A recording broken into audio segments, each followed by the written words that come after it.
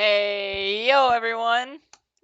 So yeah, like I just said in chat, I've got no idea what this game's about. I read like the first like sentence of the Steam summary, because I was trying to avoid any like too much spoilers. So after I read like the first sentence, I didn't read the entire thing. But apparently there's like a whole bunch of different characters you play through. CC said it's only like an hour and a half long. Um, so it should be a relatively fast game. We shouldn't be playing this one for too long, if I'm correct here. This game should be very, very fast. Da-da-da-da-dum.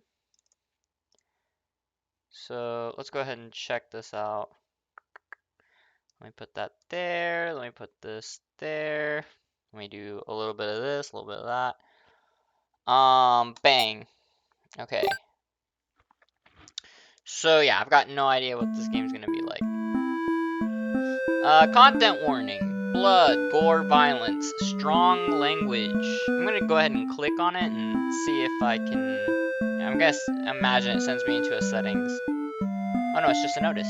Notice, if you choose to enter Bad End Theater, you will witness many scenes involving violence, murder, and death. Despite this dark subject matter, the overall tone of my story is meant to be lighthearted, not too graphic, and never lingering too long in any particular misery. With that said, please exit the theater if you ever feel overwhelmed by despair. My intention is not to harm, but to entertain. I hope you'll enjoy the show. Signed, your playwright. It's a little loud. I'm gonna see if I can, I think I just entered. I tried to push escape. Menu? Yeah, here we go. That should be good.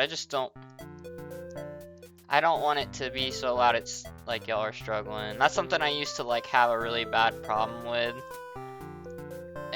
when I used to play these kinds of games, is I'd leave the audio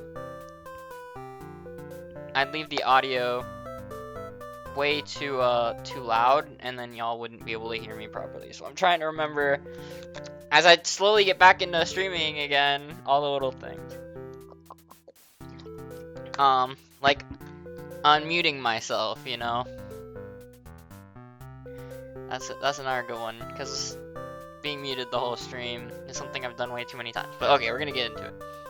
Welcome to Bad End Theater. On this stage, we shall be toying with fate. You will make many choices, unlocking darker and darker paths, all in order to witness a lovely variety of tragic events. But first, allow me to explain how it works. To begin the tutorial, select whichever doll you like.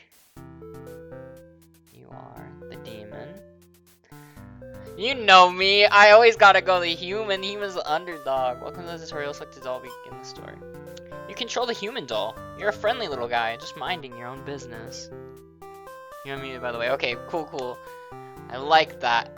Just need to make sure. Because honestly, there's been too many times I forgot and I left myself muted. So I appreciate that. That helps.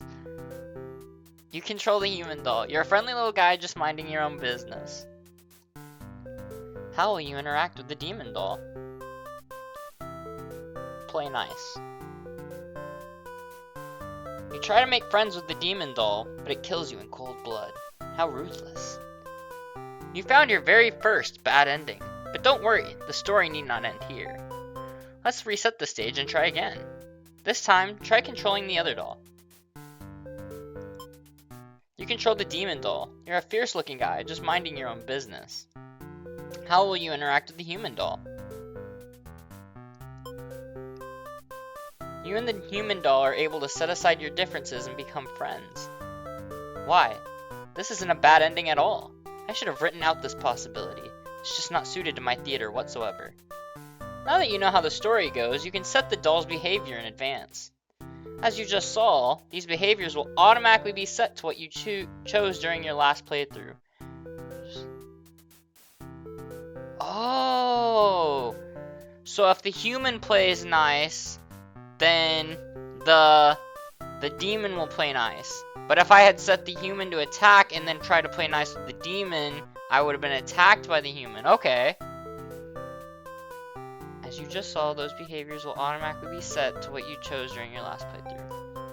But now you can turn each one on or off without having to replay from that doll's perspective. Yes, my theater actually doubles as a puzzle game. Now, try turning the doll's behaviors on and off to see the different outcomes. Human doll, hostile, wicked. The human doll will attack. The demon doll will attack. Okay, let's try. I guess we'll continue on. Well, let's continue forward with neither of them being hostile. Do you understand how to play? Yeah, I get it. This game saves your progress automatically, so just relax and collect all the bad endings at your own pace. Now, without further ado, let's start the show. Hero. Oh, you completed the tutorial. Enjoy the show. Welcome to Battle in Theater. Overlord, Underling, Maiden, Hero. They're all locked. Or are these extra? Let's go with the hero. You are the hero. You like to think of yourself as a pretty reliable and swell guy. Your life has been rather ordinary, aside from the occasional heroic adventures, fighting evil monsters and whatnot. You were told a maiden from your village has been kidnapped and is likely being held captive at the nearby demon overlord's castle. Who even puts a village right next to where an entire demon army hangs out? You don't get it. You're happy to protect the townspeople, though. You were born to play this role. You head off on your adventure to rescue the maiden. But demon soldiers block your path. You could kill them to gain experience. Bravely slaughter the evil creatures. Flee like a coward.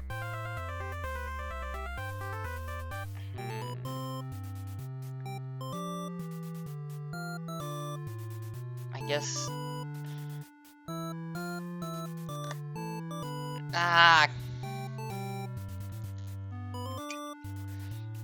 If I do the pacifist run, then the maiden might die.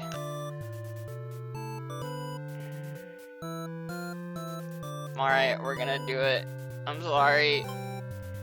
You make quick work of the vile creatures who stood in your way. You feel much stronger now. After a long trek, you make it to the castle's front gates. You are faced with an army of demons that all look very intimidating. There's no way to sneak past these monsters if you want to reach the Overlord. Cut through the demon army. You gather your courage. This is what must be done in order to rescue the maiden. These are all evil demons anyway. The world is much safer with them gone. That's what you tell yourself while you kill one after another on your way to the Overlord's chambers. The Overlord appears, demanding to know what the hell you're doing murdering all her soldiers. You get straight to the point and ask her where the maiden is. So she feigns ignorance, a convincing act, but you won't be fooled. If the maiden isn't here, then what happened to her? You can see only one answer. The Overlord definitely captured her. In fact, it's possible she's already been devoured. Thinking about that poor maiden's fate fills you with hatred. You fight the Overlord with everything you've got. You've become strong from the hordes of demons you took down before this final battle. The Overlord is almost no match for you. You cut her to pieces. The Overlord has fallen. You breathe a sigh of relief, but your job is not yet finished. You search the castle. Unfortunately, you find no sign of the maiden within its walls. It's just as you suspected. She must have already been devoured. You feel hollow. A great evil has been banished from this world. But what does that matter if you were too weak to save someone? You stand alone amidst the carnage and ponder what it means to be a hero. You return to the Overlord's remains and wrap her head in your cape to bring back to the village. Surely your great victory will be celebrated. Failed hero end. The hero slays the Overlord. He never knows what became of the maiden.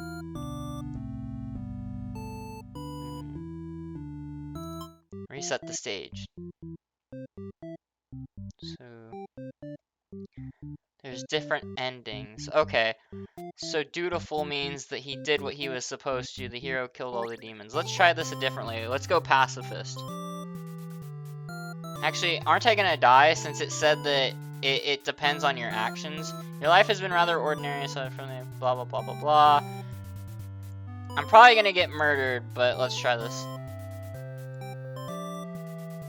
Flee like a coward. Forgetting your pride, you escape with your life. If you can't return home now, your reputation will be ruined. You wonder how you'll ever be You wonder how you'll ever be able to rescue that maiden all on your own if you can't even fight some lousy demon underlings. You'll take your chances at the castle. You're a hero after all, this is your job. After a long trek, you make it to the castle's front gates. You're faced with an army of demons that all look very intimidating. There's no way to sneak past these monsters if you want to reach the Overlord. Ask if they'll let you in. You go up to the nearest demon and explain why you've come here. They stare you down and you feel very uncomfortable. But they seem to trust you and escort you directly to the Overlord's chambers. That was easy. The Overlord is alone. You ask about the maiden, but the Overlord doesn't seem to know what you're talking about. Was she really never here? You wonder what could have happened to her. The Overlord says that she wishes she could help you, but you're the first human that's come in here in forever. At least that she knows of. You think of how you probably shouldn't trust her, seeing as she's a demon and all.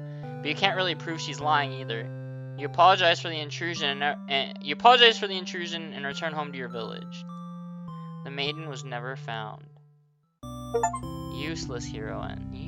Hero's adventure was pointless. He returns home having... Let me set the stage.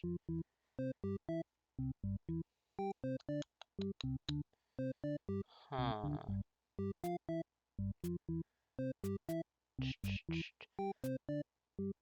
Okay, let's try the Overlord route and see if we can see what's going on here. You are the Overlord. You live in a castle surrounded by your demon servants. It's a pretty cushy life, you think. Except for those pesky humans who keep killing members of your army. There's even a role called Hero, whose whole purpose in life is just to dethrone you.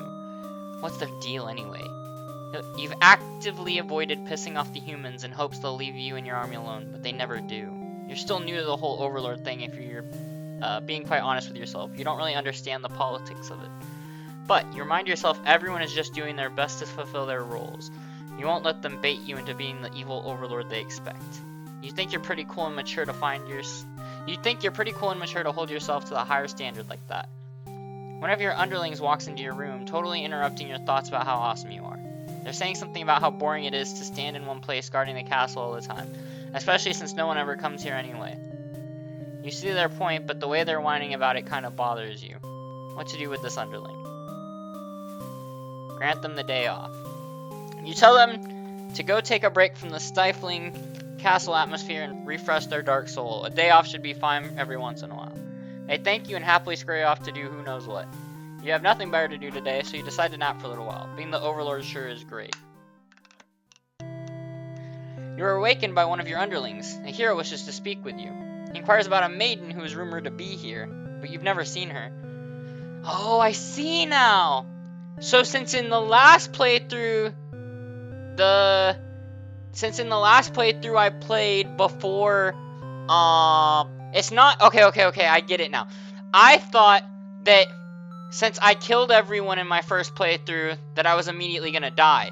That's not how it works. It's when you play one of the other characters, like you actually have to choose a different character. So if I had done the first one where I killed everyone and then immediately gone into the Overlord, then when he came through here, he would have killed her. He wouldn't have spoken to her, he would have just slain her. But since in the last playthrough, I was dutiful, I was merciful, he's asking for her. He inquires about a maiden who is rumored to be here, but you've never seen her. Humans don't visit often, or ever really. He inquires about a maiden who is rumored to be here. You've never seen her.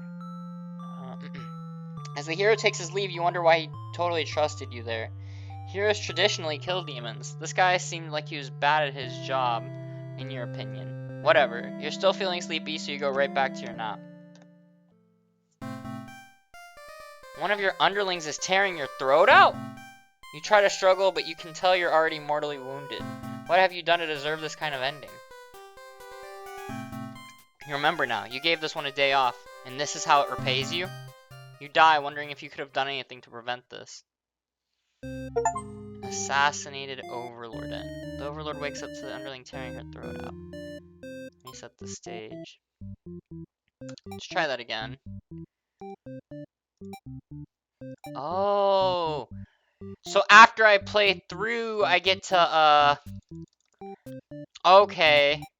So she died because she was a tyrant. If I can unlock the other one, then I won't get assassinated by the underling. But I have to figure out how to unlock the other one. You live in a castle surrounded by your demon servants. It's a pretty cushy life, you'd think. Except for those pesky humans who keep killing members. Blah, blah, blah. We already read all this.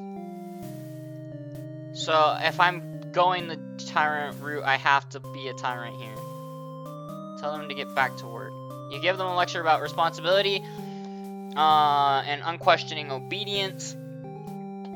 Your servants ought to do what they're told, whether they like it or not. They look really unhappy with you, but you're sure they'll thank you for this later. Venturing too far from the castle tends to spell death. You dismiss the underling and lie down in your nice and comfy overlord bed. All that lecturing made you want to take a nap. You fall asleep pretty quick. Just another one of your amazing talents as the overlord. You're awakened by one of your underlings. They brought you a hero who inquires about a missing maiden. Blah, blah, blah. He believes you and goes home. To your surprise, you figured he might try to fight you, but you're glad to get back to your nap instead. So the dialogue's even a little bit different. So you wake up to something completely unexpected. One of your underlings is tearing your throat out. You try to struggle, but you can tell you're already mortally wounded. What have you done to deserve this kind of ending? You curse at them, choking on your own blood. You die wondering if you could have done anything to prevent this. So I'm gonna die to the... I'm gonna die, regardless if I don't do something about the underling. Okay, let's check out the underling. You are a demon underling in service of the overlord. You aren't particularly strong, but not particularly weak either. You're particularly strong, but you're not particularly weak either. That's what your friends tell you. Your job is to guard the castle and keep humans away. It's unbearably boring. Heroes rarely come all the way here to challenge the overlord anyway. Heroes rarely come all the way here to challenge the overlord anyway. It's a lot of standing in one place, staring into nothing. You feel like you're gonna go crazy if you don't get a break. You decide to ask the overlord for a day off.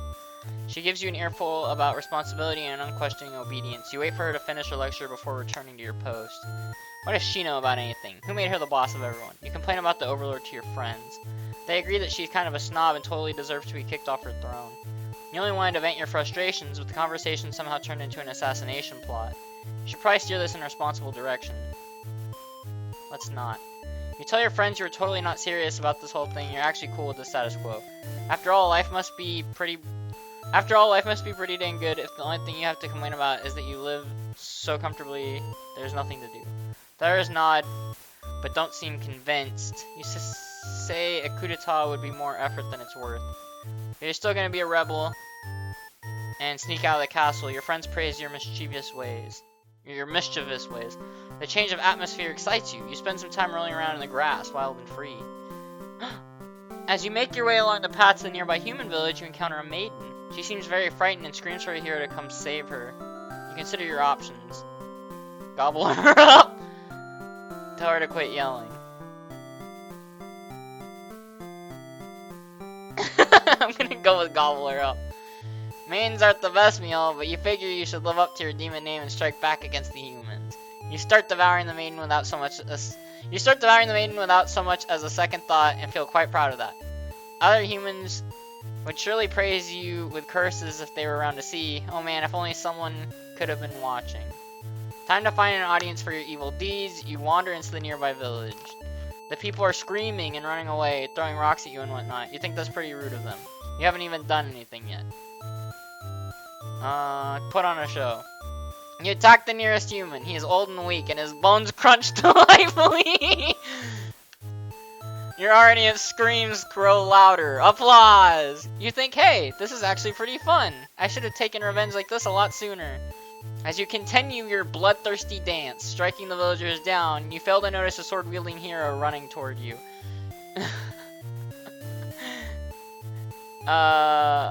He takes you out in one swift blow. You're just a demon underling after all. As you die, you think, that was totally worth it. The curtain closes. Performer underling end. The underling performs a brilliant massacre. They are slain by the hero. Reset the stage. Okay. Oh, I can do multiple? Interesting, or none at all.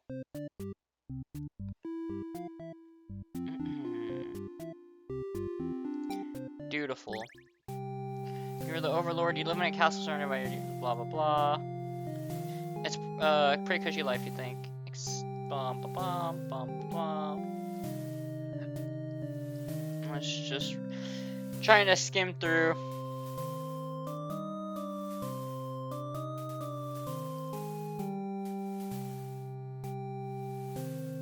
Grant them the day off.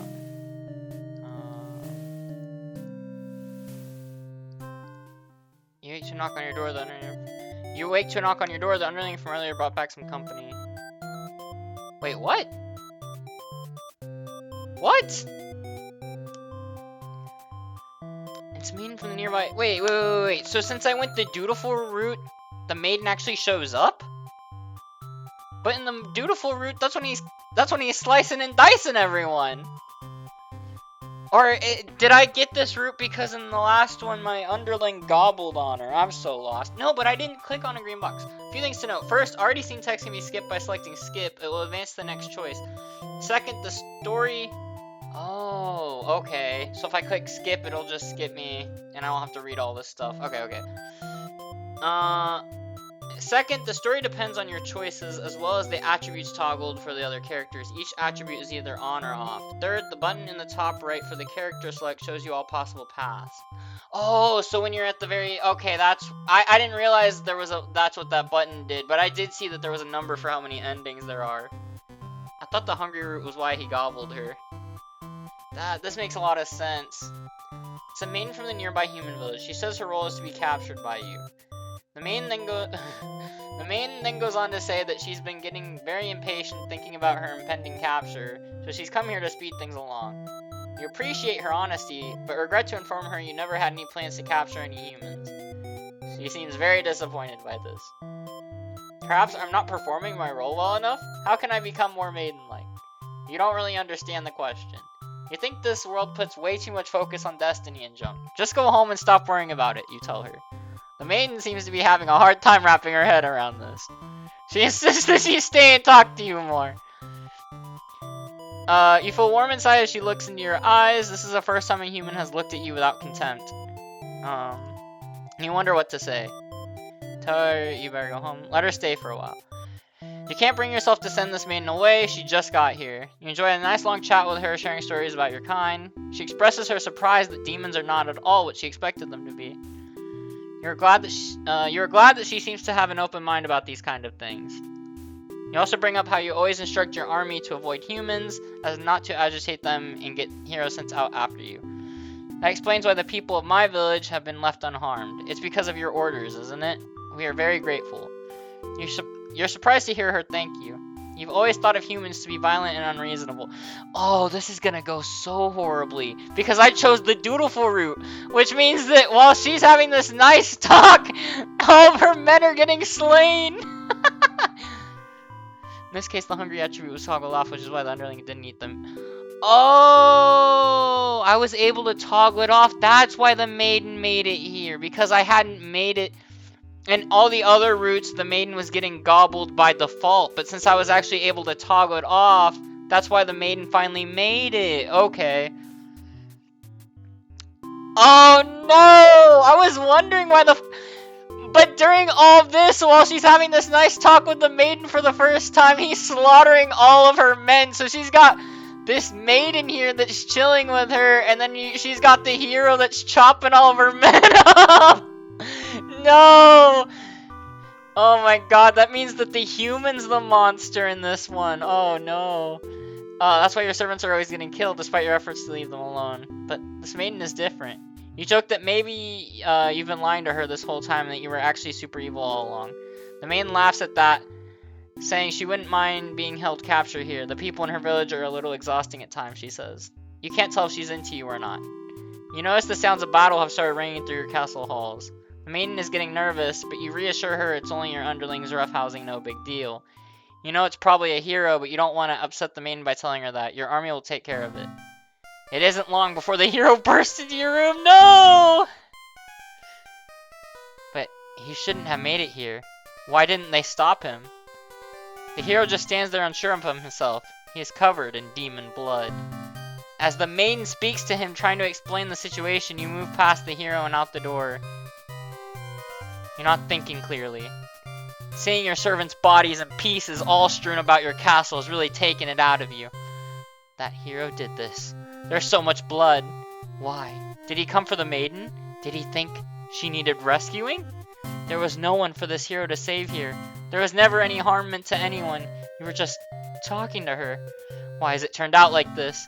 The hero starts babbling insincere apologies and excuses, realizing his wrongdoing, but you are far beyond hearing that kind of bullshit. You have had it with these humans always murdering your servants for no reason. You can no longer hold yourself back and lash out at the hero. When you regain control, there is nothing left of the hero. The maiden has fled in terror. You are done. You are alone. Wrathful Overlord end. The Overlord destroys the hero after he destroyed her army. I mean, valid reason to be upset. Let's go diplomatic. And since we have hungry turned off, we'll actually get to see the maiden. Okay, you said skip. Let's just be nice. Grant them the day off so we don't get murked during our nap. Okay, so since he doesn't have the hungry trait, he doesn't eat her and he brings her back to the castle where she talks with the Overlord. Okay. Skip. Let her stay. Skip. You're interrupted by another human in your doorway. This time it's a... Actually, wouldn't there be some new dialogue since we wouldn't be hearing battle?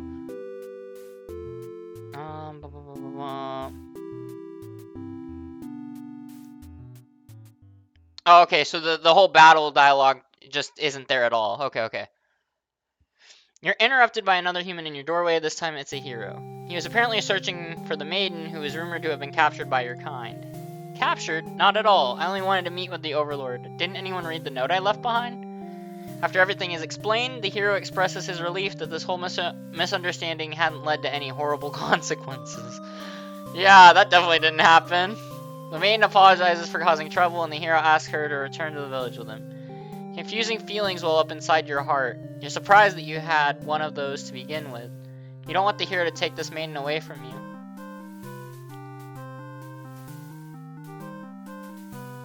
Let's go with the possessive route. Keep her here. The maiden came here to be captured by you, didn't she? You'll grant her wish. You tell the hero you won't let him take her home. The maiden assures you she'll be back, but you don't budge. The hero is cautious now. If you won't let her go, maybe you demons are evil after all. And if you are, I'll be forced to vanquish you. You have no choice. You destroy the hero before he can steal your maiden away. She's frightened. You don't understand why. Didn't she say she prefers this place to her village? Now she doesn't have to leave. You take a step toward the maiden, and she backs herself into a corner. You don't understand. She wanted to stay here with you. The hero was trying to get in the way of that. You had to kill him. You'll be sure to keep this maiden very safe from now on. Selfish Overlord end. Yo! The Overlord keeps the maiden all to herself. We got the Yandere. We got the Yandere ending. And only skip stuff you've already seen. Okay, cool. Oh, interesting. So there's 3 for each. I thought there was only 2 for each. Possessive ending. Let's go possessive, dutiful.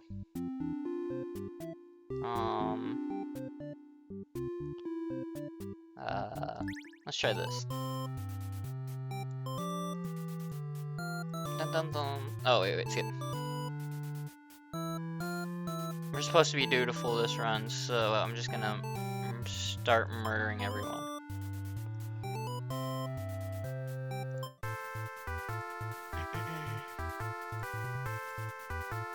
Wait. You find the maiden being held. Find the maiden being held captive by the Overlord just as you suspected, but for some reason you can't sense anything sinister happening. You all look at each other in surprise and confusion. This is no time to hesitate. Destroy the Overlord. You lunge forward, driving your blade through the evil Overlord. She screams, then falls silent. The Overlord has been slain. You smile, offering the maiden your hand. She takes it, after slight hesitation. She must be surprised at how strong you are. You escort the maiden home. She's oddly quiet on the trek back to the village. She must be too shy to speak. The villagers are very pleased with what a good job you've done. Slaying the overlord and saving a hostage. They throw a huge celebration in your name. You're remembered for generations as the greatest hero the village has ever seen. Triumphant hero end. Nice.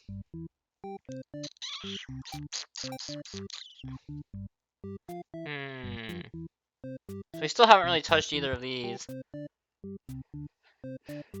The attributes you've set for the character you play as don't do anything since you make their choices as you play. Oh, so if I do this and then I click on them, it's useless. Okay, that actually makes a lot of sense. It's the other characters. What if we go with disloyal and we'll leave that as is. Let's go. I kind of want to see diplomatic and then go here because last time I went the possessive route and then I didn't get to see what happens if you don't. Blah blah blah. Skip. Let them go. You're certain that she'll return to spend more time with you. You just have to trust in that, you decide. With the hero and maiden gone, you plop down into the comfort of your... Oh, so that's why she was getting killed. She was getting her throat cut because the disloyal and the hungry were both checked. But now that they're unchecked, I don't have to worry about the underling killing me, I think. With the hero and maiden gone, pop down in the comfort of your luxurious overlord bed. Your room feels so empty now. Is this loneliness? You hope your new friend will be back soon. You close your eyes for a while. Until your door slams shut. Before you know it, everything around you is being engulfed by flames. What's going on? You try to escape, but something's blocking the door. You're having trouble forcing it open. What is this? You try to escape. Someone didn't want you getting out. Are you being usurped? They have zero foresight. What castle will they rule from this? Are you being usurped? They have zero foresight. What castle will they rule from if this one burns? You don't want to believe that your underlings have betrayed you, but this is no accident. Those ungrateful bastards. You choke on the thick black smoke from the fire. You can't believe you've been done in by a bunch of cowards. You'll see them in hell. Burned Overlord end. The Overlord is locked in her room and set ablaze. Reset the stage. Okay, so we gotta get rid of whatever this third one is that's obviously checked that led to us being murked.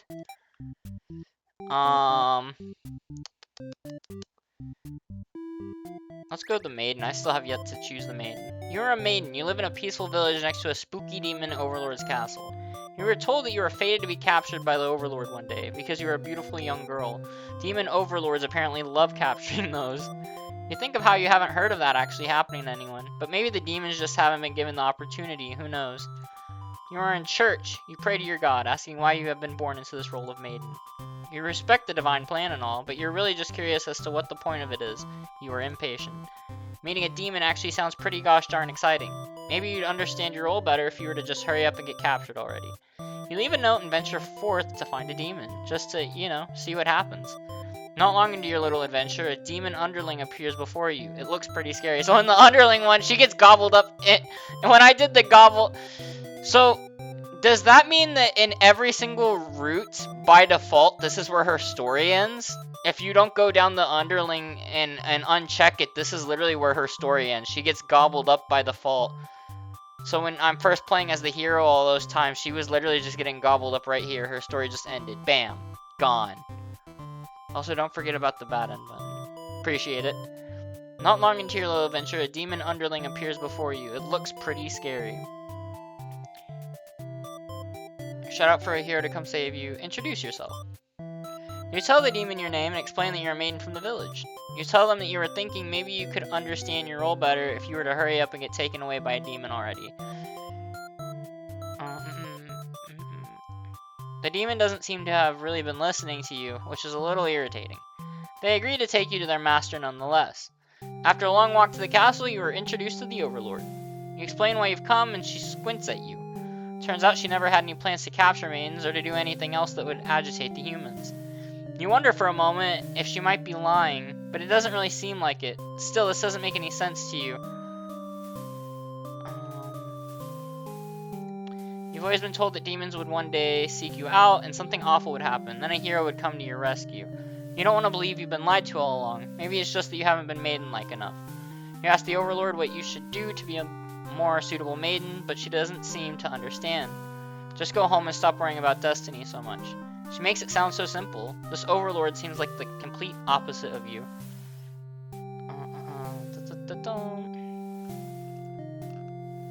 You want to learn more about her and how she thinks. You insist on staying to talk with her more.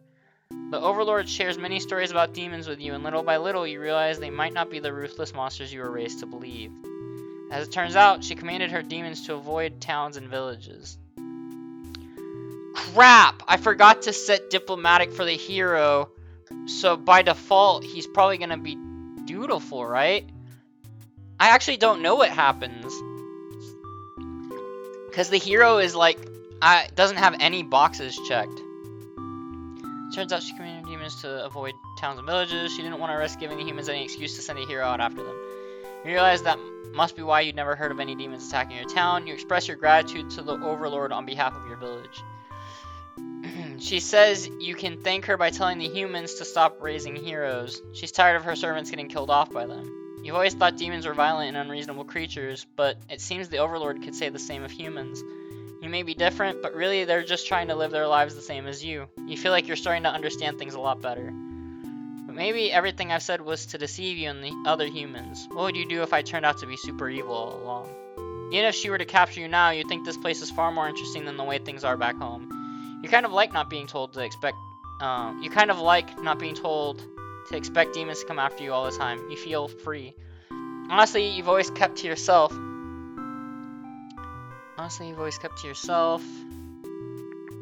But spending time with this Overlord has been very nice. You feel butterflies in your stomach. As you think that, a hero enters the room. You're surprised to see him at first, until you realize he must have been sent to retrieve you. Confused, the hero asks you what's going on. You explain the situation, reassuring him that you were never in any danger. The hero expresses his relief that this whole misunderstanding hadn't led to any horrible consequence. Oh, no, I forgot. It goes based off what the last thing you chose was. So if I don't click on something, it just goes based off what the last choice was.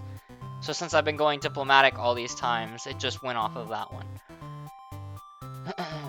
You apologize for causing trouble, but really didn't anyone read that note you left? Read the note you left, jeez. The hero asks if you return to the village with him to give everyone the news of your safety.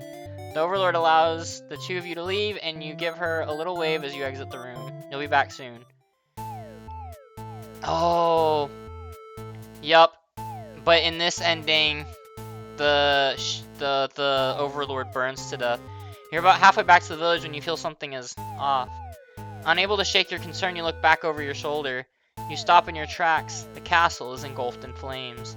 Is the Overlord alright? You can't return to the village like this. You have to know. You have to be sure everyone is safe. You've already taken off before the hero can even think of stopping you. You scan the fleeing demons, but the Overlord isn't among them. Against your better judgment, you rush into the burning castle to find her. You quickly reach the Overlord's room, but the door is shut tight. The handle is too hot to touch. You're too weak to force it open. You pound your fist against the door helplessly. What were you thinking? This is all because you'd forgotten your role. Only a hero could pull this kind of thing off. You start to cough. The smoke is too thick. You can hardly breathe. You realize you haven't got much time left now. You desperately head toward the stairs to save yourself. Oh no, is she gonna burn as well in this ending? Because you haven't got much time left now.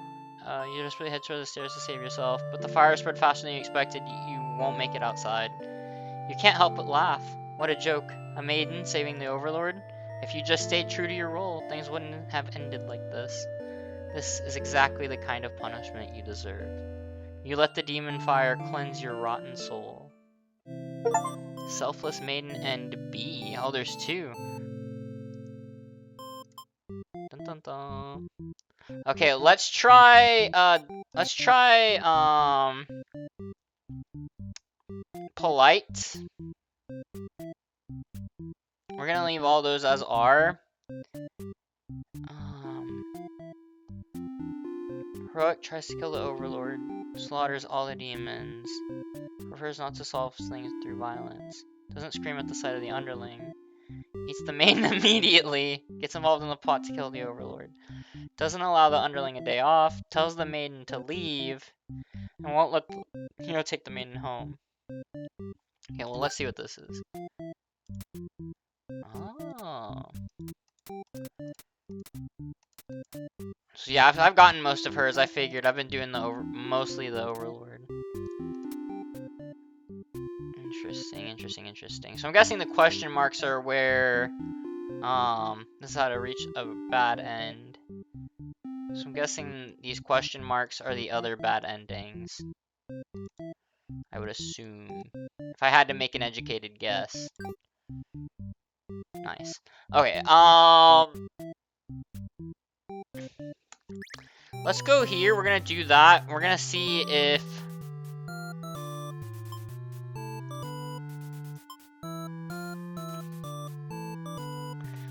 if we can save the overlord. Overlord and maiden seem to be in the middle of some casual conversation when you barge in. You all look at each other in surprising confusion. This is no time to hesitate. Ask the maiden what's going on. Maiden explains that she was never actually captured and that she came here on her own volition. That's a pretty dangerous thing of her to do, but no one got hurt, so at least there's that. You ask her to return to town with you to reassure everyone of her safety. The overlord allows the two of you to leave, and you casually exit the castle. Try to make conversation with the maiden, but she's been pretty quiet since leaving the overlord's room. Is she shy? She suddenly stops in her tracks, and you turn your head to ask what the deal is. Oh, the overlord's castle is engulfed in flames. You can't help but feel relieved you got the maiden out of there when you did, but she suddenly takes off toward the burning castle. Panic sets in, and you follow to try to stop her. The smoke is so thick you've already lost sight of her. What is she thinking? It's too dangerous to continue. You feel hopeless. You stand alone at the castle gates. Your body won't allow you to take another step forward. No. Going in there would be suicide. You'll return to the villagers and tell them there was nothing you could do. You were too late. The maiden was claimed by the demons. Bystander, hero, and B. The hero does nothing as the demon castle burns down. Well, that's lame! What do you mean there was nothing you could do? Gosh, so press the button.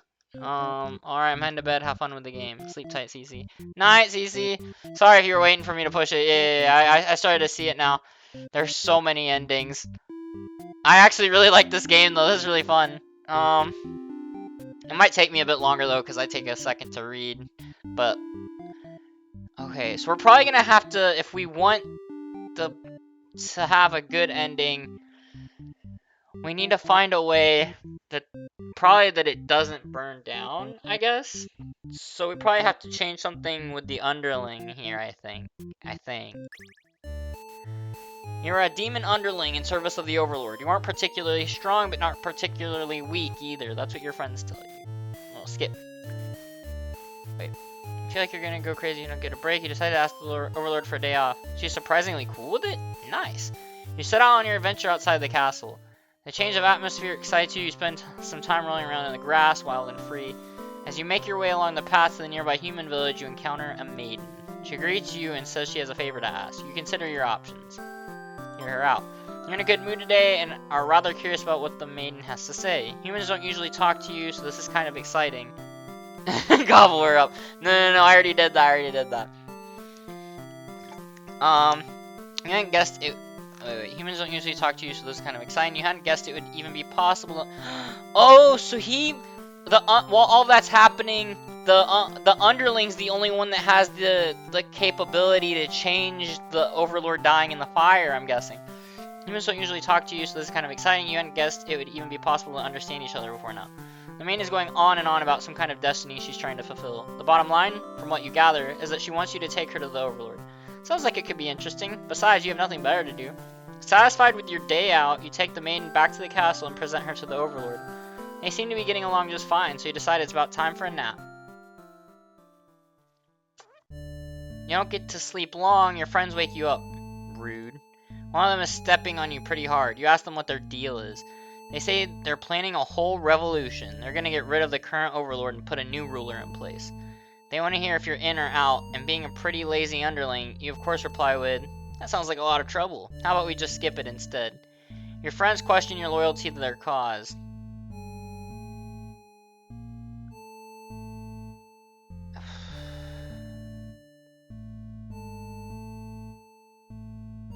So if I don't go along with it, I just die?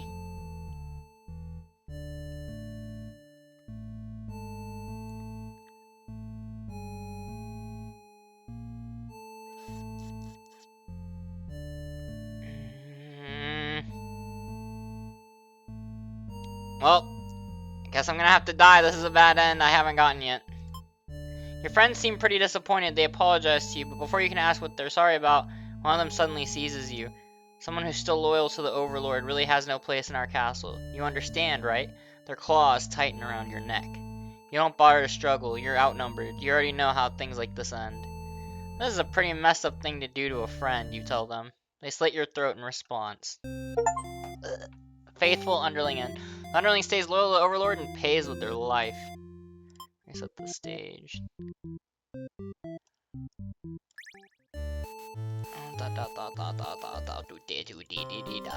No, don't gobble her up! Oh no. Okay, well this is another ending I needed, so skip. Change your mind and leave. You figure if people are this upset at just the sight of you, they won't fully appreciate any terrible acts you'd commit. Also, they might... So I gobbled her up, but then I ran away. Okay, also they might fight back. That probably wouldn't end well. You're just one little underling after all. I actually didn't mean to gobble her up, but I did need to get this bad end, so we'll see. Or you can see if you can line us up. That's what I was, that's another thing I was thinking. But it said disloyal next to it, so I'm not sure if, because it had that little disloyal thing next to it, I'm not sure if I can still get the other end, because disloyal means that he doesn't bring the maiden to the, no, I guess he already had brought the maiden by that point. No, disloyal means that he cuts her throat, though. Which means that the fire would never even happen. He slits her throat with the disloyal trait. So if I click disloyal, I'm pretty sure that means that I won't even get the burning ending. I think. Also, they might fight back. That probably wouldn't end. You figure if people are this upset at just the sight of you, they won't fully appreciate any terrible acts you'd commit. Also, they might fight back. That probably wouldn't end well. You're just one little underling after all. This little day out has been adequately refreshing. You return to the castle thinking you'll take a nap. You don't get to sleep long. Your friends wake you up rude. One of them is stepping on you pretty hard. You ask them what their deal is. They say they're planning a whole revolution. They're going to get rid of the current overlord and put a new ruler in place. They want to hear if you're in or out, and being a pretty lazy underling, you of course reply with, that sounds like a lot of trouble. How about we just skip it instead? Blah, blah. Okay, let's kill the overlord. You tell them you were just joking and clarify that you're totally in it to win it. They say you're always terrible with jokes. Whether or not you actually feel like killing the Overlord, you know how bad it'd be to end up on the wrong side of things. And if this assassination deal doesn't pan out, you can always pretend you're innocent all along. But beneath your shield of fox confidence, you worry about what you're getting yourself dragged into. You follow your friends outside the castle to talk more about the plan. Oh, maybe you were right. Maybe there still is a chance to undo it. You follow your friends outside the castle to talk more about the plan. You're curious if they have any idea how they want to go about this. They figured they'd just lock her in a room and set it on fire. What a stupid plan. That could go wrong in so many ways. You realize your friends are just a bunch of directionless thugs, useless without someone's guidance. Your guidance. There'd probably be casualties if you hadn't... there'd probably be casualties if you fought her head on. And while showy deaths make a revolution a heck of a lot more fun, it's probably the wrong way to go. Your friends agree and suggest that you play the assassin. You really didn't want it to come down to this. But you can't back down now. You'll have to be the one to assassinate the Overlord. Besides, no one has any better ideas. You sneak into the Overlord's room. She's taking a nap like usual. This is almost too easy. You silently approach your master. She looks so peaceful. Oh, coward trait. So if I choose the coward trait, then I can actually... Oh. Wait. Then that means that the only way that there's a happy ending for the other three, where she doesn't burn to death, is if he chickens out. You don't want to kill her. You can't go through with it. You turn to leave the room, but you find your friends blocking the exit. Wait! He dies in this one because he panics, but maybe with the other things going on... Oh, what if the hero kills these nerds and then he can live? I have to find out. Oh man, this is actually really fun. This is really fun. You try to leave the room, but you find your friends blocking the exit. In a panicked whisper, you ask them to let you out. It seems to have been their way of testing your loyalty. You tell them this is pretty fucked up and ask again to be let out. The Overlord stirs in her bed while your head is turned. The Overlord stirs in her bed while your head is turned. The demon shut the door.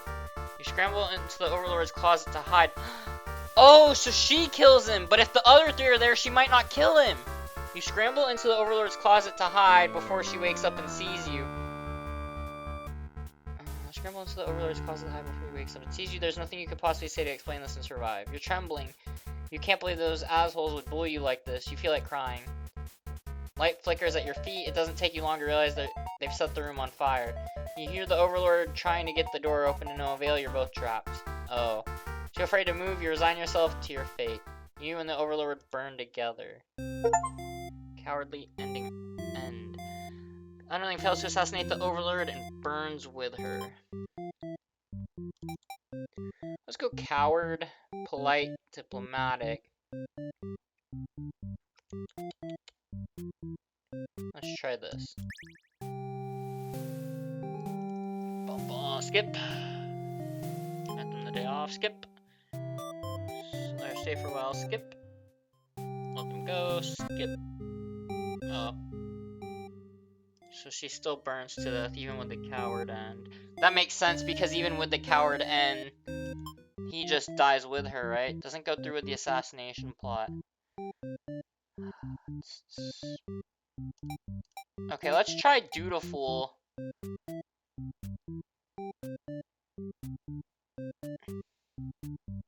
Let's try this. Skip. Hear her out. Skip. Oh, yep. So now the friends aren't going to wake her up because they're gonna get killed. After a few hours of sleep, you're rudely awakened by the sounds of battle. You emerge from your room to find that a hero has slaughtered many of your friends and work associates. What a jerk.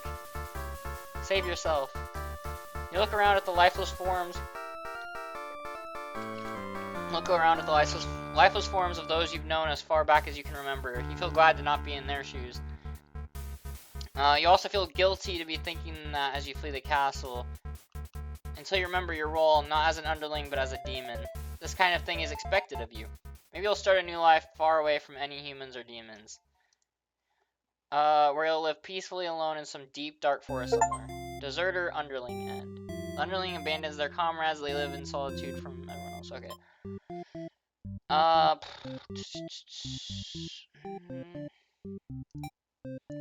Well, I thought that if he killed them. Well, let's actually go this again.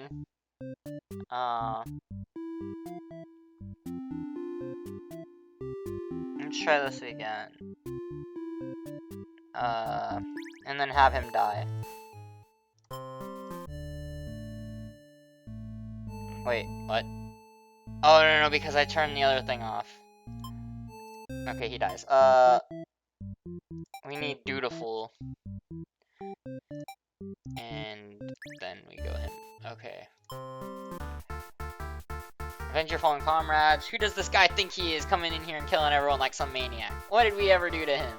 You lunge at him while he's busy driving his sword into the guard who sometimes brought you food whenever they noticed you were feeling kinda down. You like that guard. You wish with all your demon heart for this hero to suffer for his deeds. You bite into him, tearing flesh from bone. It tastes like iron. The hero struggles. You feel his sword go through you, but there is no pain, only retribution. More of your comrades pile onto him as your consciousness fades. The hero is overtaken, your army has won. You have earned your rest. Victorious Underling. The Underling exacts revenge against the hero, they die, and something. Okay, damn.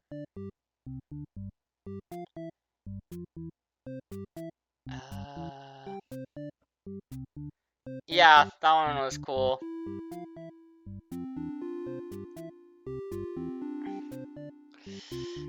How do we get a good ending?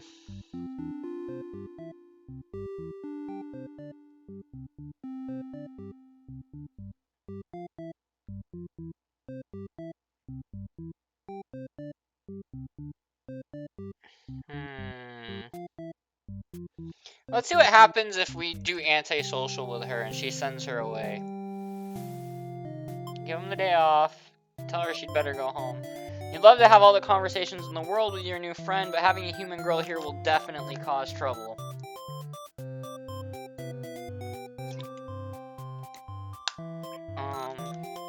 You'd love to have all the conversations in the world with your new friend, but having a human girl here will definitely cause trouble.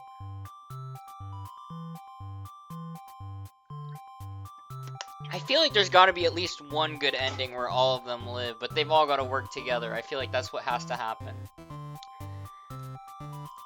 You put on your mean face and tell her to get lost, but the maiden turns out to be very stubborn. You don't want to hurt her, but you also really want her to leave in case something bad happens. This whole situation is just asking for trouble, you think. Against your better judgment, you let her hang out for a little while longer. You enjoy a nice long chat with her, sharing stories about your kind. She expresses her surprise. Oh, okay, so because of her stubbornness, the antisocial doesn't do anything. So I actually need to change something about her, the maiden, in order for that to work.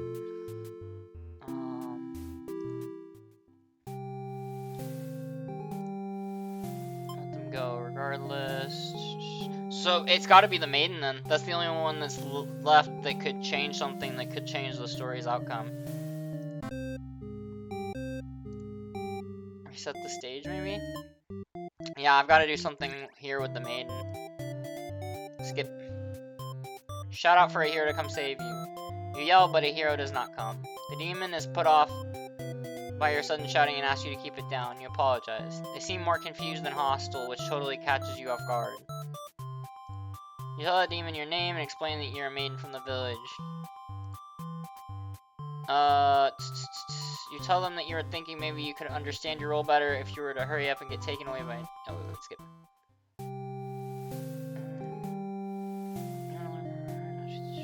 However, it tells you again that you should get lost. How rude, you just got here. Obey her. Oh, obedient. You don't want to cause any trouble, so you figure it's time to go home. Along the way, you encounter a hero. He asks you what you're doing. Don't you know the Overlord's castle is, like, right there? You explain everything that happened. The hero seems to think you're lying to him. He asks if you've been brainwashed by the demons. What nerve. You're very upset that the so-called hero would treat you this way and leave in a huff. You return to the village alone. Everyone is very worried about you. They surround you with 1,000 questions and you tell them you're sorry. As you explain that the Overlord never had any intentions to harm anyone here, you notice the looks of uncertainty in the crowd. People are whispering things to each other while you speak to them. You are loudly interrupted by an older man. He rudely calls you a demon sympathizer. The crowd is growing unruly. You don't understand. You've only told them the truth. Do they not believe you? Everyone begins speculating what must have actually happened. They weave elaborate lies and ask you to prove your innocence. How could you have returned without the aid of a hero, they ask? You could not have possibly escaped the Overlord on your own without harm.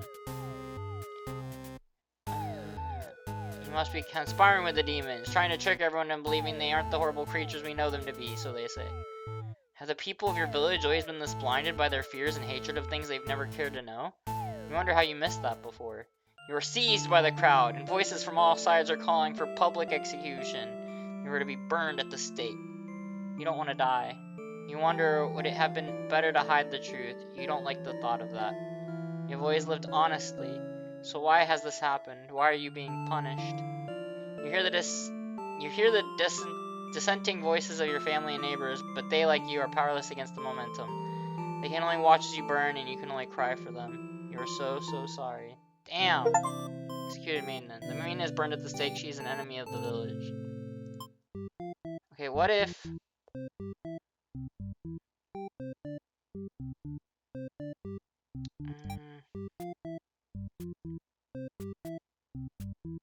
What if we go with obedient, but we are the hero? Flee.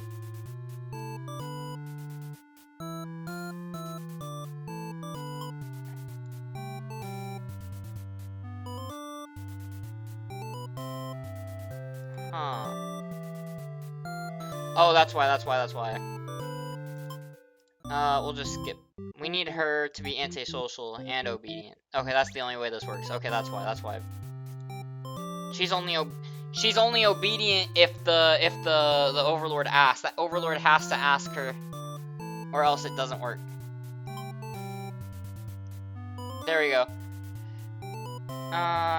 On your way to the Overlord's castle, you spot a maiden heading back toward the village. She couldn't have come from the Overlord's castle, could she? This may be the exact maiden you're currently seeking to rescue. You approach her with curiosity. You ask the maiden what she's doing. Doesn't she know the Overlord's castle is like right there? It's dangerous. The maiden explains that she spoke with the Overlord, and it turns out the demons never had any diabolical plans to harm the village or anyone in it. Oh, there's another one? She can't be trusted. Let's go with believe her story. You have no reason to assume she's lying to you, even though her story is kind of hard to believe. You feel you should trust her. You tell her you're pretty surprised that everyone has been wrong about demons all along. The townspeople must be informed of this immediately. The two of you return to the village.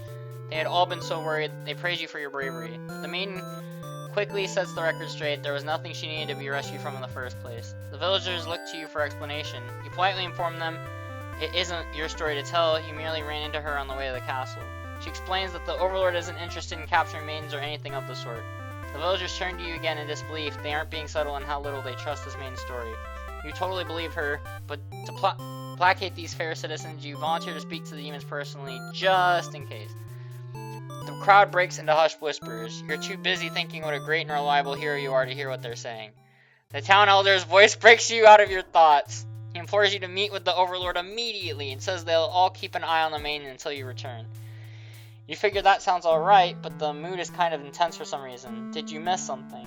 You aren't sure what's going on, but you get the feeling it might be bad to leave the maiden on her own. But she suddenly takes off running. Oh, you thought the two of you were in this together. Her actions have convinced the crowd that she's obviously been a liar and a witch from the start. People are shouting for you to hunt her and her demon friends down already. But that doesn't sound like a very heroic task. You can't help but feel these people are wrong. It's up to you to catch up to her and talk to the demons in order to clear up this misunderstanding. You valiantly dash after the maiden toward the Overlord's castle. The air becomes dark and thick as you enter deep into demon therapy. The air becomes dark and thick as you enter deep into demon territory. Evil miasma? No, you realize it's just normal smoke. You see the maiden ahead, but she's stopped in her tracks. The Overlord's castle engulfed in flames. You'd only taken an eye off the maiden for a second, but she's already disappeared. You get closer to the castle, but the smoke is so thick now you think of turning back. The maiden might need your help, but you can barely see. She could be impossible to find. This might be bystander A then. She could have been lying to you all along. Is this a trap? Would it be worth risking your life on that chance? Your legs feel heavy. No. Going in there would be suicide. You'll return to the villagers and tell them there was nothing you could do. You were too late. The maiden was claimed by the demons. Yup, bystander hero and A. Well, now there's 4! Just when I thought there was only gonna be 3!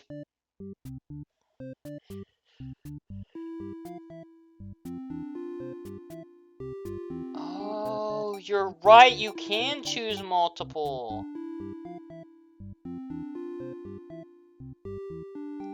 Beautiful and diplomatic.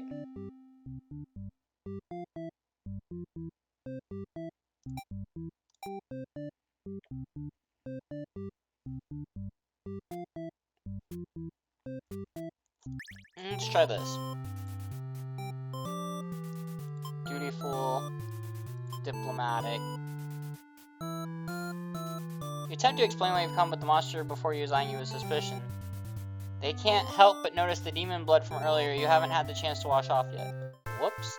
You have no choice but to fight the army in self-defense. Oh well, more experience points for you. You make your way through the castle, fighting off all the demons that stand in your way.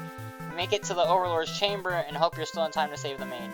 You find the maiden being held captive by the Overlord just as you suspected, but for some reason you can't sense anything sinister happening. You all look at each other in surprising confusion. This is no time to hesitate. Ask the maiden what's going on. She explains that she came here on her own and was never in any danger. She hesitantly asks why you're covered in blood. You don't know how to respond. The Overlord moves past you and out the door to see her army in lifeless, bloody piles. She's wailing. It's horrible. This is your chance, hero.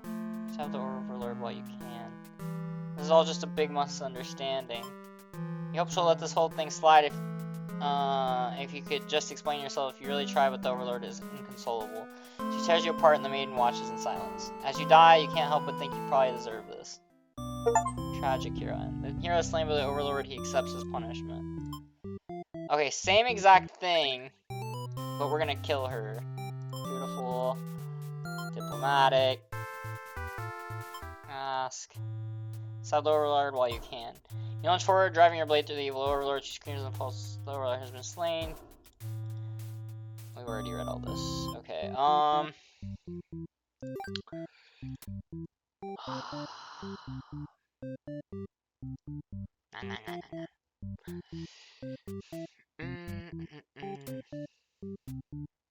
Okay, where's the burnt ending?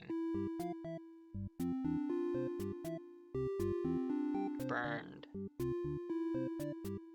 Assassinated. So if the hero's trusting, but the underling is disloyal, we can get a different one.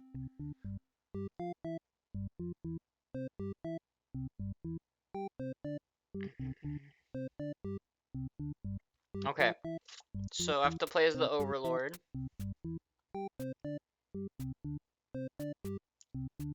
And then it doesn't matter what happens here.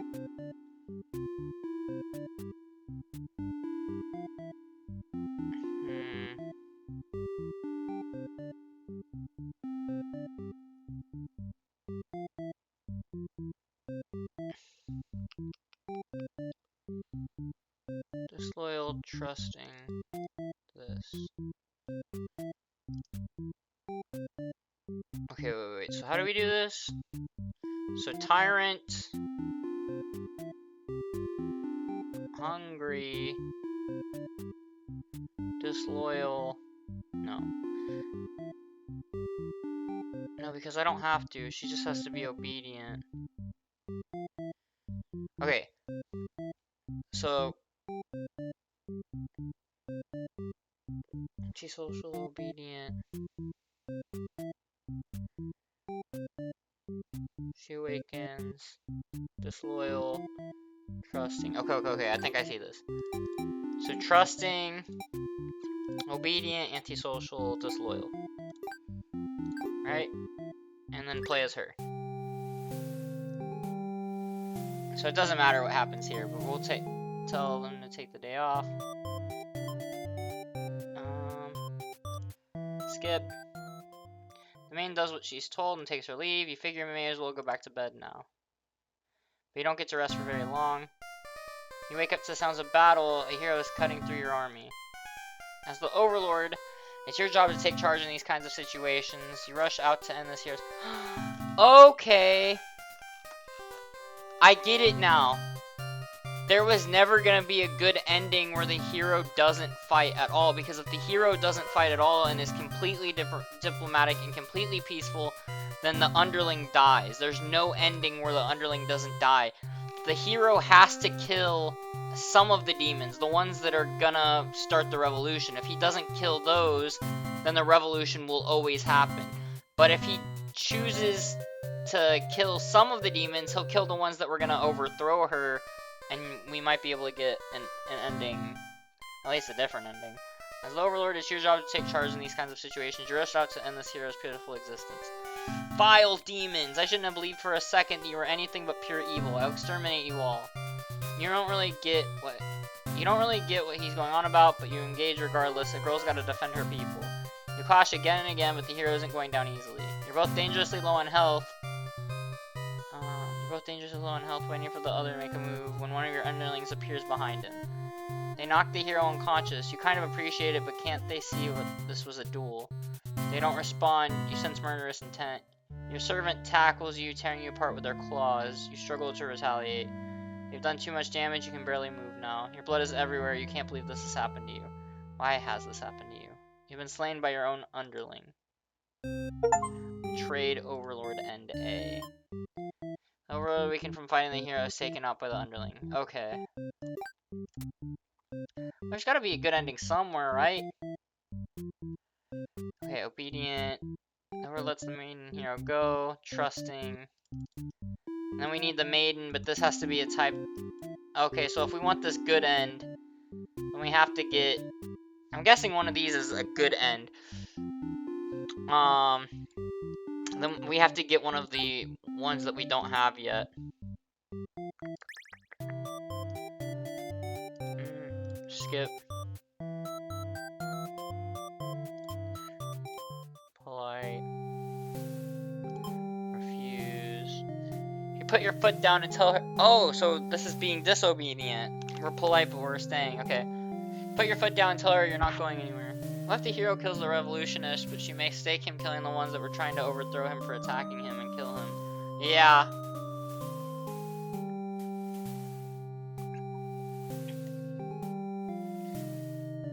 Yeah, that's the thing that just happened. That was exactly what happened. She saw her people getting killed and didn't realize that he was actually killing the bad ones. So, here. Let's see what we can do here. Put your foot down, tell her you're not going anywhere. You still want to fulfill your destiny, even if you have to make it happen on your own. She's a little frustrated at your stubbornness, but doesn't kick you out or anything. Hooray! And we've read all this. Oh, so yes, because she does have to leave, because if she doesn't leave, then she doesn't hear this. So I was wrong. It was the maiden. It wasn't the underling. It was the maiden that had to change things. Near the castle's entrance, you spy a group of suspicious demons congregating. They're talking about assassinating the Overlord. You have to warn her. But the hero shakes his head. He says that if this is the But the hero shakes his head. He says that if this is the true nature of demons, the world is better off with less of them. This isn't right, you think. What kind of hero passes up the chance to save a life? The demons have taken notice of you. Oh, I didn't choose trusting, so this isn't gonna go well. Because he doesn't trust her, that saving her is right, so... It's now or never. You take off into the castle and the unreliable hero follows shortly after. You burst into the Overlord's room, all your words spilling out at once. You should probably slow down, but there's no time. The Overlord seems to have followed your frantic explanation, but clearly doesn't understand the urgency of the situation. The underling you recognize from before barges in calling you a liar. You're surprised they were a part of this evil plot. They seemed so nice. The other demons come in right after them, saying the whole thing was the first underling's idea. Everyone's shouting at each other now. It's really stressing you out. You're relieved when the Overlord demands silence. She threatens them with violence, and you think she's very Overlord-like in this moment. The group of demons hiss to each other before shutting the door, leaving the little one behind. No! You watch as it pounds on the door in distress. Have they locked you all in? You have a bad feeling about this. Aw, no! They all burn in this ending? Oh no. Thinking that must have jinxed it, because now the room is engulfed in flames. If only you had ignored those demons before, you and the hero wouldn't have stumbled in this situation. If you had just pretended not to hear them, if you left as you were told, only the Overlord would have been killed. But you couldn't have done that. That path isn't an option for you. You think that no matter what, you'll always strive for the path where everyone survives. It must exist. It simply must. The Overlord seizes her underling. They beg for their life. You pray. You don't know what else to do, so you just pray. The Overlord's claws pierce the underling's chest. They scream an awful scream. She digs and twists her claws into the poor thing while you continue to pray. There's no saving any of you now. You, the Overlord, the hero, and the underling's corpse are consumed by flames. Damn. Devout maiden. The maiden prays us everyone is consumed by flames. Okay, so...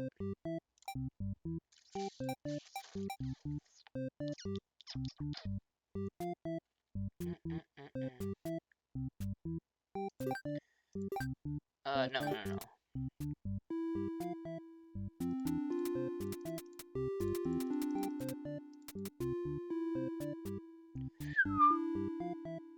Devout.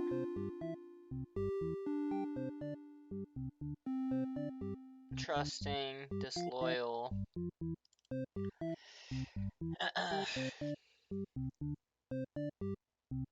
Things have to change.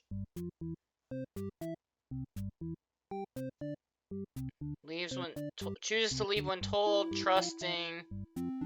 She needs a different thing here though. She needs a different thing in order to stop the disloyal.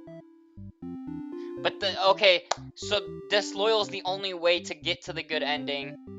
Because if he doesn't choose disloyal, he dies. He literally dies. He has to choose disloyal to survive for the good ending. But I'm still missing what this is. Ah!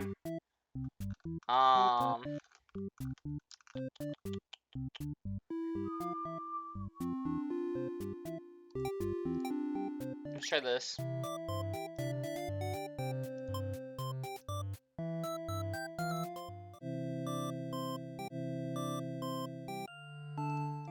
Damn. Okay, no. Reset the stage.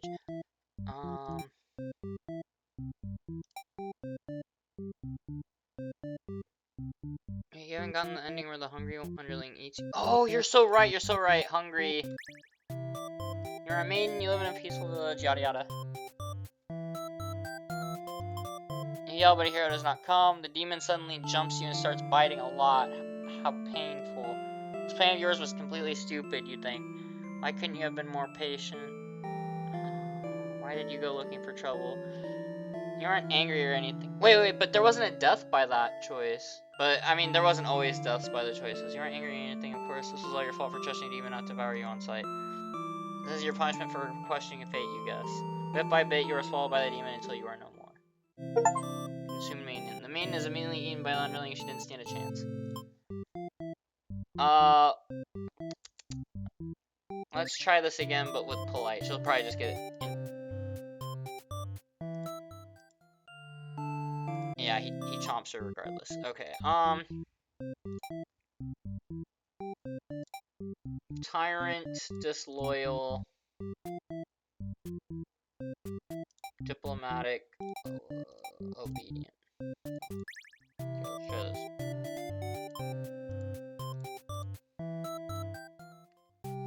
She lectures the underling that brought you here, who is apparently told not to leave their post. You wonder what cruel punishment awaits them. But to your surprise, she lets them off easy. The underling is dismissed, and the overlord turns to you, looking very interested. You explain why you've come, and she squints at you. Turns out she never had any plans to capture maidens. Oh, let's just skip all that. Crap.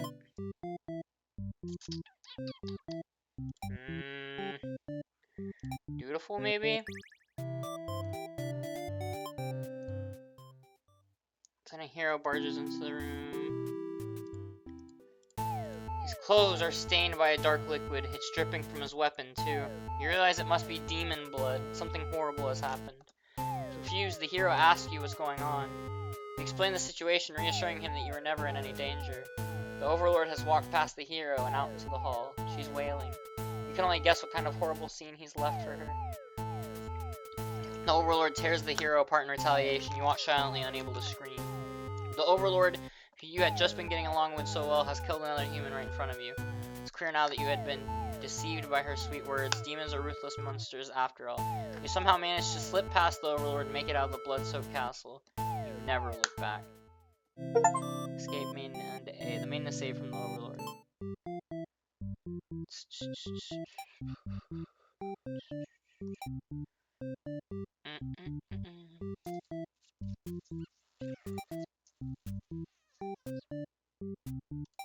Try this.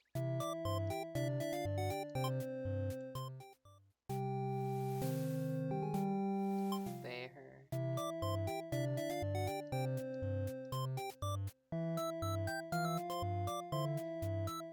Oh, wait. You don't want to cause any trouble, so you figure it's time to go home. Along the way, you encounter a hero. He asks you what you're doing. Don't you know the overlord's castle is like right there? Explain everything that happened. The hero seems to think you're lying to him. He asks if you've been brainwashed. Oh yeah, he's diplomatic, not trusting here. Let's get her point of view. And try this again. Because I just realized we got the hero's point of view because I tried to save her from getting executed. But if you remember, the maiden runs away and that's how she gets burnt. Maybe there's a way to keep her from running away here. He's very surprised that demons don't seem to be as malicious as you were raised to believe. The two of you return to the village, hoping to communicate this to everyone. They'd all been so worried and are very glad that the hero brought you back. You quickly set the record straight. You weren't rescued because there was nothing to be rescued from in the first place. The Villagers seem confused and look to the hero for an explanation. He tells them he only ran into you on his way to the castle and that this isn't really his story to tell. You explain to them how you met the Overlord and that she's not actually interested in capturing maidens or other mean things like that.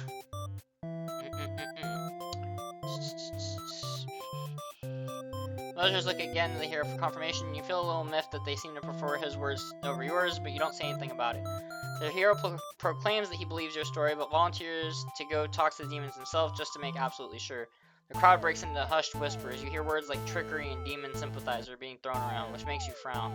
You're pretty shocked that everyone's this hesitant to believe you. Does the hero even trust you? You aren't sure anymore. The old man implores the hero to go speak with the Overlord immediately. He says you should be held prisoner and considered dangerous until the hero returns. Much to your disbelief, the crowd agrees with him. Because, of course, if you were conspiring with the demons, they couldn't afford to let their guard down. The whole village would be slaughtered by monsters. Okay, so since she ran away the first time, she dies and they don't believe her. Maybe there's an option where I can have her stay here and they don't immediately kill her and the hero goes and is able... This is a different end though. They can't afford to let their guard down. The whole village would be slaughtered by monsters. The hero isn't saying anything. He'll be tied up and tossed into a cell at this rate. If you're going to be held captive by anyone, it's going to be the Overlord, not your fellow countrymen. Resolute! There's a new one! Grab the hero and run. And then there's another bad ending right here. Let's go with leave on your own. Just because we already know what happens in this one. She runs away and she gets killed. Just so we can get this bad end. You can prove yourself without anyone's help. You make a run for the Overlords. Oh, Resolute! Remember when she was talking to the demons? When she saw the demons and then she starts speaking with the hero and then the demons overhear them and they all burn alive? I bet you anything that if she has Obedient and Resolute, she'll actually be able to change things. Because in that one, she tries talking to him and they get caught. But I bet if she's Resolute and she just immediately stomps her way over there herself, that it'll save them. You make a run for the Overlord's castle, leaving the hero behind. Suspicious group of demons stands just outside the entrance. They're talking about assassinating the Overlord. They immediately notice you overheard them. The underling you recognize from before is the first to do something about it. This is just the way it has to be. They suddenly attack you. In that moment, you regret having ever trusted the demons. You die instantly. Slaughter Maiden. Maiden is slain by the underling after overhearing their plot. Okay. Same thing that I just did. No. Introduce yourself, skip. Obey her, skip. Grab the hero and run. You boldly announce that you'll accompany the hero to prove yourself. You'd rather risk what's out there. Oh, and then when they get back to the castle, she's gonna overhear them, but this time she'll overhear them with the hero. Anything? Wait, what do you mean anything? What did I say? You boldly announced that you'll accompany the hero to prove yourself. You'd rather risk what's out there instead of staying in a village that doesn't trust you. No one seems to know how to react. You grab the hero by the wrist and take off before anyone stops you. Near the castle's entrance, you spy a group of suspicious demons congregating. They're talking about assassinating the Overlord. You have to warn her. The hero shakes his head. He says that if this is the true nature of demons, the world is better off with less of them. This isn't right, you think. What kind of hero passes up the chance to save a life? The demons have taken notice of you. Okay, wait. So he has to be...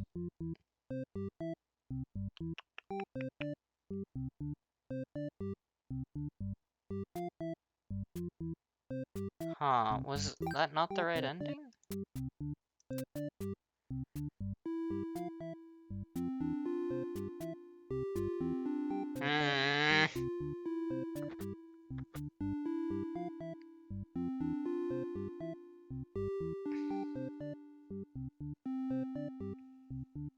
This is the underling.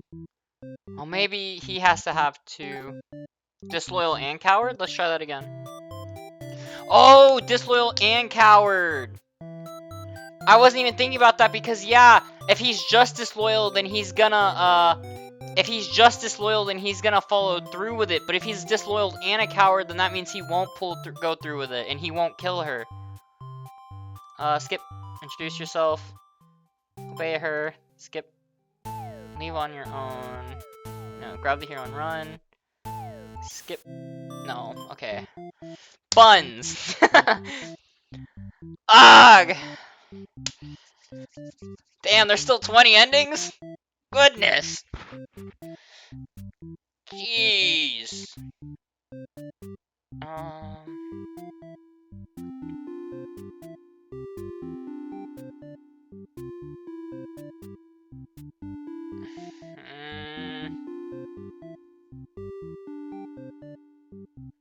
What do I do? I'm guessing that these are the good ends. I think the end at the very, very end right here is a good end for each character. There's only one good end out of all of them. But you have to go through all these bad ends first. Goes back to warn her. So she has to do something differently here. But what? What does she have to do? What can I have her do that's different? No, don't replay the tutorial. Let's see her different pathways. Maybe here. Hungry, dutiful. Oh, and then she can make a different choice depending on that. Because he ate the maiden, and he did his job. Okay, dutiful and hungry.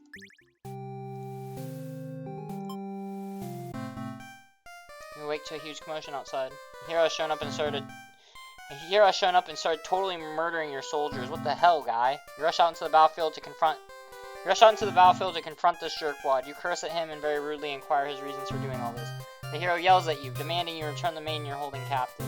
You don't know what he's talking about, but you can't forgive his actions. You do battle with the hero, but he has grown strong from cutting down your army. You are unable to defeat him. With decisive swings, he stabs and cuts you to pieces. Oh yeah, I never had this one. I never played as her, where she loses to him. You follow, you have failed your subjects. You spit curses weakly. You wish you'd been stronger. Maybe you were never suited to be the overlord in the first place. The truth was, you were never that much more powerful than the demons who served you. It was the title, the control that gave you strength. These are your thoughts as you were swallowed by darkness. Conquered Overlord End. The Overlord loses the hero. She dies, lamenting her lack of strength. Okay, so no, that's just another bad end for her. I want to know how to change her. Okay, let's see. Dutiful and heroic.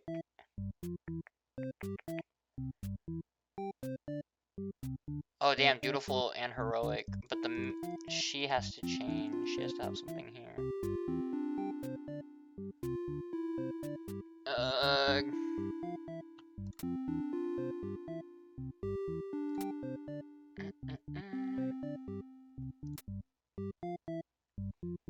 Okay, wait.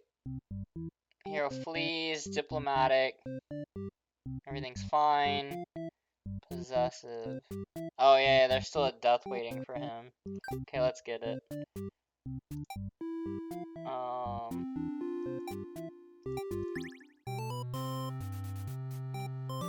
No, wait. Okay. Alright. Possessive.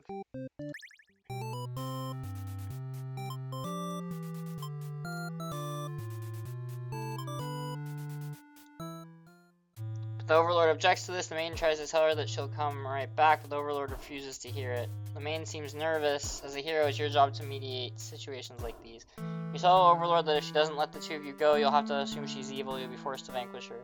You leave me no choice. The Overlord pauses before suddenly jumping you. You are helpless as she disembowels you with her claws. How horrible. You came all this way only to be met with this cruel fate. You should have destroyed these evil creatures while you had the chance. Your dying wish is for the maiden to somehow make it out of this alive. Naive hero end. The hero is swiftly defeated by the Overlord. She captures the maiden. Let me set the stage. Okay, so that's another end. Dutiful, obedient.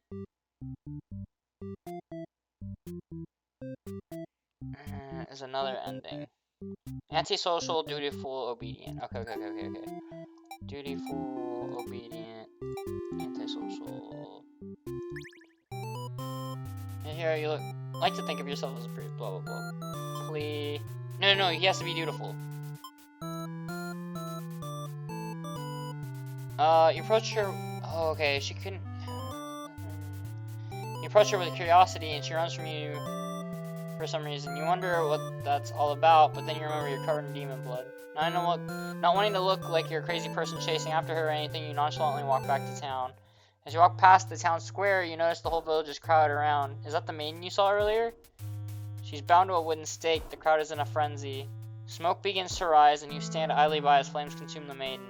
She must have done something horrible to deserve that. You decide to call it a day and return to your house, but you can't escape the sinking feeling. Maybe you aren't cut out for this role.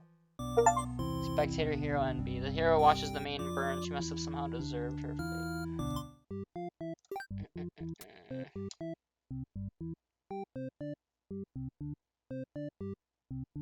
Okay, so this happens if he does a different thing, but what has he not done yet? All these lead to bad ends.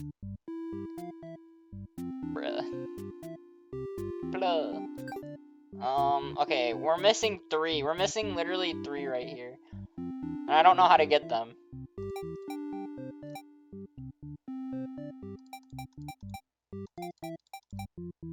Can they all be true? I don't think they can all be true.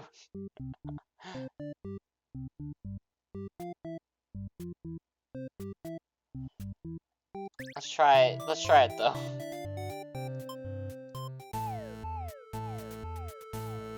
Okay.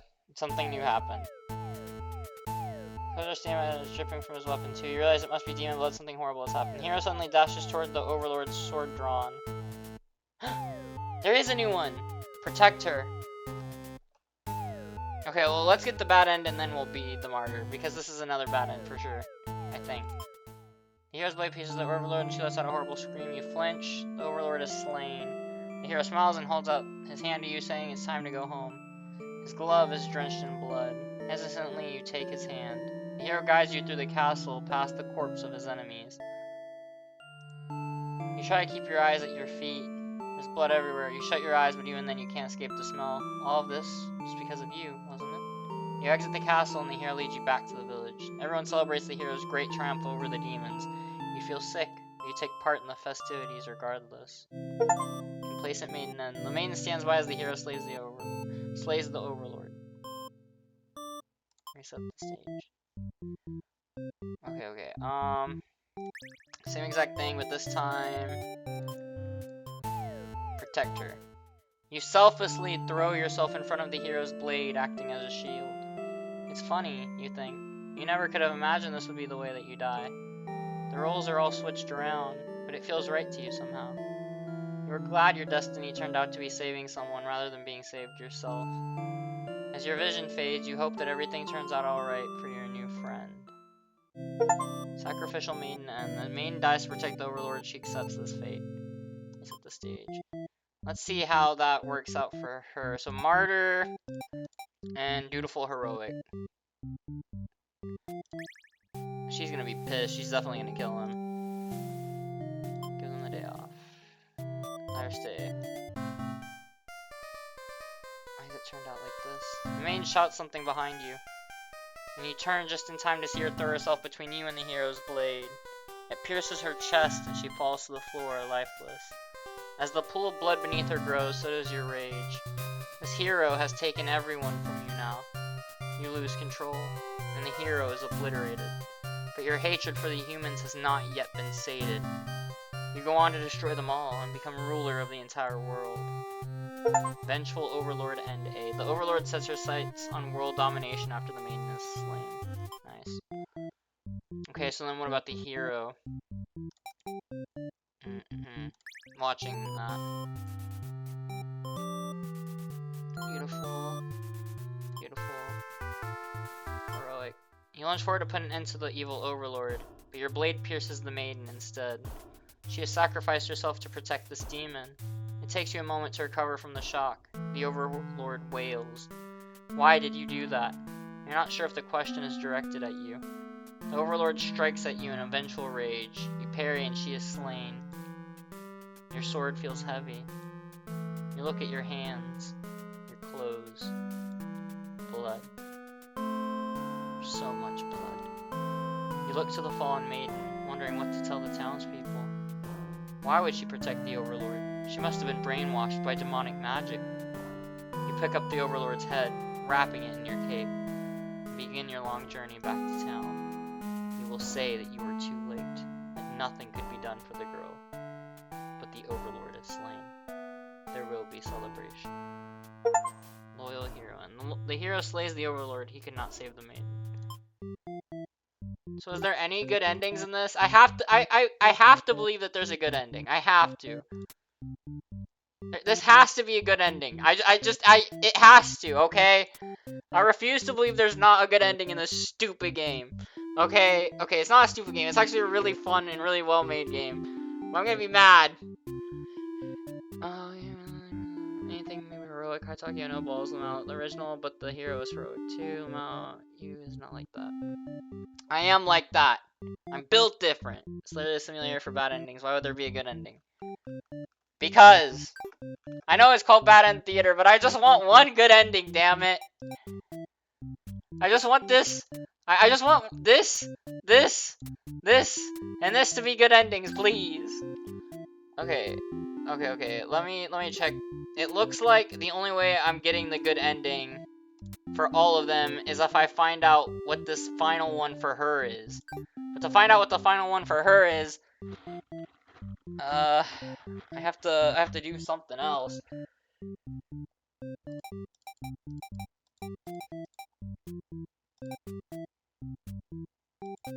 Okay, let's try this. Obedient, antisocial, martyr, trusting.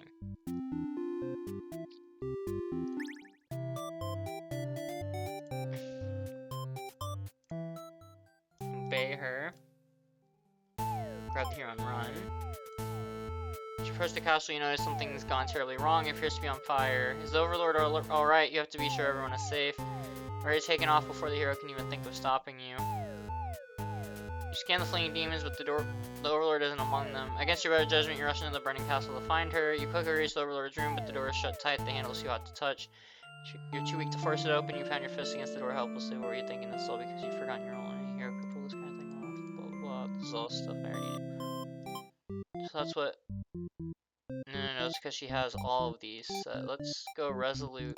Oh, that was all this.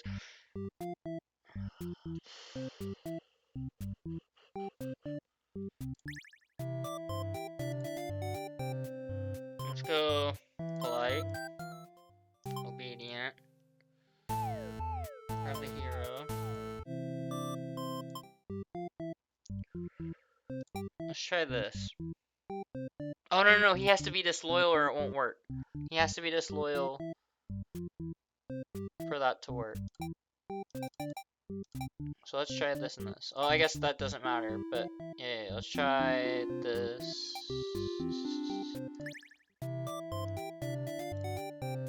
Introduce yourself.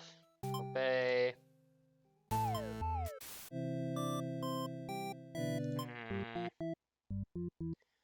Okay.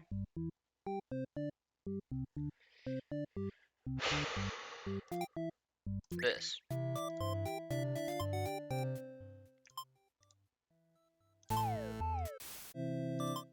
Ugh! Is there something for batting from the beginning? I wonder if she'd sacrifice to the underling too. Yeah, I'm trying to figure out what I can do here. I don't think I should be doing anything with the maiden, actually, now I'm thinking. I should be doing something with either her or him. No.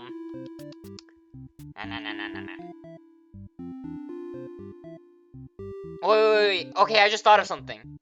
Obedient, antisocial, trusting. So remember previously, when she goes down that path, she dies. But maybe he can actually change that for her. Tell her to quit yelling. When the maiden realizes you're not going to hurt her, she regains her composure. Now she started talking to you like your friends or something. You don't understand humans at all. You speak the same language, of course. Because if you remember in that one run when I was with the hero and I was playing as the maiden, he slaughters her. But maybe since I'm playing as him, I can choose to do a different thing and save her when she runs through. You speak the same language, of course, which has always confused you.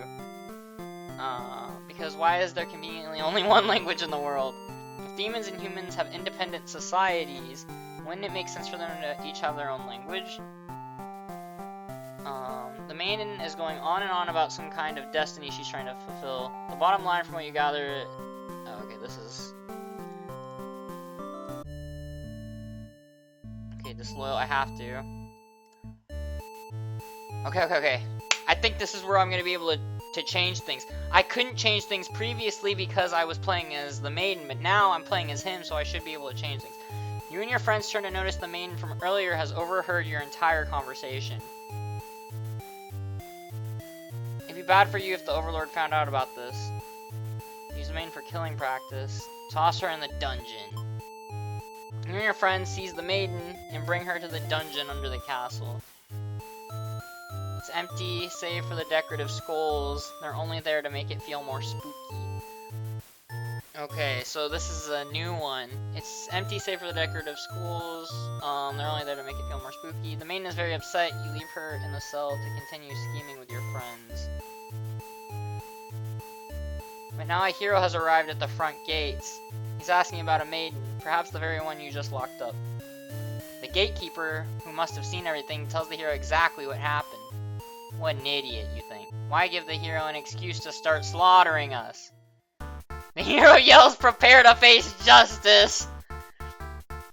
And other such cliche hero lines before driving a sword into the gatekeeper's torso. You're small compared to a lot of your friends, so you're able to slip away without getting cut up by that sword. You get to thinking, if this hero took down the Overlord for you, everything might actually work out in your favor. You wait for things to die down outside before poking your head out. You spot the Overlord and hero locked in battle.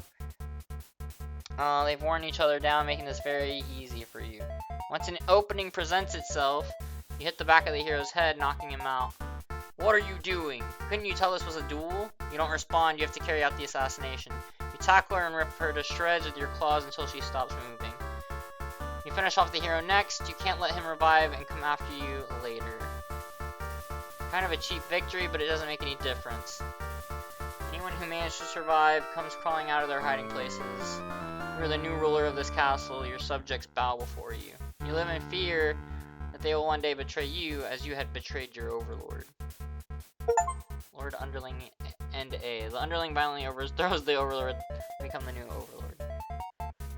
Reset the stage. So now I can go captor.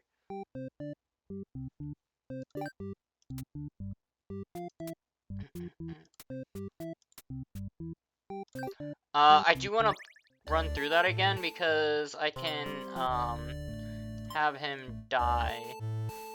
Or I can go down this one. Use the maiden for killing practice. This is just the way it has to be, you declare. Before jumping her and clawing her guts out. It turns out you're already an expert at ending lives. Your friends call you a show-off. You go back into the castle to wash off all the icky human blood. As you're finishing up, you hear the sounds of battle outside. The hero has come. Seeing the dead maiden must have made him pretty angry. You get to thinking, if this hero took down... Oh. Okay. So it doesn't change anything. However...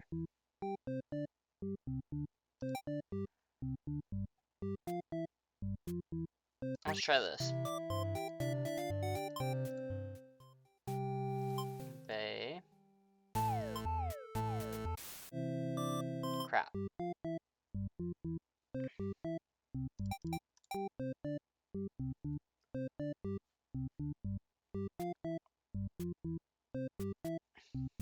I don't get it.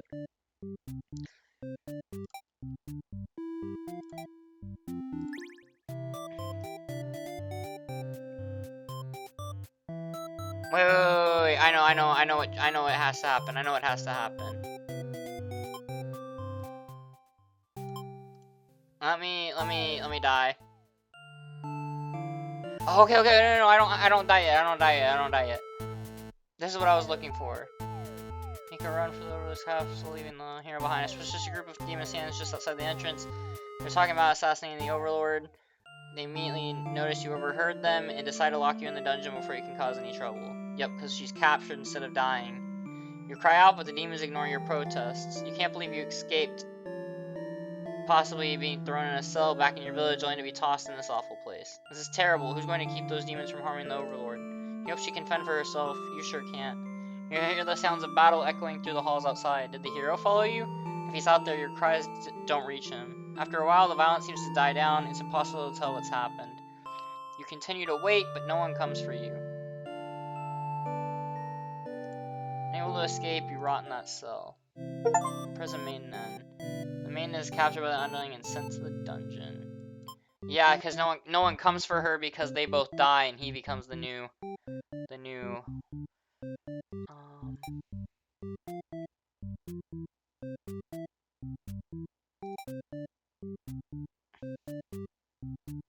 if I try this.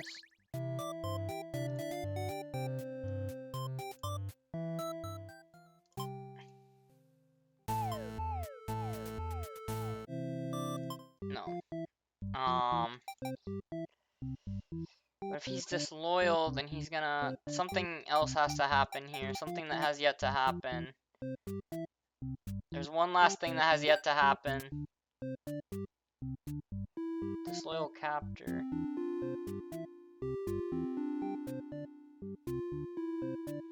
Oh yeah, that's what. Disloyal captor, obedient, antisocial, trusting.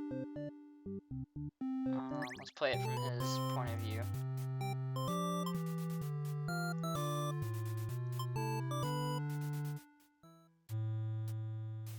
Reach the gates, you ask the humans if they've seen the maiden. They have. Inform you she's being held in a dungeon at the moment.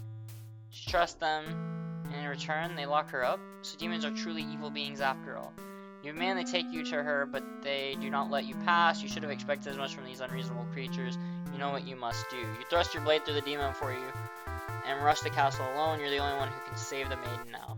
What the fuck are you doing killing all my soldiers?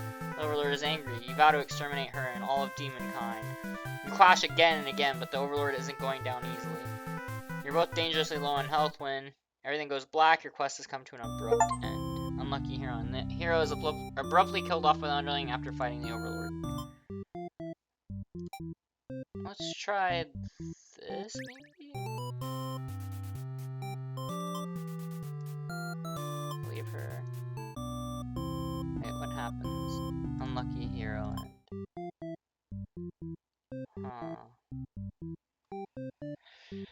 Oh!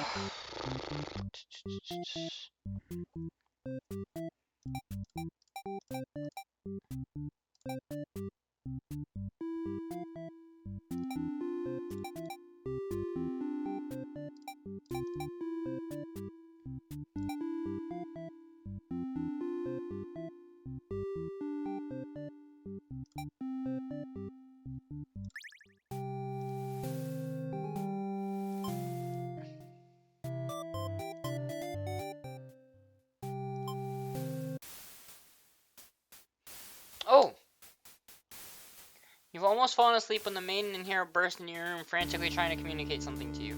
You're told that a group of demons is plotting to assassinate you. You're not surprised. How nice of the humans to care, though.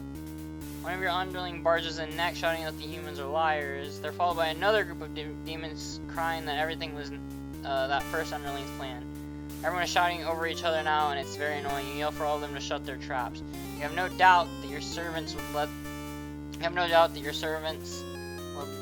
let their ambition cloud their judgment and lead them to try to take your throne. Regardless of who led this conspiracy, I have no choice but to punish everyone to keep you all in your place, crushed beneath my heel. Saying that made you feel very Overlord-like. You aren't sure if you have the strength to back it up, though. Lately all you do is sleep.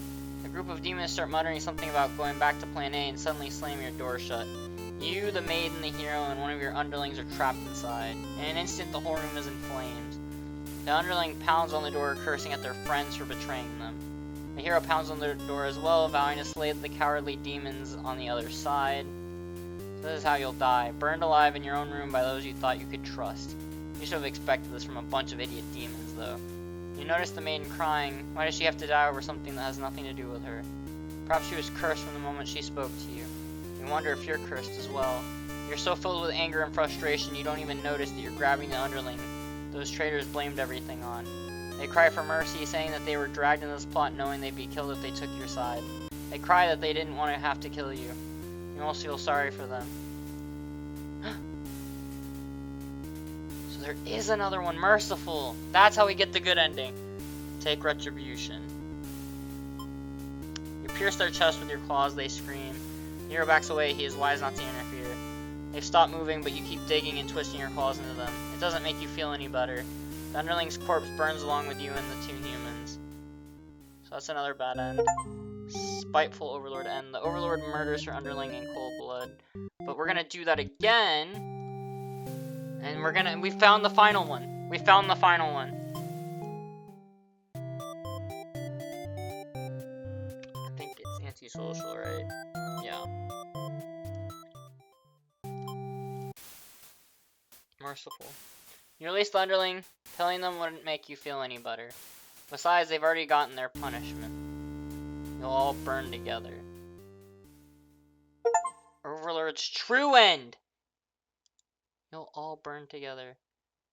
Before you're taken back to reset the story once again, you pause for a moment. True end, you say to yourself. What was the point of all my effort if the true ending is this terrible? You must have forgotten where you were. This is bad end theater. Is the pain setting in? Oh, but you should have been well aware of what you'd been shown when you entered this place. No!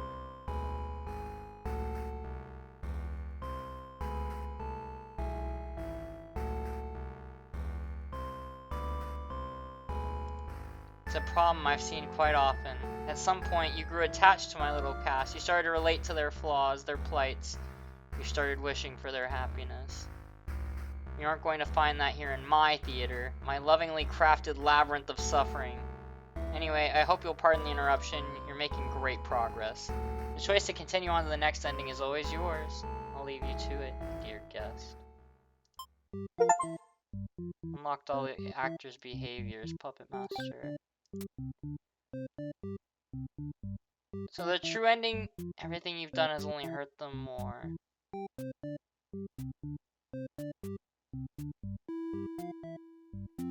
All of it was for nothing. They're all gonna die anyway.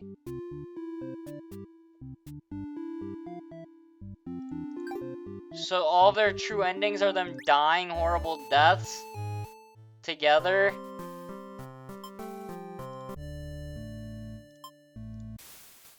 You and your friends turn to notice a pair of humans have overheard your entire conversation. They take off into the castle. Are they headed to the Overlord's room? Fuck. So the true end is they all die? Instead of her, that's why that wasn't the true ending, because she tears him open, but the true ending is her forgiving him and they all die together. The Overlord will kill you for sure if she found out you were conspiring to take her out. You dash into the castle after the humans. Sure enough, the main's already frantically telling the Overlord everything. You shout that the humans are liars.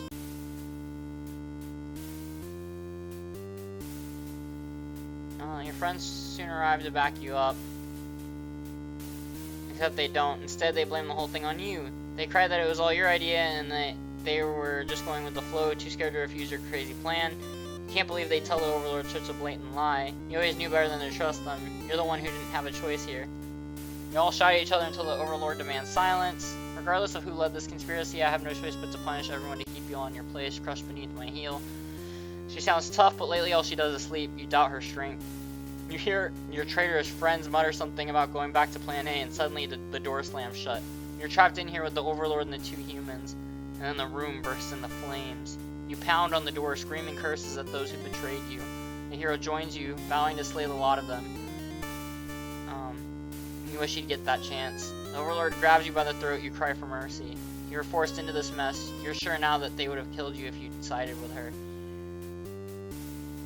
To your surprise, the Overlord spares you. Or maybe she'd rather see you suffer instead. Looking around, you've just gone from one dead end to another. The maiden is crying, the hero is silent. You'll all burn together. Underling's true end. You'll all burn together. No matter the perspective, the true ending remains the same. That's what makes it true. You couldn't resist seeing it for yourself, though, could you? I wonder what will happen when you collect them all. Will you give in to despair, or...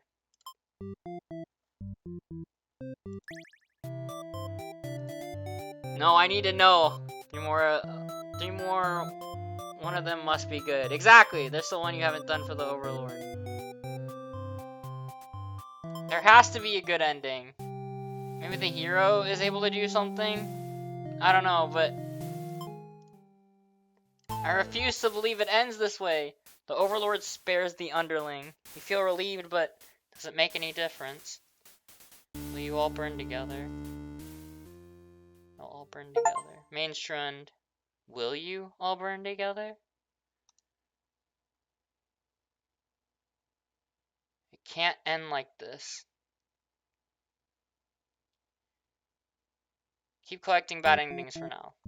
So there is one with her, but I wanna see his. You really hear you like to think yourself as a pretty animal guy. I knew there was a good ending somewhere. I knew it. Feel like a coward. Leave her story. You stand there not sure what to do. The main announces that she's going to prove her story to the village. She drags you along with her. She has much better odds with you around, so you don't object. Adventure awaits. When you make it to the castle, you spy a group of suspicious demons hanging around near the entrance. You can't help but overhear their conversation. They're talking about assassinating the Overlord. This proves to you that demons really are foul creatures.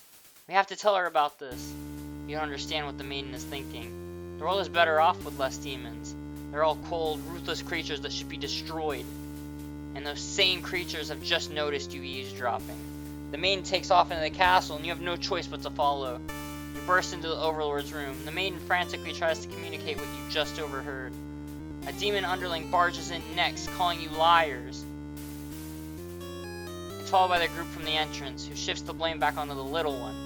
These demons only care about themselves. How low can they be?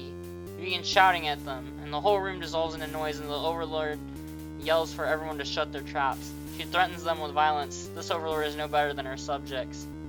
You grip your sword tightly. If you have to cut through everyone here to get this maiden to safety, you certainly will. The group of demons hiss to each other. Grip your sword tightly. If you have to cut through everyone here to get this maiden to safety, you certainly will. The group of demons hiss to each other before shutting the door, leaving the runt of the litter behind. You glance around for another exit, but there isn't one. You have a terrible feeling about this. In an instant, the whole room is in flames. What kind of demonic magic is this? The underling pounds on the door, upset that it's been betrayed.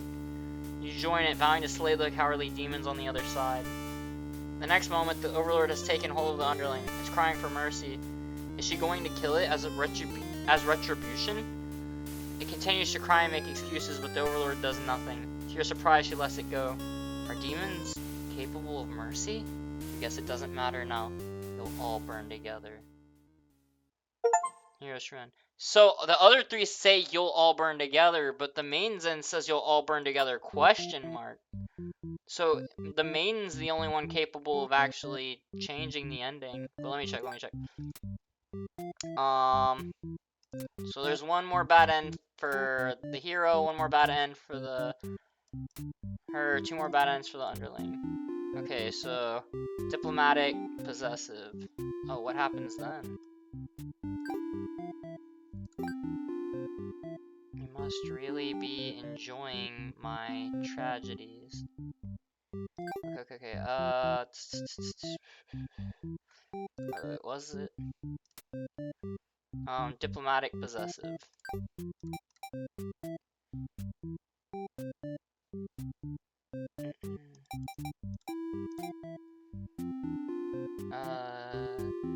Diplomatic, possessive.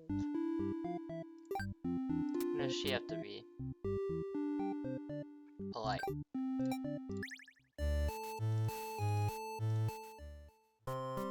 Get her out.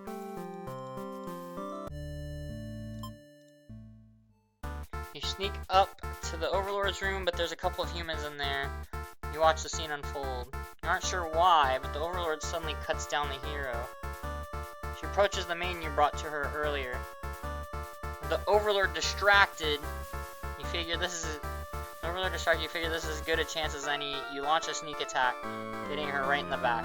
She flinches, giving you enough advantage to take her down. You rip the Overlord apart until she stops moving. That was messier than you would have liked. The maiden mutters something from the corner. Thank you for saving me. It wasn't your intention, but it sounds like you did something heroic. You tell the maiden to go home, this place is dangerous. She follows your advice and leaves the castle. Your castle. You are the new overlord. Heroic underling ending. The underling ends up saving the maiden. They become the new overlord. Okay. Oh, no, skip. Gobble her up. Skip. Die. Skip. Oh, wait. No, that is one I already had. Okay. So, I'm missing 1, 2, 3, 4. What is here? So I have to go give the day off, stay in chat, diplomatic, heroic. So I have to play it from hers. Diplomatic, heroic. Skip. Day off. Forgot, I think I let her stay. Yep. He suddenly strikes, cutting. Oh yeah, when you let her stay, he kills you anyway when you're back. He suddenly strikes, cutting through you with his blade. He didn't even hesitate. Oh. Ah, you've gone soft. How could you have let your guard down like that? How unfair. After all you've done to avoid this outcome, you can't outrun your destiny. The hero always slays the overlord. You should never have trusted a human. You watch as the hero escorts the maiden out of your castle. Captured by a demon. At least she got what she came here for. You join your army in eternal slumber. Oh yeah, because they're all already dead. Slain overlord end. The overlord is stabbed in the back by the hero. Oh, yeah, I forgot about that. As she turns around to take a look at him, he kills her. A letter flutters down from beyond the curtain. You found lost letter number 4. Let me set the stage. Lost letter number 4. My love. Do you remember when we first met? I had just finished one of my scripts, one I was quite proud of, in fact. Wait, out of all the endings? Oh, is it with the last 4 endings that you get all letters? Or did I just happen to get all the ones with letters for the last 4? That'd be crazy if it's not the last 4 and I just happen to leave the last 4 that give letters completely behind. That'd be crazy. You remember when we first met? I had just finished one of my scripts, one I was quite proud of, in fact. Just finished one of my scripts, one I was quite proud of, in fact. And as I read it aloud, you happened to pass by. What a terrible ending, you said. Why should these poor fools have to die? You were so rude. You wouldn't accept any of my justifications, and yet you managed to convince me. It really would be better if everyone could live in harmony, however unrealistic that felt. I look back fondly on that day. Even now, I wonder if somewhere you're thinking of it too. For every year is tragedy.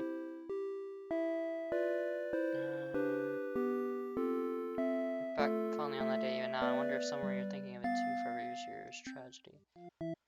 Okay, crap, I didn't mean to click on him. Reset the stage. I need to find... Okay, so I have to go... Fuck, I have to do a lot. Granted the day off, polite, brings maiden, disloyal, antisocial, obedient, trusting, resolute. Okay, so...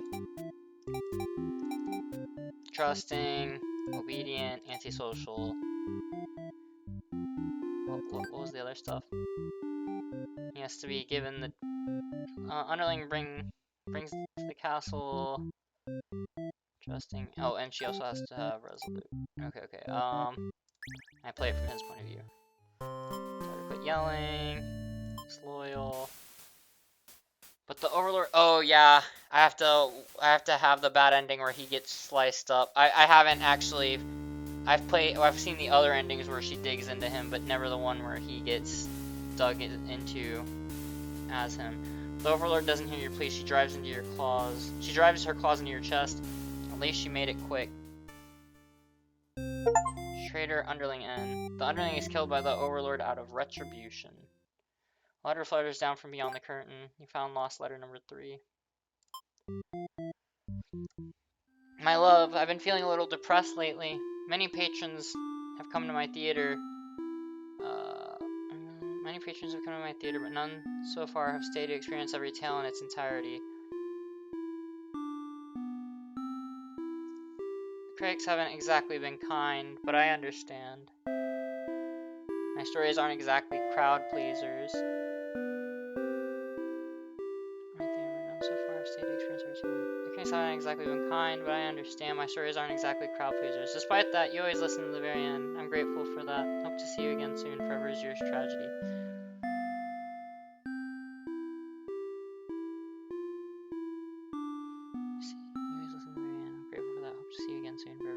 Tragedy. Okay, just 2 more. Oh, crap.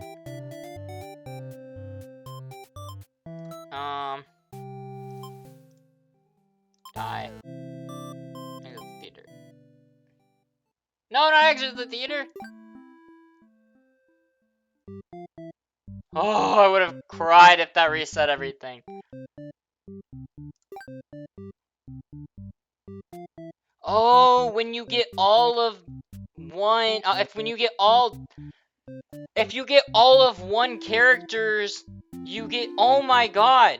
If you get all of one characters, you get a letter. So, I somehow made it so that the last 4 is one of each character, which means I get all 4 letters. That's crazy! That means there's people that have played this game and have gotten the letters. Well then let's go 4, 3, 2, 1. Let's do hers next, and then we'll get his next. That's crazy because I've been working my way backward. That means that there's people that get the letters as they play the game and not all back to back to back to back, but I'm about to. Oh my goodness, if I can figure out how to play the game. Baden. Okay, what do I have to do to get hers? Main meets the Overlord, antisocial. Main stays, so she doesn't obey. She's not obedient. Diplomatic, possessive. Oh, she watches. Okay. Possessive, obedient. No, not obedient. Diplomatic, I think? Yeah. She has to watch as the Overlord kills him. Okay, that makes sense. The Overlord objects to the hero's suggestion. You tell her you plan on returning soon, but she isn't having it. You feel nervous. The hero puts on a brave face for you. If you don't let her go, maybe you demons are evil after all, and if you are, I'll be forced to vanquish you. You leave me no choice. The Overlord suddenly jumps the hero. She tears into him with her claws. You want to cry out, but the scream catches in your throat. You watch because you can't look away. Had she really been lying to you all along? You wonder? Is this your punishment for questioning the divine plan? The Overlord approaches you now. You back yourself into a corner. Her expression is complicated. Being captured by the Overlord in a horrible way like this was your destiny after all. She vows to keep you very safe from now on. You're afraid to find out what that means, but there's no one left to save you. You belong to the Overlord now. Captured Main and A. The Main becomes property of the Overlord. And I'm gonna get another letter. A letter flutters down from beyond the curtain. You found lost letter number 2. I set the stage. Let's read that one. My love, I finally fulfilled a childhood dream of mine. Yes, that's right. I opened up my very own theater. You would be so proud if you could only see it. I know how much it would have meant to you to be at my side on opening night. Yes, that's right. I opened up my very own theater. You would be so proud if you could only see it. I know how much it would have meant to you to be at my side on opening night. I'm sorry for going ahead without you, but I thought if my theater could become world famous, then maybe you just might hear of it wherever you are.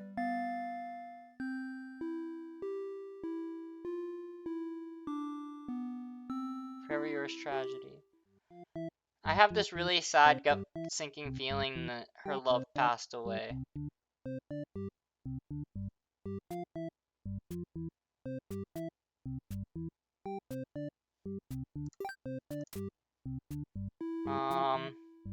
Hero flees, diplomatic, everything's fine, disloyal, Main overhears. Oh, okay. Disloyal.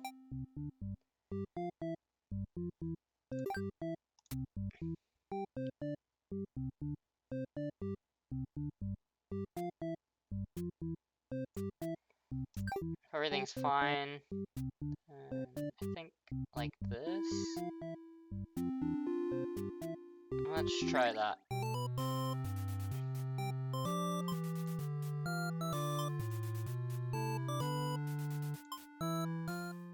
You pause when you see a group of suspicious demons standing near the entrance.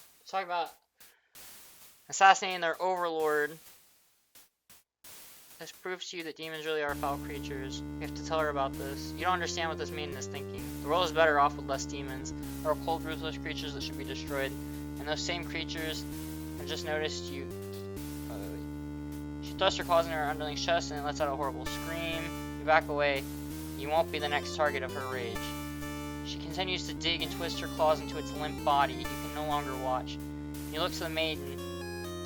She's crying, hands clasped together in prayer to have faith in a time like this. You envy her. The two of you, the overlord and the underling's corpse, are all consumed by flames. Resigned hero, and the hero can do nothing as everyone is consumed by flames. So it's not you all burn together because this is when she kills him, so the underling doesn't die to the flames. A letter flutters down from beyond the curtain. You found lost letter number 1. Collected all of Tragedy's letters. Let's read it. My love, it just isn't fair at all, is it? For them to force us apart like this. It's unreasonable. Cruel. I had to find an outlet for this grief somehow. So I decided to write. And I'll keep writing until the day you find me once more. And then, maybe we could write a story together. I'm waiting for that day. Forever Yours, Tragedy. Forced apart. She opens the theater because she wants her love to find her. The critics aren't kind, but he always listened to the end. And then I just finished one of my scripts. What a terrible ending, you said. Why should these poor fools have to die? You were so rude, you wouldn't accept anyone. Yeah. Really would be better if everyone could live in harmony, however unrealistic that felt. I look back fondly on that day. Even now I wonder if somewhere you're thinking of it too. Congratulations, you've explored every path I had to offer. Thanks for playing. Okay, but before I do all that, I want to see what happens here. I'm finally gonna have my happy ending, damn it. Obey her. Wait. What did I do wrong? Oh, he has to be trusting, not diplomatic. That's what I did wrong. Polite. Obey her. Have the hero on run. Wait. Disloyal. Disloyal captor doesn't do anything. Oh, merciful. She has to be merciful as well. Or when you're burning, it doesn't actually do anything because she'll still kill him. Obey. Resolute. It can't end like this. You want to answer the maiden's prayers. You've decided to find a way to save everyone. But retracing the paths you've seen so far, there doesn't seem to be any room to avoid a bad ending. Is there really nothing you can do to keep them all from getting killed in the end? If there's nothing you can do by acting from within their story, maybe it's time to take things into your own hands. You are. Fire on fire on fire on fire.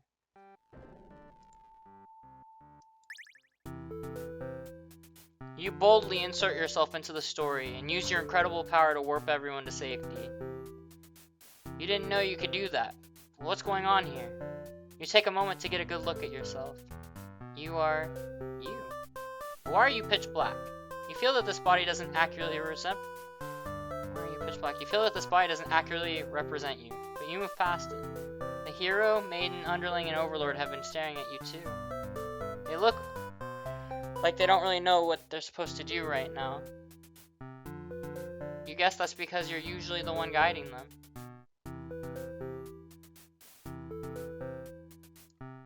What will you say to them? I've come to save you. You explain to the group that you've witnessed their many terrible intertwining fates, and now you're searching for a good ending. Of course, this makes no sense to any of them. Only the maiden understands your compassion. My prayers have been answered. You must be her god. No, you're merely the player. there was any god here, they'd be the final boss. That's just how these role-playing games go. Now you realize what the real true ending must be. Now, enough of this. I admit I've been encouraging you all along, but a self-insert story, how pass it. You watch helplessly as tragedy ascends from the heavens. You didn't honestly believe you were the only one who could force your way onto the stage, did you? I am the narrator, storyteller, god of this world. Call me Tragedy if you'd like. Darkness envelops your party. You don't mind if I send each of them back to relive... Darkness envelops your party. You don't mind if I send each of them back to relive one of their many bad endings, right? You're alone in the darkness with me, Tragedy. I sincerely hope you've been enjoying your time in my theater. Though I can't abide you stealing the show without permission. It's quite disrespectful. I'm sick of all these bad endings. And frankly, you should never have come to a place called Bad End Theater. Haven't we already been over this? You think defeating me might just be the only way to see a better ending? It's all that's left for you, isn't it? Well, this does sound like it could be entertaining. Show me what you've got. Time to fight God. Oh, this is so cool. You use your name powers. The stage is set for your final battle against me, the god of this world. What will you do? How will you fight against tragedy itself? I'd love to see it. Defend. You try closing off your heart to protect yourself, but it doesn't make you feel any better. Oh, is that all? You'll never defeat me like that. Wait, let me try that again. Perhaps you don't understand just how outclassed you are here. Behold my beautifully tragic tales. Doesn't seeing them all again make your heart ache? You've witnessed all 41 of my painstakingly crafting endings. You must be as much of a masochist as me. I commend your thoroughness. Surely these characters have a special place in your heart. They're still suffering backstage, you know. It's a shame they couldn't make it here to the end of the world. That's right. You came here to save them. You can't do this alone. Summon. You find the hero in his home hunched over a sewing table. Your sudden intrusion scares the hell out of the poor guy. Are you some kind of demon? You explain that no, you're not a demon. How can you explain it in a way the hero can understand? Instead, you ask what he's sewing. Oh, this? I craft all my own hero gear. You sense his pride in his hobby. You wonder if the costumes are what attracted him to the role of hero.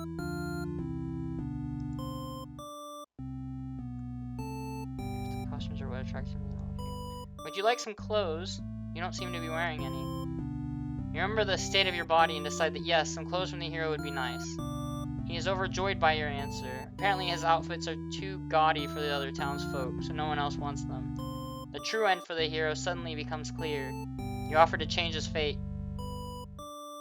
You could make a living as a tailor rather than a hero? Please, tell me what I can do to reach that dream. The hero will now fight alongside you. Oh, so the roles are changing. That's why. Their roles have to change. Because he's the hero, his bad end is gonna happen. But if he becomes a tailor instead of a hero, then he doesn't have to face a bad ending. I agreed to follow you, but I didn't expect to face something like this. The hero has arrived. We really couldn't have a final boss battle without him. You're the one who's been killing us. Murderer! I can't truly call myself a hero until I see you defeated. We'll see about that. Tragedy attacks with a terrible fate.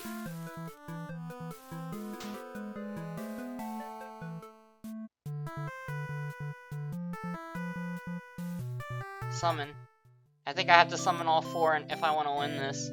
You happen to find the maiden as she exits the church, her heart set on meeting a demon. Perfect timing. She approaches you having already taken notice of your odd form. Excuse me, are you a traveler? I've never seen anyone like you before. You explain that no, you're not a traveler. Well, maybe you are, in a sense. You've come all this way. The maiden regards you with excited curiosity. Then perhaps you might be a demon. I was hoping I would meet one today. Think of all the terrible fates that hope would bring about. She is the catalyst of this story, after all. My role as a maiden is to be captured by the Overlord. But you see, I've grown so tired of waiting. You remember this part. She wanted to understand her role better, and so... You ask what it is that she's really hoping to gain from this. The maiden is confused by your question. Perhaps it was as simple as wanting to reach the place she felt like she belonged. The true end for this maiden suddenly becomes clear. You offer to change her fate. If there's something I can do to find fulfillment, then please, guide me. The maiden will now fight alongside you. What is this horrible creature? You wound me, dear maiden. Is tragedy really such a terrible thing to behold? I remember now. I remember all the awful things you put us through. And this should be familiar to you as well. Tragedy attacks with a terrible fate.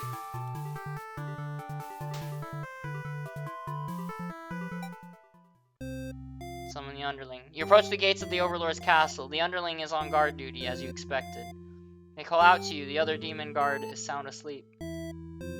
Hey, you're a pretty weird-looking intruder. What do you want? You explain that no, you're not an intruder, although you're definitely intruding into their story right now. You tell the Underling you've come to save them from tragedy. Okay, try saving me from boredom first. I hate this job. The Underling snickers. You ask what kind of job they'd rather have. It'd be best if I didn't have to work at all. I just want to live a carefree life and never get bossed around or picked on. You think of the Underling's friends who had bullied them into an assassination plot only to betray them in the end. If they kept better company, maybe they wouldn't feel so restless. The true end for the Underling suddenly becomes clear. You offer to change their fate. So there's a way that even work can be fun. Sounds fake, but I'll tag along with you just in case. The Underling will now fight alongside you. It was his friends. So if he has new friends, then he won't have that fate. Wait, what the fuck? You didn't say anything about a boss battle. The Underling, You must be desperate to call on such an unreliable ally. Huh, if I beat this guy up, all my problems will be over? No, but it won't be that easy.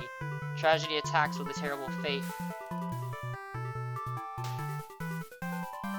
And last but not least, the Overlord. You enter the Overlord's room, relieved to see the fire contained to the torches on the walls. When you close the door behind you, the Overlord rises from her slumber. Who are you? Have you come to reside in my castle and serve me? You explain that no, you're not here to serve her. It's more like you've come to do her a favor. You ask why she spends all day sleeping instead of commanding her demon army. She laughs in response. Many of my underlings certainly think I should be more aggressive with the humans, like my father before me. His quest for revenge was endless and self-perpetuating. There's a reason I had to destroy him. You can't help but think it's a little late in the game to be getting some new backstory. I have no interest in waging war on the humans. I merely wish to be left alone, to live a peaceful, indulgent life in my castle. You realize she must actually be very lonely, only surrounded by soldiers instead of friends. No wonder she gets so attached to me. Oh, for all of them it was friendship. The hero was lonely because he set off and no one cared to wear his clothing. The maiden wanted a sense of purpose. They all wanted a sense of purpose and friendship. I get it now. That's what their fate is. That's how you change their fate. No wonder she gets so attached to the maiden. The true end for the Overlord suddenly becomes clear. You offer to change her fate. My own attempts at peace have been rather imperfect. If you offer a solution, then very well. I will follow you. The Overlord will now fight alongside you. I see. So this is tragedy. Ah, you've brought the Overlord. I don't stand a chance now. You've prevented me from attaining peace for long enough. Prepare to die. I hope you're prepared to face your deaths as well. Tragedy attacks with a terrible fate. Now that the whole party's here, can you solve my final puzzle? Which combination of behaviors will open the path to your true ending? Show me.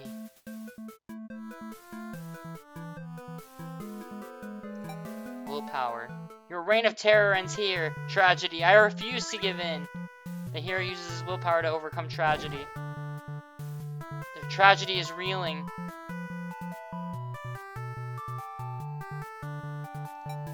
Our true endings do exist. They simply must. The maiden hopes with all her heart to overcome tragedy. Tragedy is reeling. Tenacity. Knock me down and I'll just come back stronger. The underling uses their tenacity to overcome tragedy. Tragedy is reeling. Ambition. I'll reach my true ending with my own power. The Overlord uses her ambitious nature to overcome tragedy. This is it. With everyone's hearts united, you take aim towards your best possible futures. You all unleash one final attack to destroy tragedy once and for all.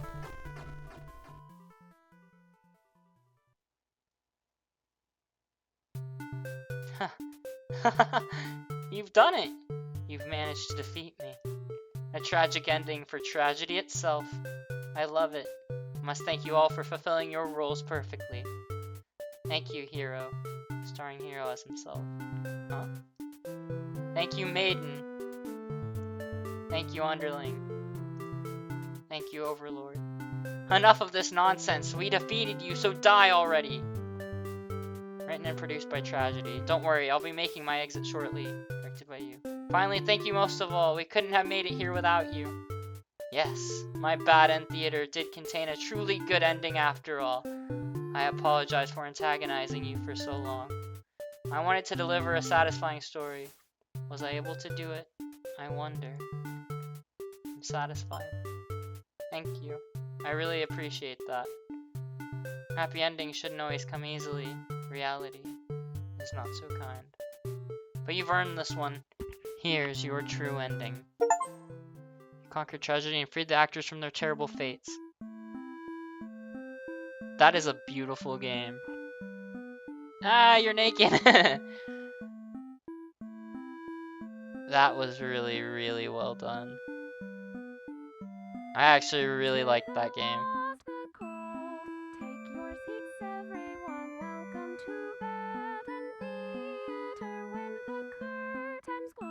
Well, this part might get muted, but oh well.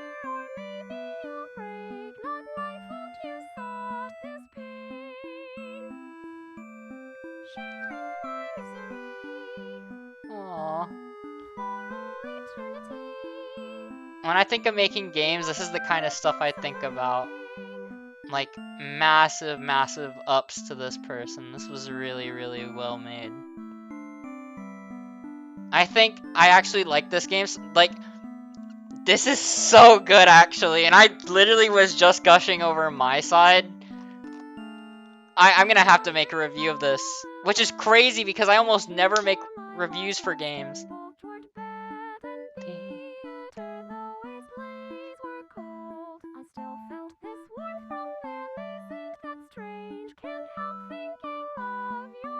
So was the player the love from the song? Aww.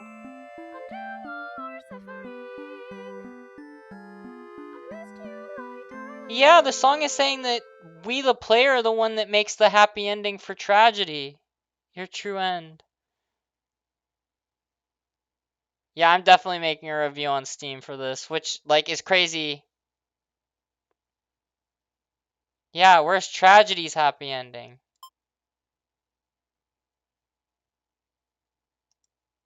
Oh? You're still here? The curtain has closed for the final time. I'm shutting down my theater. There are no more tragedies left for me to tell, after all. There is one more. Me? You'd like to know why I started this theater? Hahaha. Because I'm obsessed with bad endings, of course. Remove the mask. You gently raise your fingers to the cracks in my mask. Piece by piece, it falls apart into your hands, revealing. I should have warned you. This might affect what you think of my stories. You can't help but compare my face to the maiden's. I'm not her, but it's not like she isn't me, necessarily. That's how it is with fiction. Would you like to hear, not another ending, but the truth? Tell me. Alright, one last story. You may already know this, but it doesn't have a happy ending. First, I'll set the stage. In this world, there are no such things as demons, or even heroes, really. There was a girl eager to set out, to fulfill some sort of destiny. That part was true. She met someone, another girl, because it makes sense. The maiden, and then if you remember, the maiden and the overlord had like the butterflies. I could tell there was like romantic, like a romantic attraction there. A running theme, isn't it? The maiden and the overlord. The two are inseparable. For a time, everything was just wonderful. Fuck. This is actually really sad. But their families, the communities they came from, neither could approve of their relationship. That is the reality for many. This pair was no different. Despite their best efforts, the world was intent on pulling them apart.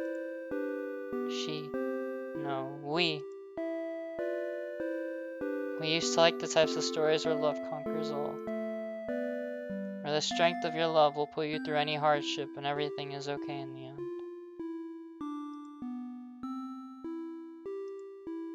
I lost her. And then I started this theater. This story does have a happy ending. Huh? I was hoping to find you. It's you? It's been so long. I thought I'd never see you again. You always think of the worst endings. I wasn't able to give up just because things got difficult. Why didn't you reveal yourself sooner? I feel like such a fool.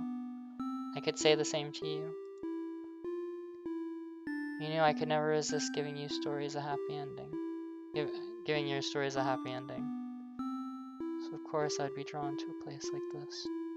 Yes, but I didn't think it would actually work. Sometimes everything does turn out okay in the end. Thank you for reminding me of that. I love you. I love you too. Oh, truly, everyone can live happily ever after. Tragedies end. I've missed you, my darling.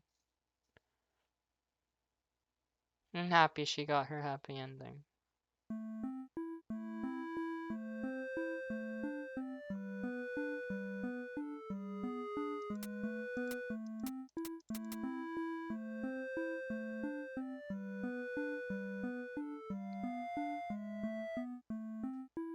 Though I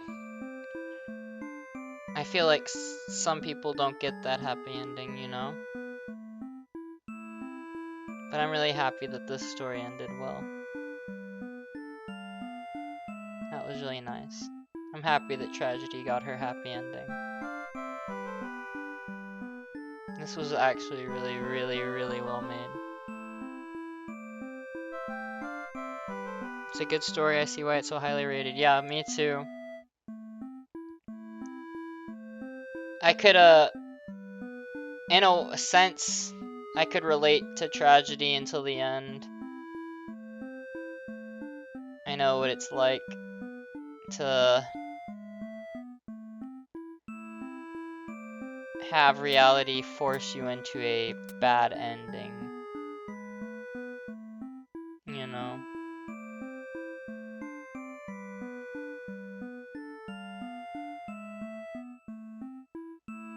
Like the music. Yeah, no, I definitely need to write a review for this now. That was really, really, really well made. I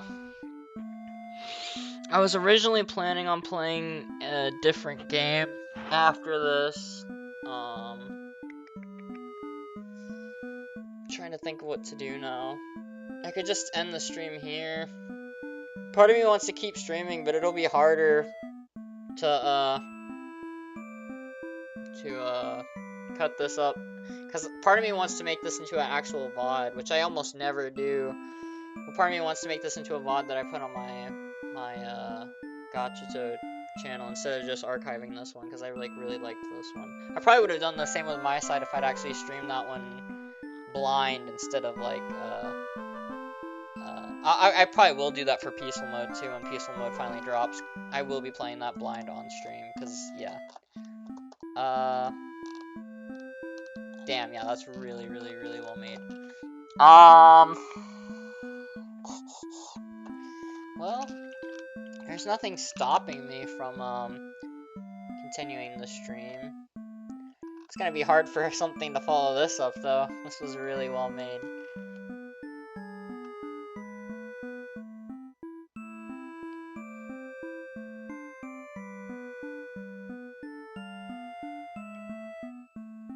The ending leaves me with a sense of longing.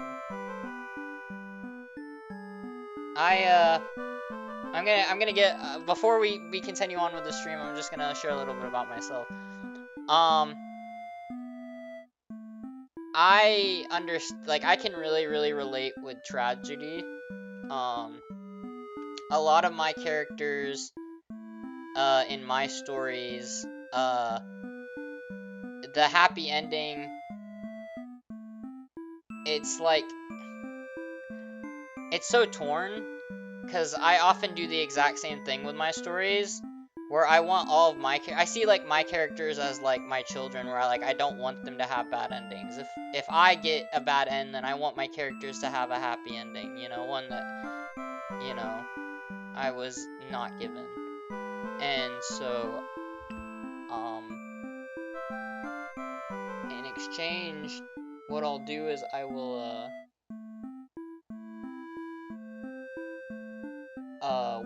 when I make a character that feels too much like me, the character normally will die. Like they die like the tragic hero story. If the character that I create feels too much like me, they always end up having a bad end. So like that ending, that whole ending after the cutscenes, after it says something's missing, like that whole ending up until the happy ending, just like really resonated with me. So this is like the kind of feeling like this, and how my side felt. Like this is like the kind of thing I want when I create a game one day. I want it to leave that kind of impression on someone. That was the same like impression that Doki Doki Literature Club gave me. And that's why I got into writing poetry. I want to create poems and games that create that kind of feeling inside someone else, you know, that kind of inspiration. Not just inspiration, but like that feeling, you know? Yeah.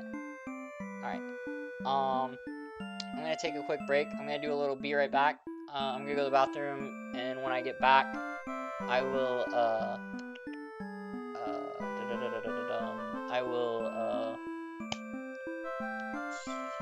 something.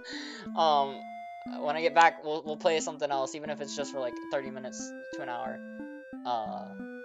And that will give me the ability to, it'll also make it a little bit easier when I'm editing this out to split them up. But I do want to continue streaming, so just give me a few minutes. I'm gonna go to the bathroom. I'll leave y'all with some music. I'll be right back. It won't take too long. This is also a good time if you want to go do some stuff. It'll only take a couple minutes, but if you need to go to the bathroom or something, let me put some music on. Y'all can chill too. Yeah, no, I'm definitely need to remember to write a review for that. Which, like, again, like I was saying, that's crazy because I like never write reviews for games. Not that like I just don't like writing reviews, but I only feel like giving a review if I feel like the game was really good. And it's crazy to me because I just made a review for my side. I was just talking about how, you know, on the my side review, how I never make reviews for games. Like I have played so many games on Steam now, and I only have made like 10 reviews. And for me to be making another review just like a week, like a week or two after playing my side is crazy to me because it normally takes like a year or 6 months to a year in between reviews that I do on Steam. But yeah, okay. Let me put the song on and not chat too much longer so I can actually get back to it. I'll be right back. Let me no, not that one's too loud. Or not too loud, but too fast. Yeah, we'll leave it with this. I'll be right back. In like 3 minutes. Okay, hear me.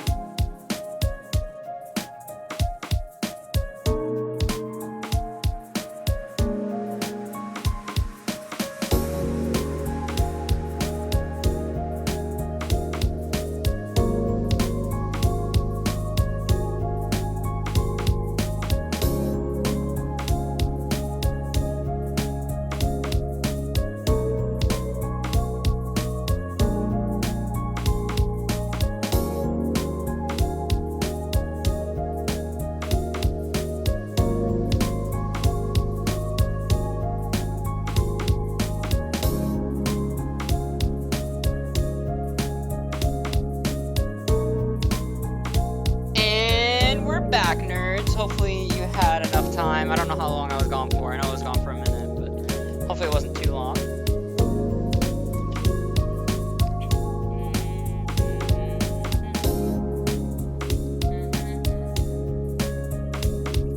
Honestly, commissioning songs and stuff is one of my favorite things.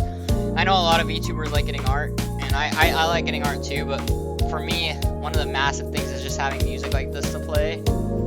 It's just so nice to have like music that I can say is like for my channel, you know? Feels professional and stuff. And like it's just nice, you know, I love music. Okay. Sorry to cut it off abruptly there, but let me download the next game we're gonna play. Because yes, I have not actually done so. It's called Tyrion Cuthbert, Attorney of the Arcane. It was another one that Chesley had recommended to me.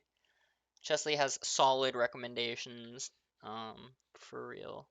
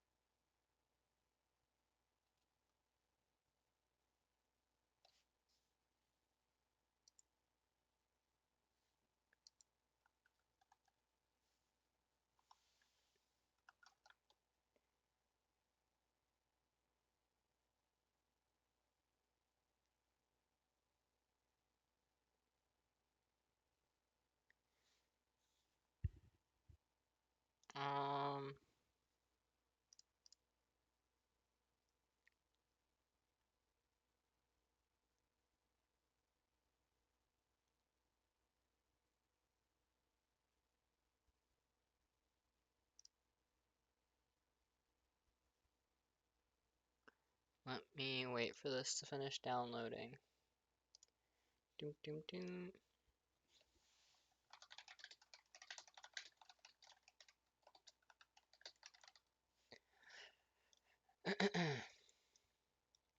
Yeah, this will be really easy. I can just cut out the be right back portion segment right here, and then I can have the two split streams.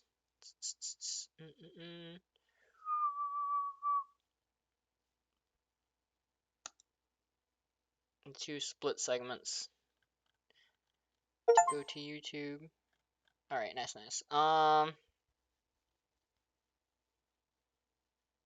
Let me just switch back to main and switch the game.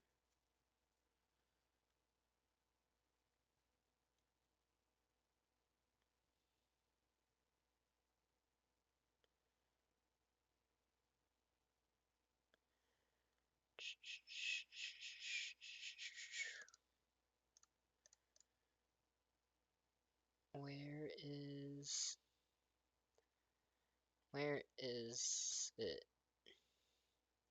Oh, I'm dumb. I downloaded the game. I didn't open the game.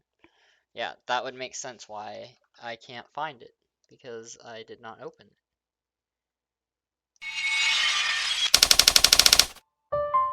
Oh, what the hell? Hey, yo, that's kind of loud, brother.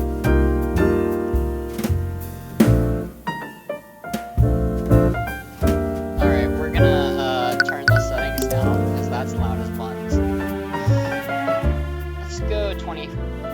We'll try 30 all and see how that does. 25 all? That should be alright, right? No, that's not bad. I like the music. Hi, Dumb, I'm Billy. Nice to meet you. Yeah, I get why the Bad End Theater had such high reviews now. Oh, thank you. Yeah, I was thinking about changing that too, and then I completely forgot. I was like, cause I kind of did an oopsie, and I'm gonna have to edit it out. I'm gonna have to edit it out like the second the stream ends. But that threw me off completely because I did the oopsie. Playing stream.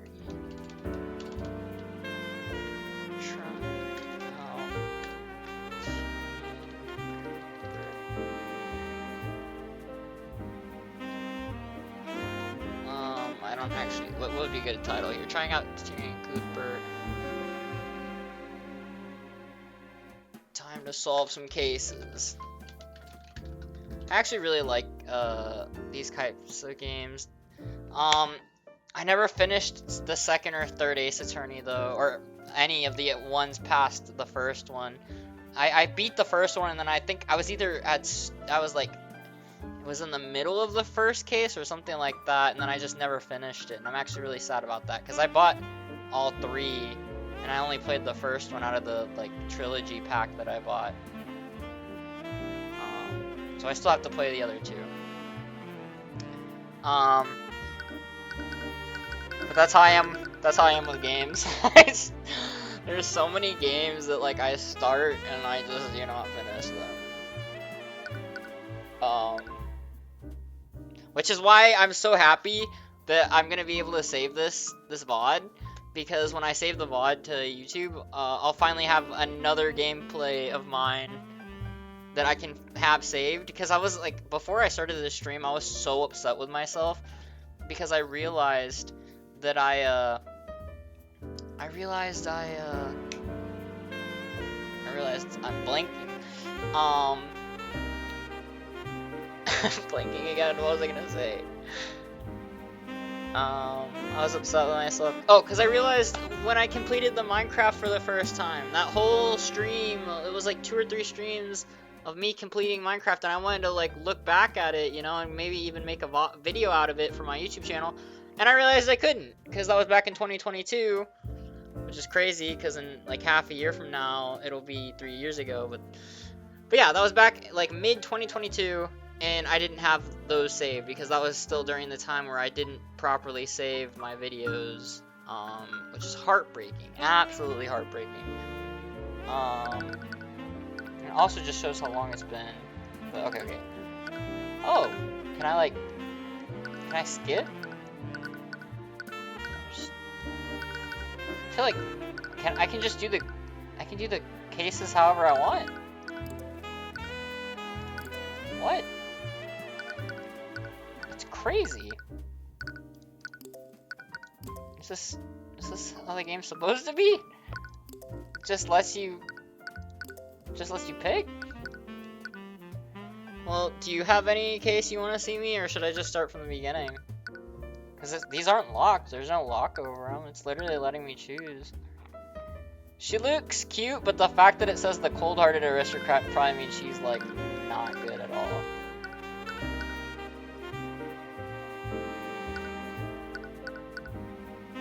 I guess we can start with number 1 here and see how it goes. The cold-hearted aristocrat. Actually, I was told not to touch this until the end, because apparently this one's really long. So we'll go with this one. We're probably not doing the entire case in one stream, but it really depends. Maybe this one's shorter. Start the game from episode 1. Yes.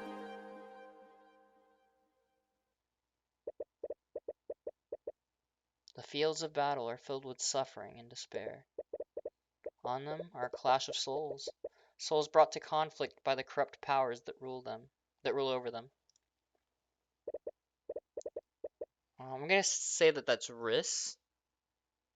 Rhys? Rhys? Is that Rhys? Rhys. Is there a way that I can have that spelled for me? Rice? Rice.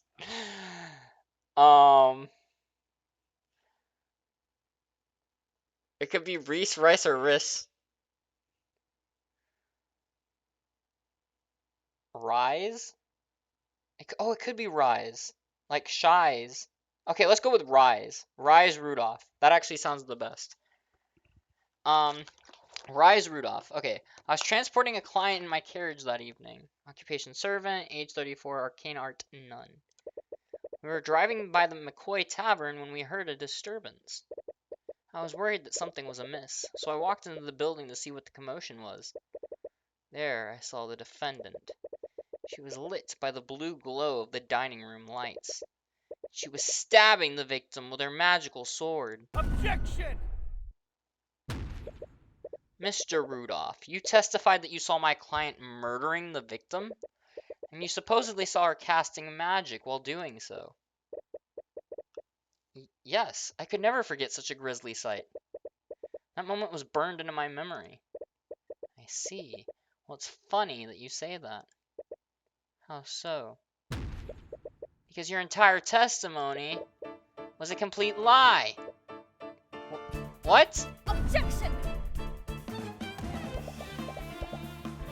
Arya Steelwind. Okay, so this is definitely heavily, like, this is heavily, inspired by... I want to know if this is made by the same people that made, like, I could be wrong here. I could be wrong. It just could be, like, heavily inspired by it.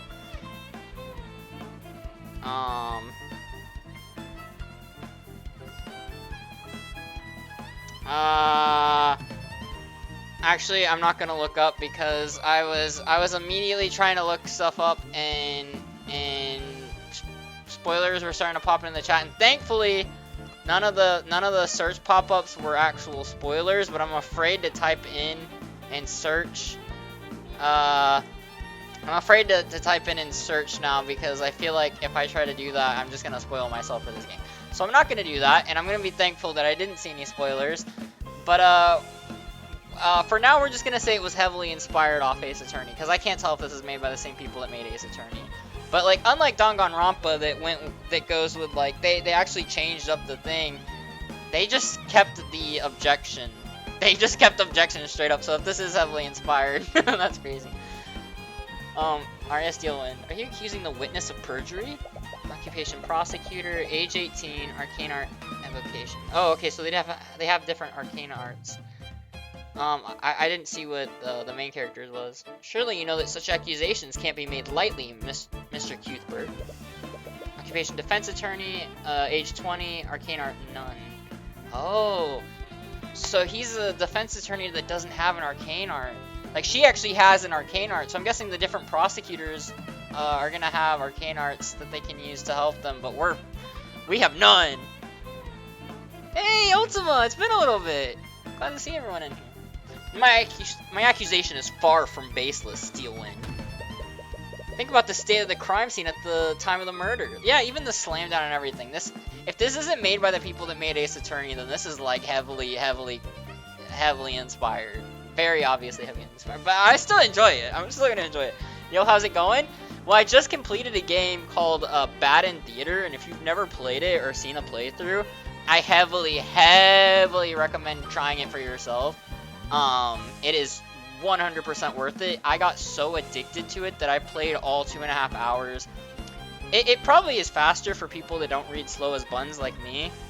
When I used to read a lot and didn't have problems with my keeping focus, you know, I probably would have finished it a lot faster. But it took me like 2.5 hours to beat the game, but it was really fun. It was really fun. Yeah. I had heard of it too, but Cece had recommended it to me, and so I gave it a shot, and I highly am grateful that I did. I'm super grateful I did, because it was actually really fun. Nothing like what I was expecting. It was really fun. It was a really fun game. And yeah. And now we're hopping into this one, because I have the itch to stream more. I'm starting to get back to the point where, like, now that I'm streaming again, I'm like starting to like get to the point where I'm getting that addicted feeling when I stream, where like I want to just keep going. Which I miss this. I miss this feeling of like just wanting to stream all night long, which I know I can't do that, but I want to. But I'm definitely gonna be streaming for a little bit. So yeah, no, I'm feeling like good. It feels nice. I feel like, yeah, you get what I'm saying. So yeah, here we are. We're playing. And yeah, we're just started this game up. We like just started this game up. I'm like not even 5 sentences in. So if you were to start from here, and watching the game, you wouldn't be getting spoilers at all. You could literally watch like the first like 5 sentences of the game after, and it would like there's like a log. Glad to see you back up and streaming again. Thank you. Think about the state of the crime scene at the time of the murder. The witness couldn't have seen anything, much less a homicide. He knows something. So yeah, when I say I know very little, I mean like I know very little. I have no idea what Arcane Arts is or any of this.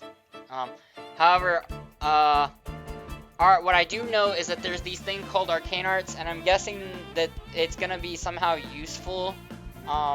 It's gonna become relevant because as you know, our main character does not have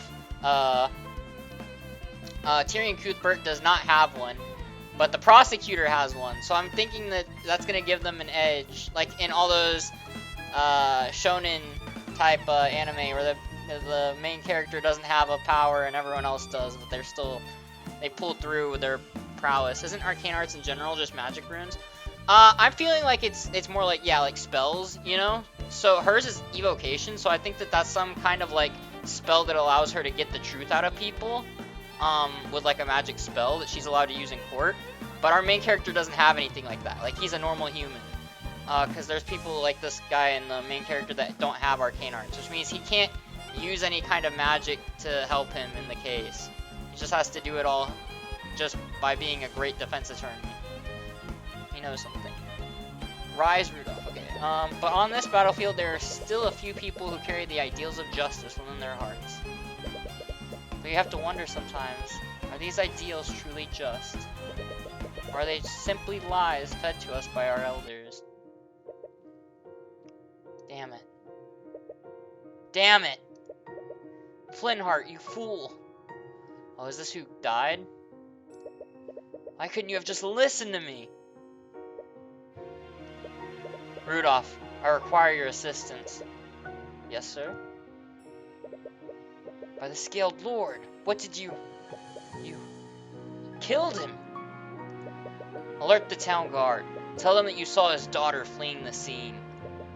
I'm sure their neighbors heard them arguing with each other. I'll immediately suspect her. At once, sir. Okay, so yeah, that guy is trying to pin it on the daughter here. Earlier that day. Okay, so we're going back. Tyrion Cuthbert.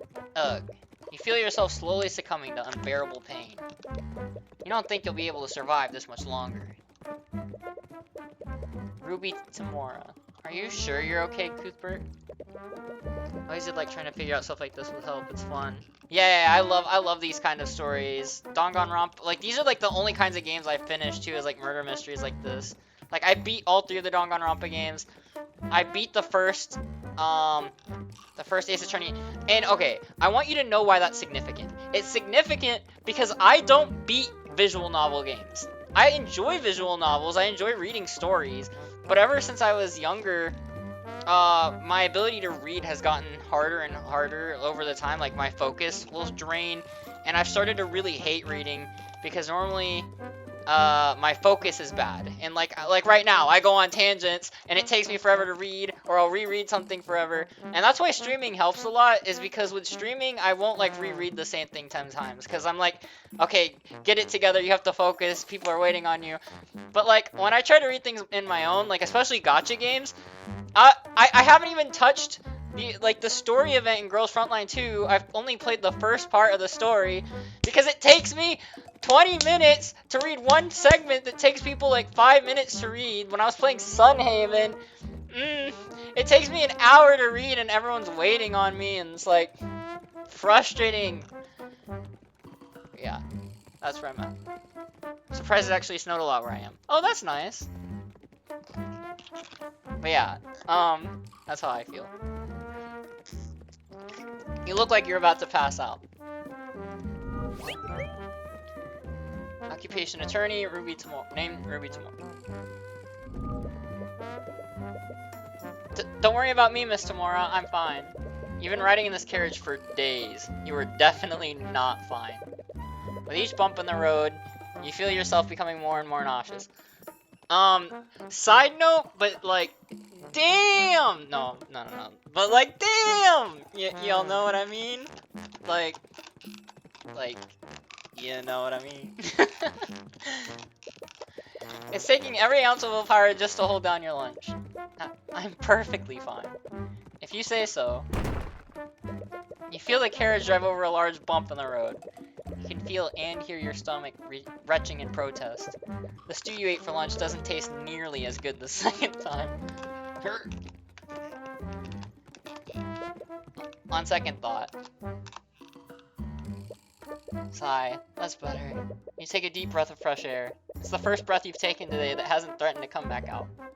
Sorry about this. I didn't expect the roads in this town to be this uneven. Occupation attorney, age 46. That's what I'm talking about! No, I'm just kidding, I'm kidding. Listen. I'm not saying anything crazy, but, like, y'all already know. I didn't expect the roads in this town to be this uneven. I suppose they don't get a lot of traffic here. You've been on the road with your mentor for days. Together, you've been searching for a man named Flintheart McCoy. Or Flintheart, not Flint.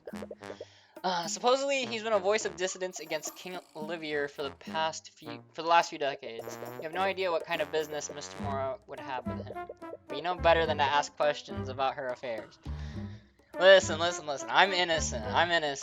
I'm just saying that, like, you know. But you know better than to ask questions about our affairs. Merchant. Hello, travelers. Welcome to Cornhaven. A local merchant steps out from one of the nearby shops.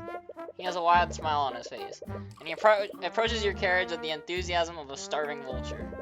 Would a pair of dignified individuals such as yourself care for a refreshing drink? Those clothes, they must be from the city. Okay, so I don't actually know what's going on with this. So I guess this just shows where they're at in terms of, like, how they feel, like their mood. Because the other one had, like, the dark thing. But I guess we'll figure this out eventually. He certainly has a friendly expression, but his thoughts seem very analytical. Wait, how is he able to read his thoughts? I thought he had no arcane art. What? I thought my guy had no arcane art. How did he read his thoughts? Yeah, no, I'm not innocent either. I have a type, okay? We'll leave it there, okay? If you know enough about me, I have a type. Well, I don't need a drink, but probably just intuition. Oh, that's fair, yeah, because he doesn't have any actual magic, so yeah, he's just assuming that even though his face is friendly, that's his thought process. Okay. Miss Tamora glances at you and your stomach rumbles in agreement. Wait, what did that last line say? Can I push escape and read? I don't think there's a way to reread what was just said, but that's fine. I was too busy looking at her, and I missed the line, but that's fine. Of course, I have just a thing for an upset stomach. Okay, so that's his expression, but this is what he's thinking. Like carriage like that, I bet I could place them for a lot. His thoughts and emotions are laid bare through your eye. Oh, so maybe he has a magical item. Even though he doesn't have an actual arcane art, he must have some kind of item that lets him read their thoughts. Well then, carriage like that, I bet I could place them for a lot. But the merchant's expression doesn't betray a hint of what he's truly thinking. You wonder if his false smile could get any bigger. At this rate, he might dislocate his jaw. How about 2 flasks of apple juice for 50 silver pieces? 50 silver pieces. You may find the price daunting, but this is organic and fresh-made apple juice. It's just store-bought juice, but I bet they can't even tell the difference. Out of the corner of your eye, you spot an empty bottle of store-bought apple juice. It's resting on a table inside the merchant's shop. Store-bought apple juice has been added to your note. Store-bought apple juice. Type clue. The Cornhaven merchant has a bottle of store-bought apple juice. It's resting on a table inside the shop. It's suspiciously empty. clues, spells, profiles. Notes. Tyrion will make mental notes of notable clues he sees in the world. These notes are instrumental in solving mysteries and progressing through the game. You can check these notes at any time by opening the toolbar in the top left of the screen. Trust me, it's worth the extra gold. Normally the price wouldn't matter that much to you, but you don't appreciate being treated like an easy mark. Argument. Okay, so his eyes, even though he doesn't have an arcane art, his eyes allow, it's either his eyes or he has some kind of magical item, but he's called them the Eyes of Horus, so I think it's his actual eyes. But wouldn't that mean that he has an arcane art? I don't know. We'll figure it out while we play. Was there an item that the MC has had before or equipped later? That's the thing, is we haven't actually when the game first started, you're immediately in the room that like it starts by like giving you about there was maybe about 5 to 6 lines of dialogue before you walked in, and you're in the room already, and then it hits us with the flashback where we come back here and it's earlier that same day, before the murder, before the trial, before everything. So I haven't actually seen any kind of item on him, so we might see something like that here in a bit, but I'm sure the game will tell us. I'm just trying to speculate before we figure it out ourselves. Training Cooper, Orem White, profile. Arguments. You've started an argument with another character. During an argument, your opponent will make claims that you need to respond to. Responding correctly will lower your opponent's confidence. Responding incorrectly will lower your confidence. And once you run out of confidence, you will lose the argument. I think you need to elaborate. You said that this apple juice is organic, but where is it made? It's produced by the hardworking people of this town, of course. I only trade organic products. In a small town like ours, we only deal with locally sourced products. Presenting during arguments. For certain claims, you will need to present a piece of evidence to refute that claim. To proceed, present the piece of evidence that contradicts your opponent's claim. Present. You say that, but I can see an empty bottle of store-bought juice inside your shop. Why'd you have something like that if you only deal with organic products? Oh, how did that get there? Make no mistake, I only have that because I wanted to see how my products compare to that of the city. And let me tell you, that mass-produced slop doesn't even compare to my product. What an obvious lie. This juice is worth far more than what I'm offering. Honestly, I'm offering you a very good deal. Conscience is clear, I need to stay calm. Intuition, logic, empathy. Interpreting during arguments. For certain claims, you'll need to look at your opponent's thoughts and emotions. Choose the correct response depending on the information seen. Logic. Choose this option if your opponent's thought contradicts something in your notes. Intuition. Choose this option if your opponent's thought contradicts their claim. And empathy. Choose this option if your opponent's emotions contradict their claim.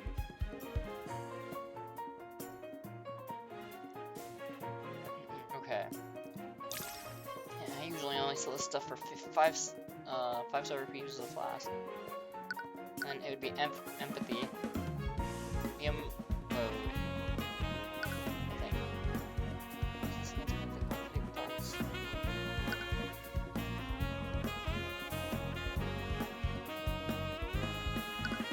No, it doesn't contradict his emotion, it contradicts his thought.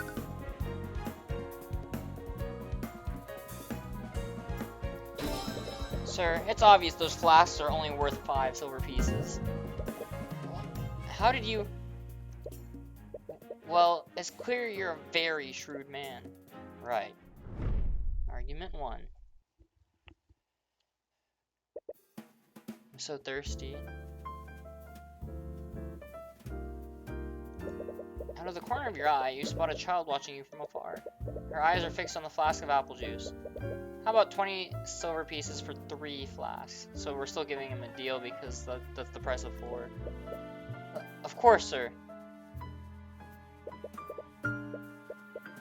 The Kingdom of Winterguard. Oh, what did I say? Wyverngard? No way, I just said Wyverngard, bro. Wyverngard.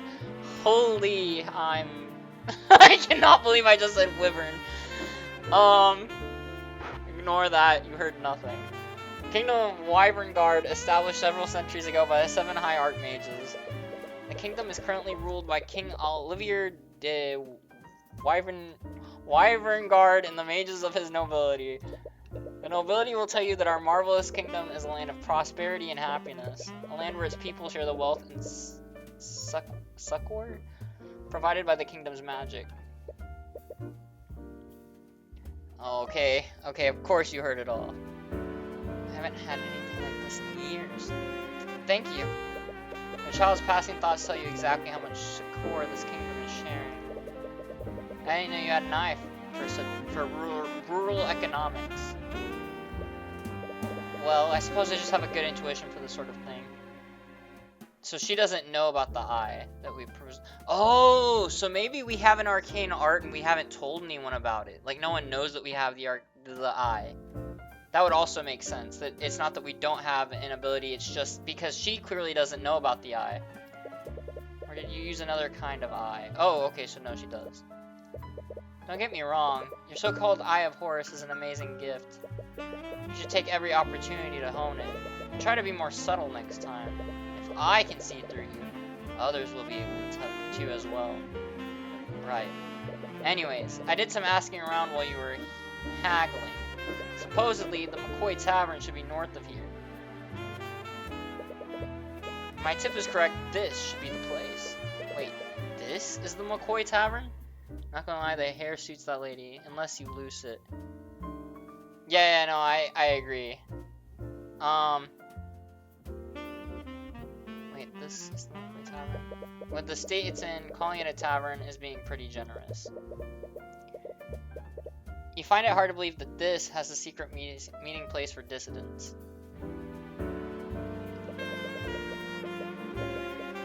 Now that you think about it, maybe that's the entire point. The tavern has been shut down for years.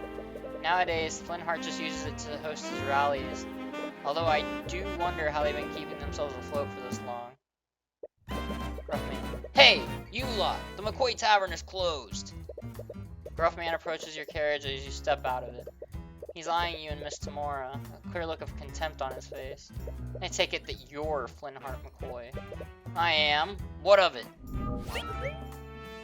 Occupation unemployed, name Flintheart McCoy. Isn't Flintheart the one that gets murdered? So is this... I mean, I know it's the same day. I know this was previous. But I think this is the guy that dies, right? If I'm not mistaken. I think, at least. I thought that was Flintheart McCoy that we saw that got stabbed through, but I could be wrong. Sorry for not writing ahead of time. Or no. It might not have been. Now I'm trying to remember what the guy looked like that got stabbed. Sorry for not writing ahead of time. I'm Ruby Tamora. I want to speak with you. Ruby Tamora. Wait, the Ruby Tamora? Any animosity initially had immediately vanishes. You might lose the eye later on. Oh, yeah. Yeah, if I lose the eye, that would suck. Unable to use it. Any animosity initially had immediately vanishes.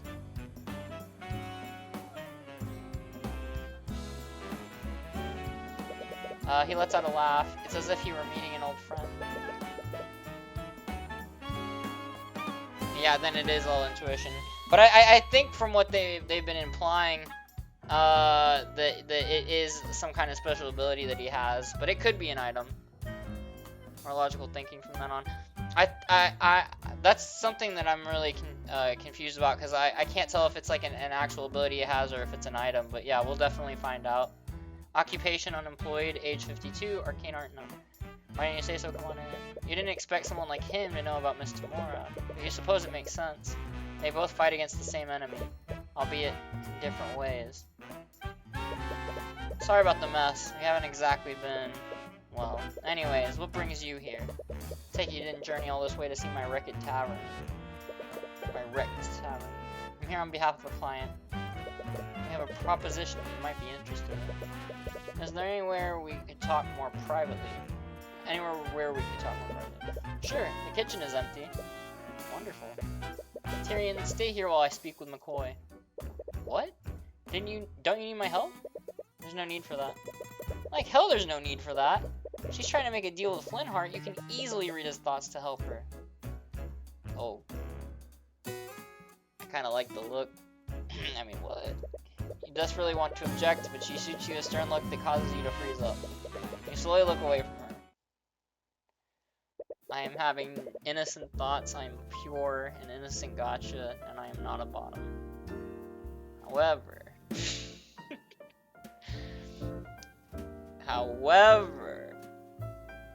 I'm not saying anything crazy, or I am an innocent person. I think we can all come to that conclusion. I'm very much a dominant individual. But, if she asked me to bark, I'm not saying I would. But I definitely would. I mean, what? That's crazy. That is wild. Who would say such things? I'm gonna cook some food since I'm hungry, y'all. I'm definitely not pure. I think I'm pretty pure. You spend some time waiting alone in the tavern's dining area. You want her to be on top of you? No comment. No comment. No comment.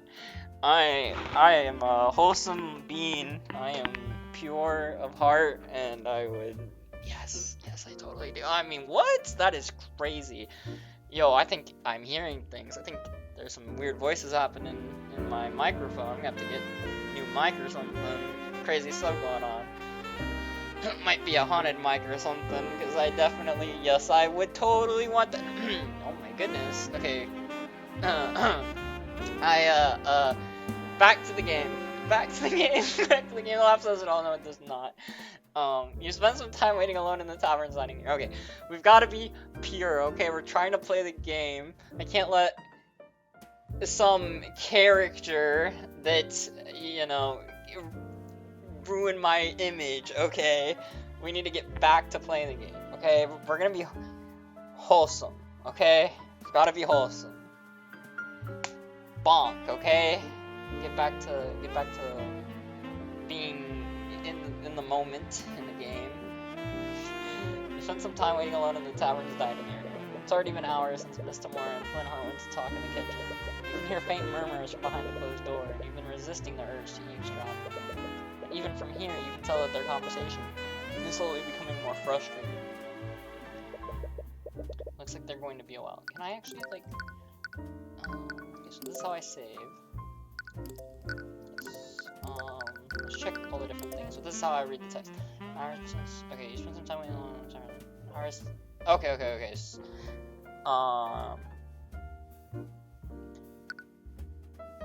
Okay, because I was reading that, and I kind of, like, I was reading, but I wasn't grasping it because I was, like, so caught up on the last thing I said. It looks like they're going to be a while. Well, it's a good thing you always bring a chess set around. Bring out the small chessboard that you've carried around since you were a child. Chess can be played with one person, and you've always taken advantage of that. Oh, do we actually get to play a little bit of chess? Oh, I guess not. Okay, that's lame. Checkmate. You win against yourself. This time is black.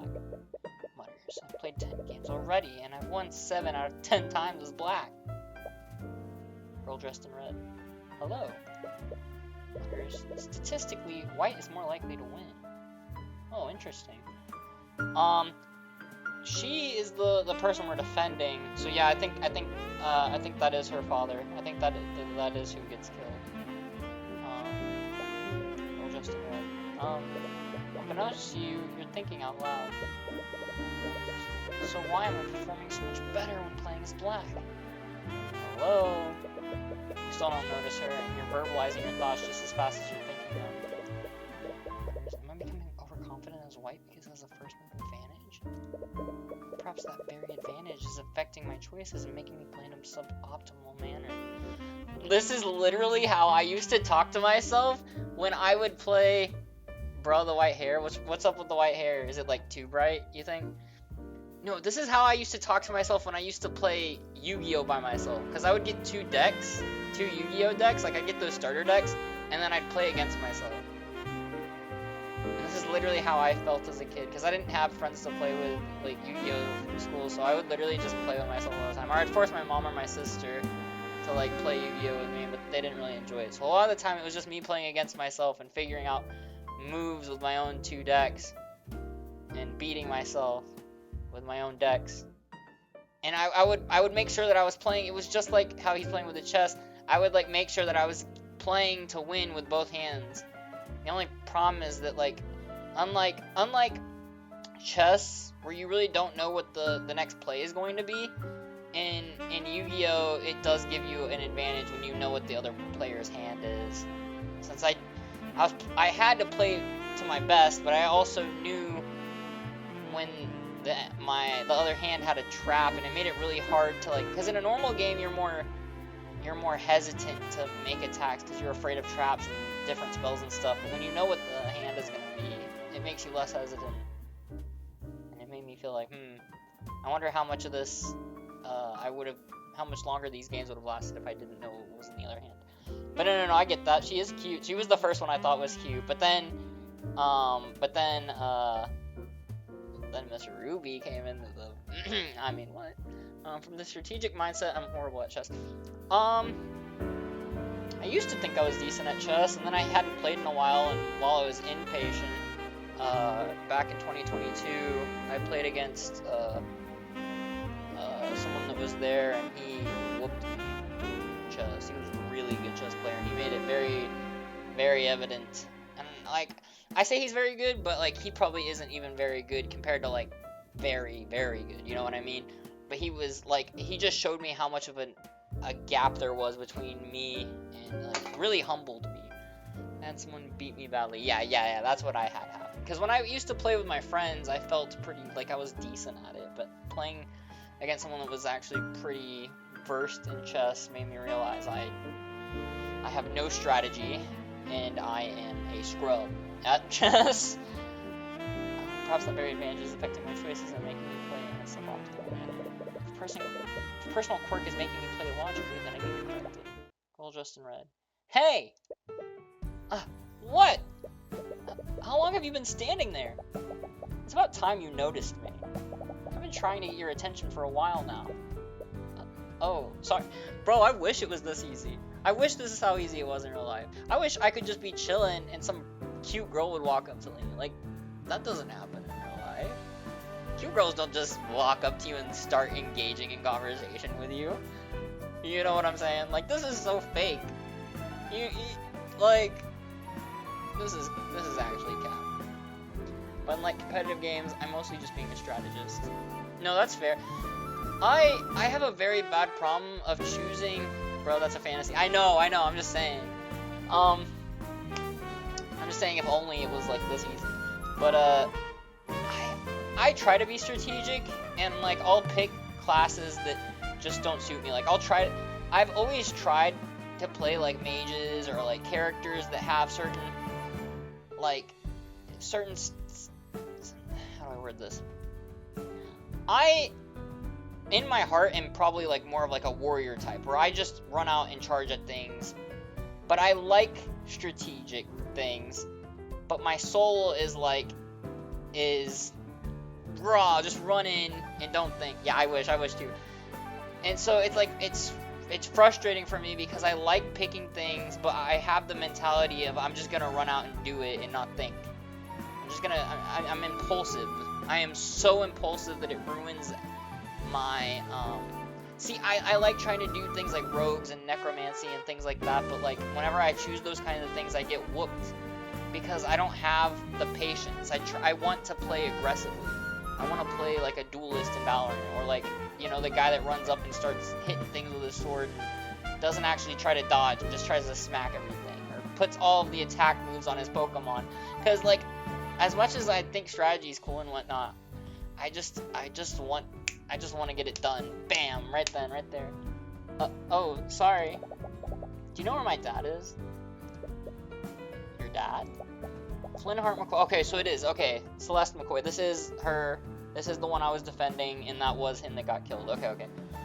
I'm his daughter, Celeste. So that clears everything up right now. Occupation mercenary. Okay. Oh, Flynnheart is speaking with my mentor right now. Huh. Wait. But her name is Samora. So either she's his, like, adopted mother, or that's his real mom, but they go by different names for some reason. But he called her a mentor earlier. maybe she raised him. Maybe she's not just his mentor, but she raised him as well, so that's why he almost said mom. So is that girl over 18 or 18? It'll say her age when we see her speak again. So 1 second. Oh, Flintheart is speaking with my mentor right now. She's 19. I wanted to show him something. Oh, and she has an arcane art, transmutation. Which, if I'm not mistaken, transmutation is the art of, like, creating things. I think it's the art of creating things, like, with equivalent exchange, though. Like, you don't just make things out of thin air. I think you have to have something and you can turn it into something else. Thank God. I think everyone in this game is over 18. 18 or over, I think. From what I've seen.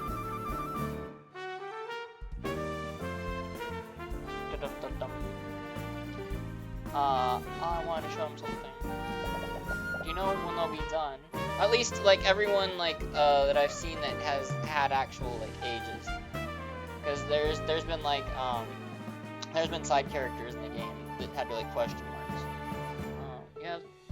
You have the materials to create stuff with trans. Yeah, that's what I thought it was.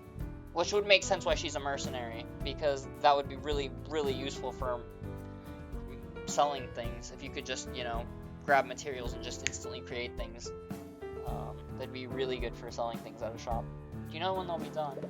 I don't know. They've been speaking in the kitchen for a while now. I hear Flintheart and Miss Tomorrow's voices getting louder and more frustrated, but Celeste doesn't seem to notice. Her eyes seem to be focused on your chessboard. Just chess, right? Are you playing against someone? Oh, I'm playing against myself, actually. Oh, that's... Feel a judgmental stare. Playing alone helps me develop new strategies. Plenty of professionals do it. Hey, I'm not the type to shame a man for playing with himself. Whoa! Hey, yo! Are you reading this too? That's... So you gotta know how to make it as well, or it becomes incredibly hard. I'm not gonna lie, with her saying that innuendo and then you saying what you said, it just felt like an adult. I know it wasn't supposed to be one, but I just read that completely wrong after reading what she wrote. I'm sorry, what? That's what I'm saying. But that's... Relax, I'm just joking. Anyways, if you're still waiting for your mentor, do you want to play a game? Oh, you know how to play? Sure, I've read about this before. She's read about it? This table is so dusty. Celeste takes a seat on the other side of the table. She tries to set up her side of the board, but fumbles with the pieces. She stares at one of them. How do I arrange these things again? Part of you regrets accepting her challenge. It would be impolite to back out now. Here, I'll arrange them for you. Thanks. I'm trying to remember, but I know it's a row of pawns, and then it's the rooks at either side. I think it's the rooks on either side, and then the knights, and then the bishops. Is the king on the left or the right? I could be wrong. Is it rook next to knight? Honestly, the back row fucks me up too. I don't play chess enough. I can set up a checkers board! I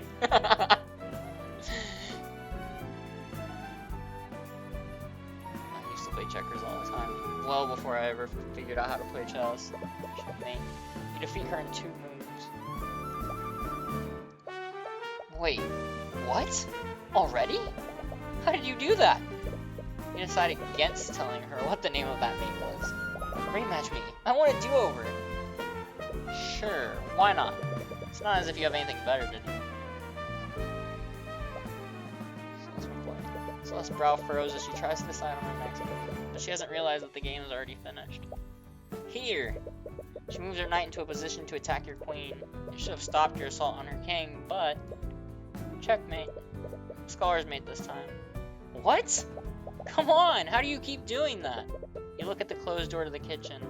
Flintheart and Miss Tomorrow's discussion is becoming louder. Doesn't sound like they'll be done anytime soon. Again, I'll definitely beat you this time. For someone who had clearly never played before, she's quickly improving with each game. It's impressive. She's observing your strategies and adapting them to her playstyle. And the way she's playing now, she could even defeat a nationally ranked noble. Checkmate. But even so, you've been playing this game for a lot longer than she has. Are you always one step ahead of me? It's like you're reading my mind. As if you even need to. Just one more game, I'll get you this time. Hello, Cuthbert. Tomorrow emerges from the kitchen with Flintheart. She does not look happy. The discussions did not go well. I don't play chess enough to know that stuff. Also, that is possible to defeat someone in 2 moves. Yeah, no, I know. Yeah, it's just crazy. I remember when, like, didn't XQC lose to Moist Critical in, like, 3 or 4 moves? I think it was, like, in 3 moves. So, it's definitely possible. It's just... it was crazy that it happened on like one of those streams. As tomorrow emerges from the kitchen with Flintheart. They both look mentally exhausted. It looks like negotiations didn't go well. Hi, Dad. Oh, hello, sweetie.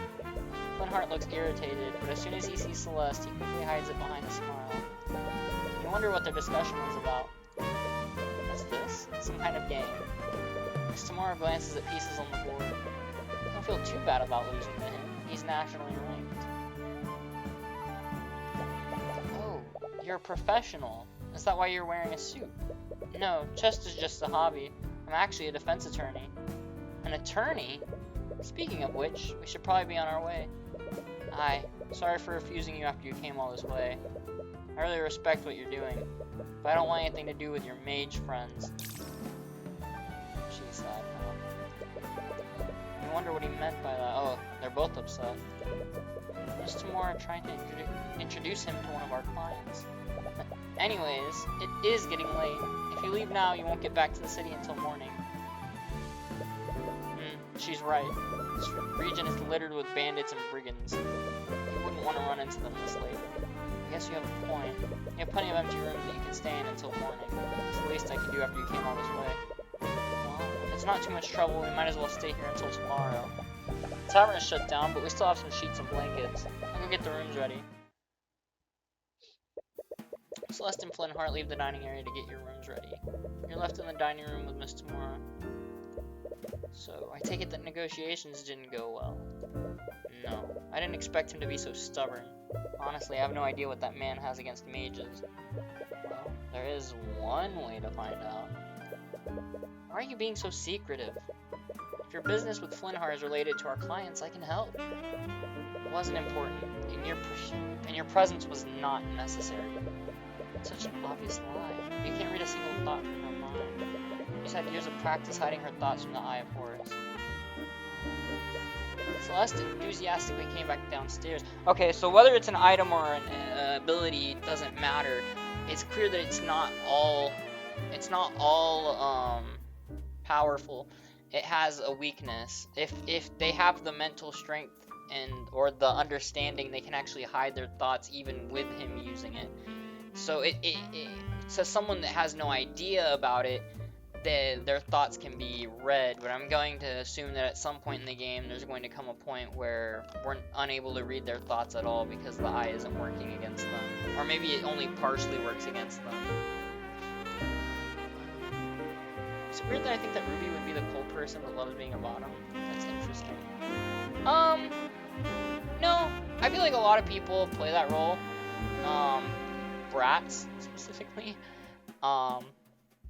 Like, I think a lot of people, or for me, I feel like less than being cold, I feel like it'd be more like a front, where, like, she'd pretend or act more like she's like, colder than she actually is, and then once you got past the facade, she'd be, like, very, what's the word,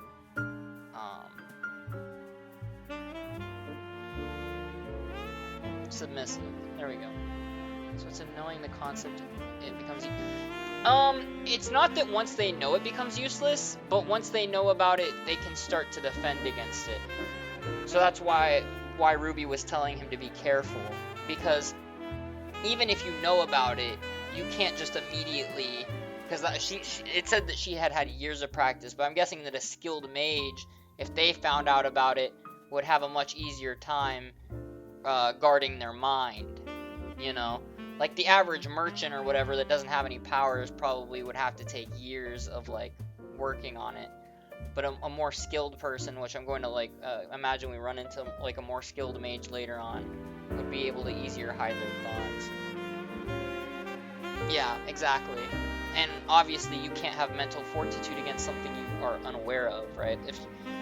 I mean, some people have a strong mental fortitude regardless, you know, so the eye probably has a strong time against those types. But for the most part, most people aren't going to be suspecting any kind of reason to guard their, you know, their thoughts or whatnot, so they'll be more susceptible to it, like the merchant. Celeste enthusiastically came back downstairs. Surprisingly, there's a clip of Batman doing that well. No, that makes sense. There's a lot of characters like that that would be really good at hiding their thoughts. I feel like it really depends on your character type, you know. I feel like some people would have a lot easier time doing it. Like, I feel like I'd be really bad at it. The only I don't think I'd be able to hide my thoughts. I think what I would have to do is I'd have to spam my head with useless thoughts, which I think I could, instead of just making my head go blank, it'd be easier for me to just spam my head with thoughts that are meaningless, just a bunch of jumble, you know. You'd still be reading stuff, but it'd all be unimportant information. I feel like it'd be a lot easier than just completely having my thoughts go away, because I'm constantly thinking, constantly in my head. So if I was trying to hide something from being found out, I would just have to spam my head with like random thoughts. Just like keep repeating the same thought in my head. Celeste enthusiastically came back downstairs. She seems to have noticed the tension between you and Miss Tamora. Sorry to interrupt, but your rooms are ready now. Right.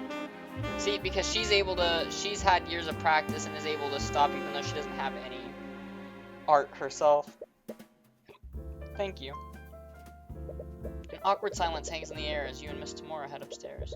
You reach the upper hallway and see the 2 rooms that Celeste prepared for you.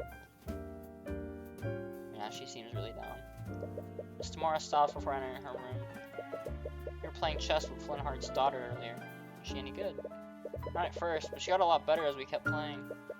I'm sorry for leaving you there for so long. I didn't expect our discussion to last that long. No, it's fine. Despite everything, I enjoyed playing against her. I see. Well, I suppose you are at that age. No, it's not like that! It's just that outside of tournaments, I never really get to play against another player. You only ever want to play shogi against me. Because shogi is clearly superior. It's complete anarchy is what it is. You just bring fallen pieces back to life like some kind of necromancer. I'm actually going to be honest, shogi is something I really want to learn how to play after watching one of those shogi anime. I watched like 1 or 2 different shogi anime, and I actually think shogi is really interesting. Like, I tried looking into it and like learning how to play after watching those anime. I would have to have someone teach me because it's a lot more complex than it appears. And I tried to get into it myself, but I feel like I need an actual person that knows how to play to teach me. But I find shogi to be a very interesting game. It's basically like Japanese chess, but it's a little bit different. I'm very, very intrigued by shogi, though. I would definitely enjoy learning how to play. I can't say for sure that I like shogi more, just because I haven't, like, as much as I've seen it and it looks fun, I haven't actually had a chance to play it myself. But it definitely does intrigue me a lot. Just constantly play memes in your head. Exactly.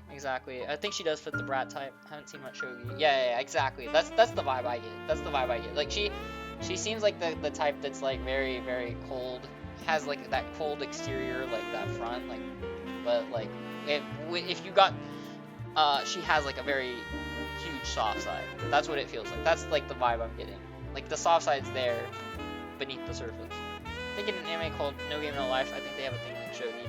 Yeah. I actually, this is, we're going off track, and whenever I, like, eventually end up putting this part up, this part is gonna be, like, 2 hours long, and we're gonna have, like, 5 minutes of gameplay, but that's fine.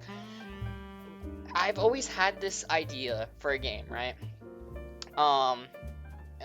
Think of, like, No Game No Life meets, Pokemon Conquest, right? And I've had this idea for a long time now. I think I even had the idea before. No, I think it was after I'd played both. But the idea is something like this, right? the game goes like this, because I've played both, and I've watched No Game No Life, and I've played all of Pokemon Conquest. Loved Pokemon Conquest, and I think I had the idea before I played Pokemon Conquest. But the idea goes like this: like in Pokemon Conquest, you go around capturing kingdoms, and each just like in like No Game No Life, where there's multiple games, you go around capturing kingdoms like in Pokemon Conquest, but instead of playing the same game in each kingdom, you know, each kingdom has a different game, right? And I wanted to do something like Yu-Gi-Oh with it, where it's not just tic-tac-toe or rock, paper, scissors. No, that would be too boring. I feel like doing something like Yu-Gi-Oh, where I create my own mini games for each kingdom, and you have to beat each kingdom at their own mini game, and then you capture that kingdom, and you get to like move towards the other kingdoms, and you slowly capture all the kingdoms one by one. And then but kingdoms can also capture at the same time. I feel like there could be like an AI that's capturing kingdoms as well. I haven't fully thought it out. It might just be that the kingdoms just kind of stay there and you have to slowly unlock them. But I was also thinking of maybe the AI could capture kingdoms. So if like one kingdom had a game and they captured 3 different kingdoms, you know, throughout it, I feel like they shouldn't be allowed to capture each other before you get to them. But if they can capture your kingdoms after you've captured them. So you might have to play the same game 3 times because they captured 2 of the kingdoms you'd already captured yourself. You get what I'm saying? Sounds like it would be hectic. Like a PKKM CCG? I'm unsure what a PKKM CCG is. When I see CCG, I think like trading card game, Pokemon card game. Oh, kind of, but like the games would all be different. It would just be like Pokemon Conquest system. So Pokemon Conquest system is like you're running around capturing all the kingdoms one by one. But the games would all be unique. Like I would create unique mini games for each kingdom. So you'd start off as like this rural little like broken down village, right? Like how they do in Pokemon Conquest. But you'd be an excellent player at your game. And if they want to capture if you want to capture a kingdom, you have to play them at their own game, right? So if you're the one that is trying to capture the kingdom, the rules of this world state that you have to play their game, right?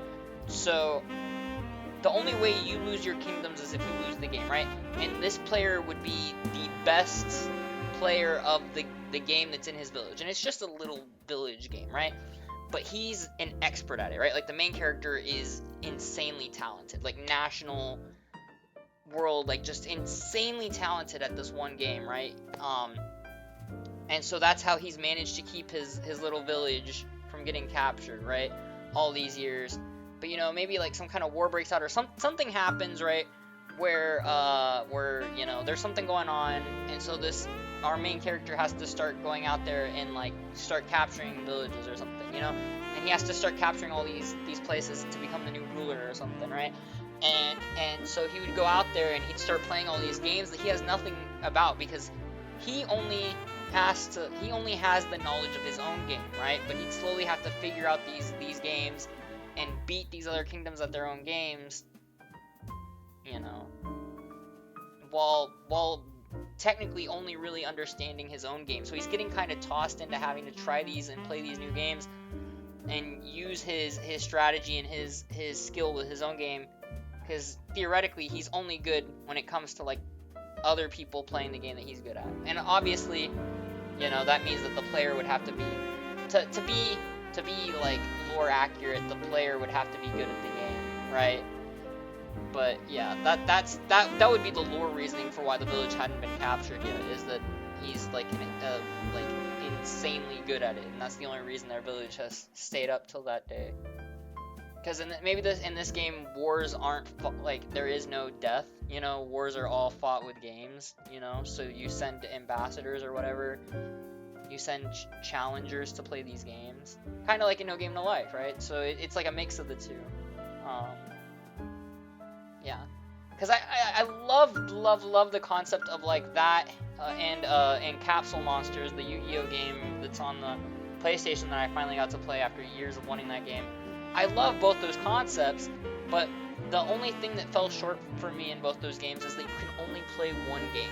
You play the same game the entire time, and both the games were fun, and I love the concept of like capturing things, but how much more interesting would it be if each of these kingdoms had their own unique game, right? Like, it just makes it feel so much more personal, like it's an actual living world, right?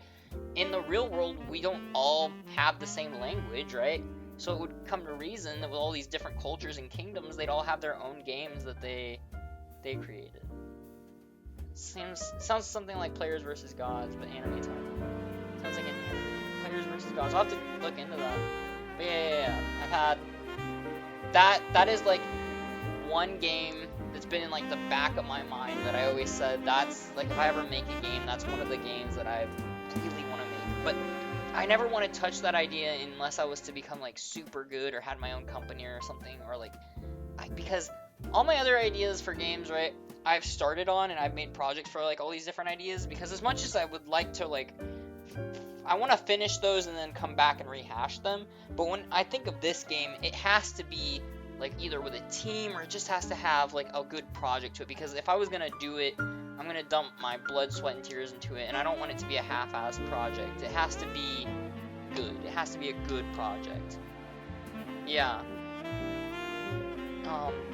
Because that's the kind of game, yeah, work on it little by little. That's the kind of game where I want to take pride in that one. I want to have like put like lots of time into it, and yeah. Yes. Okay. Let's get back into this though, because I know I'm over here not playing the game, but like yeah, I like discussing these little things with everyone, like discussing my ideas and plans. Okay, you just bring fallen pieces back to life, like some kind of necromancer. It adds depth. Dropping adds a dimension of play that isn't present in chess. You sternly look at each other, your position's already made. After a few moments of silence, you both burst out laughing. I'm sorry if it looks like I don't trust you. I know you're just trying to help. There are some things about my work that I just can't tell you about yet. But one day, I'll tell you everything. Right. I'm sorry for prying. I just want to show you I'm ready to be an attorney. You are. I know you are. The rare praise from your mentor catches you off guard. Anyways, get some rest. You should mentally prepare yourself for the journey tomorrow. Right. Completely forgot about the character guy. See... Oh yeah, I still got my 2 friends to Unreal and Fortnite WAN champion. Yo! That's awesome. I am horrible when it comes to Fortnite. Like, I enjoy playing from time to time, but I am dog. Okay, so I know how we were just talking about how she's most definitely like the submissive type bottom type here, which is like a crazy thing. Like, obviously if someone's rewatching this in the future, they're gonna be like, why are they talking about these things about, but that's fine, that's what we do on this channel. But I feel like I'd cave. Like, I would definitely, I would easily cave. Like I feel like she is submissive, so she probably wouldn't have, like, she might have like a slight dominance to her. But if she did have that side, like if she was a switch, just like to assume who she was, I'm caving, I'm folding.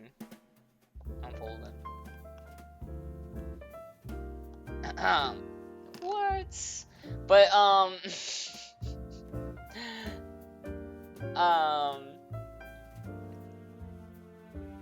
what? I feel like it'd be like one of those situations where like she probably is like more submissive. And so it would be more of like a dominant type situation, but like, I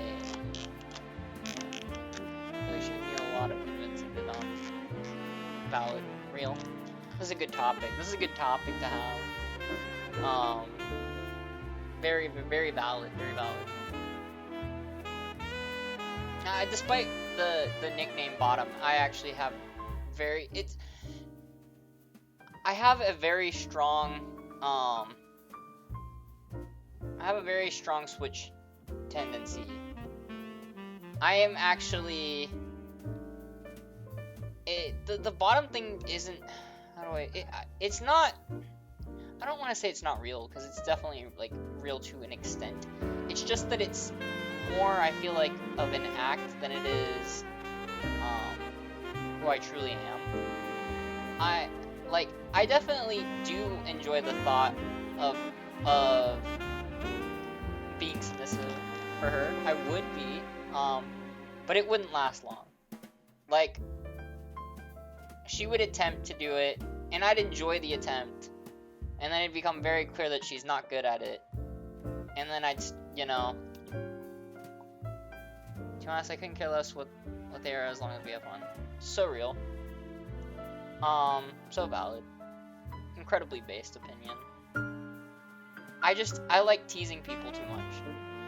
I think that's why I'm a lot more dominant than people realize, is I love to tease people, and it's actually like a really bad habit of mine, like where I will tease people constantly, and I think that's why I have more of a dominant side, because I don't mean to do it. I'll just, like, someone will start trying to dom me, and then I want to tease them, and if they don't have a strong enough dominant personality type, which a lot of girls I've talked to don't, the second they start getting teased, they go all blushy, and then it's like game over, you know? They stop. Like, you have to actually be dominant, like have a strong dominant subtype to get teased while you're trying to dom someone and not immediately cave.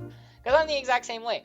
If someone starts teasing me, I lose all my confidence and I turn into a blushing mess. Like, absolute become a mess. Can you find the dream girl? See, I find I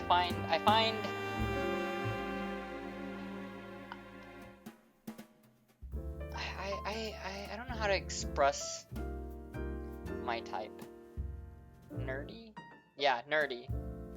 Nerdy is definitely my type.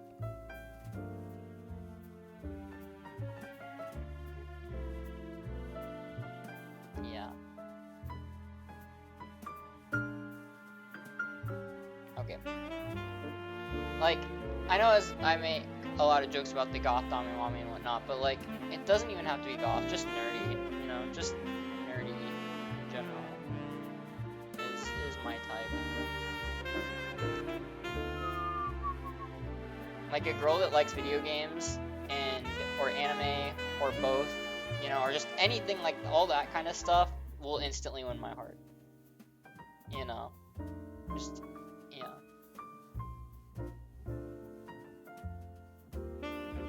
I think that's like why I got so into VTubing, because like everyone in the VTuber space is like my kind of people. Like, you can't be a VTuber and not enjoy games and or anime. Like, you literally are streaming as an anime character. You can't be a streamer that has an anime character and not like anime and or games. Like, it's just not possible. Like, I think that's like why this fits me so well. This is like, and I can be a more authentic version of myself than I could be if I was like in person. Cause like, I get so nervous in person. Like, if I was trying to face cam, I would not have the confidence to say half the things I do. I think I'd be more like how I am in real life. I think streaming would be a lot harder for me if I tried to live stream. I mean, then again, I might just go about streaming like how I used to, where I just streamed without any kind of face cam. You know, I just had my voice over the stream with my old streams. Not streams, but my old YouTube videos from like 2016 when I was like still a teenager. If I did a face cam, I would just lose it. Well, no, real. I I wouldn't, at this point, I would have to be in good shape before I need to lose a little bit more weight and feel more confident with myself. I do, this is something you probably will be one of the only people to hear, because I doubt many people watch this VOD, if anyone does.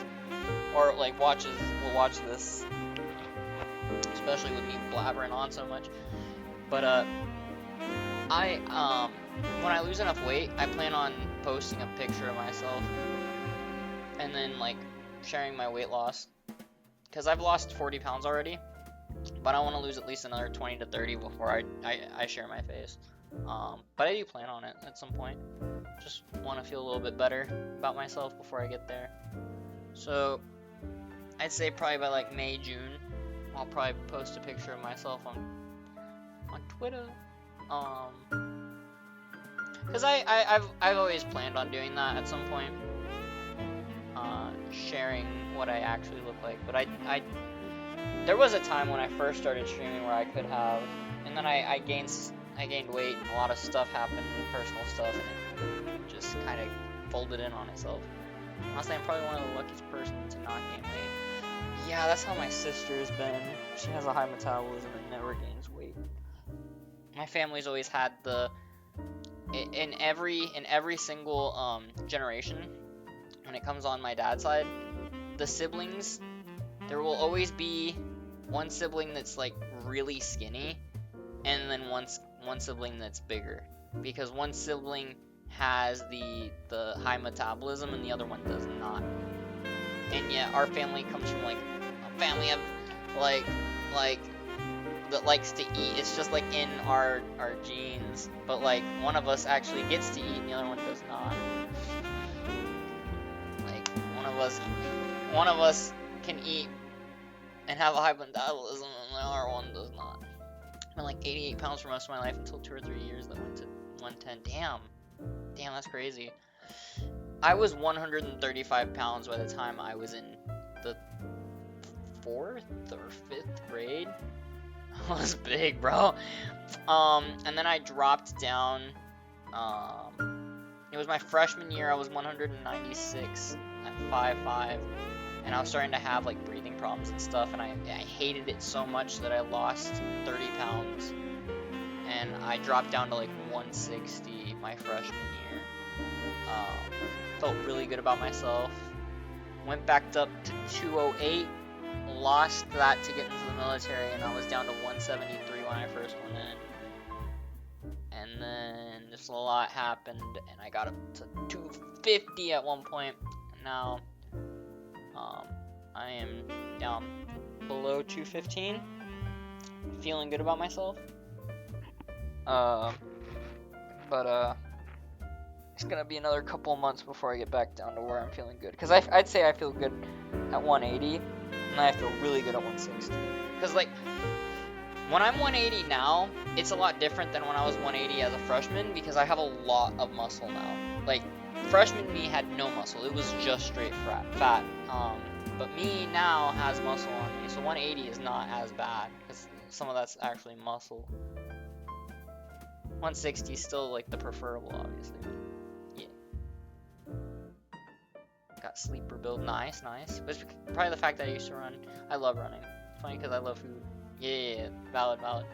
Okay, I'm gonna like talk with you while I play, because someone's gonna come in and watch this. And I'm gonna be like, bro's being horny on main, and he's not playing the game.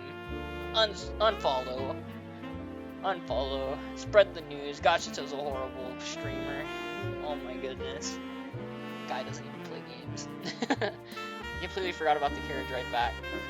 Wait, what is even going on right now? Let's take a look. Anyways, get some rest. You should mentally prepare yourself for the journey tomorrow. Right. Completely forgot about the carriage ride back. You can already feel your stomach churning in protest. Oh yeah, he hates the carriage. You lay in the bed that the McCoys prepared for you, and as you close your eyes, you slowly drift into a deep slumber. As this happens, you feel something invasive. Your mind drifts away, and you feel yourself being pulled elsewhere. You find yourself in a surreal and unsettling landscape. You're fairly certain that you're dreaming right now. Some instinct in the back of your mind tells you that something is fundamentally wrong about this. What the heck are you? Bandaged hands? Huh. You see a woman in the far distance. She's staring directly at you.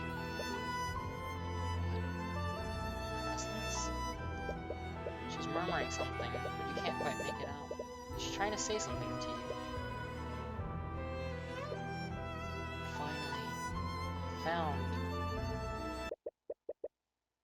I finally found you, Heavensborn! You're jolted wide awake. Yeah, that definitely was not a dream. That was definitely something crazy going on, some magical shit, and I'm scared. I would be shitting myself if I lived in a world of magic and I had a dream like that. I'd be like, okay, I'm fucked. If you actually seen a picture of me, you would think I'm either really young or malnourished. I see. Hold up, I missed it. Oh, you missed what just happened? Can I don't think I can go back.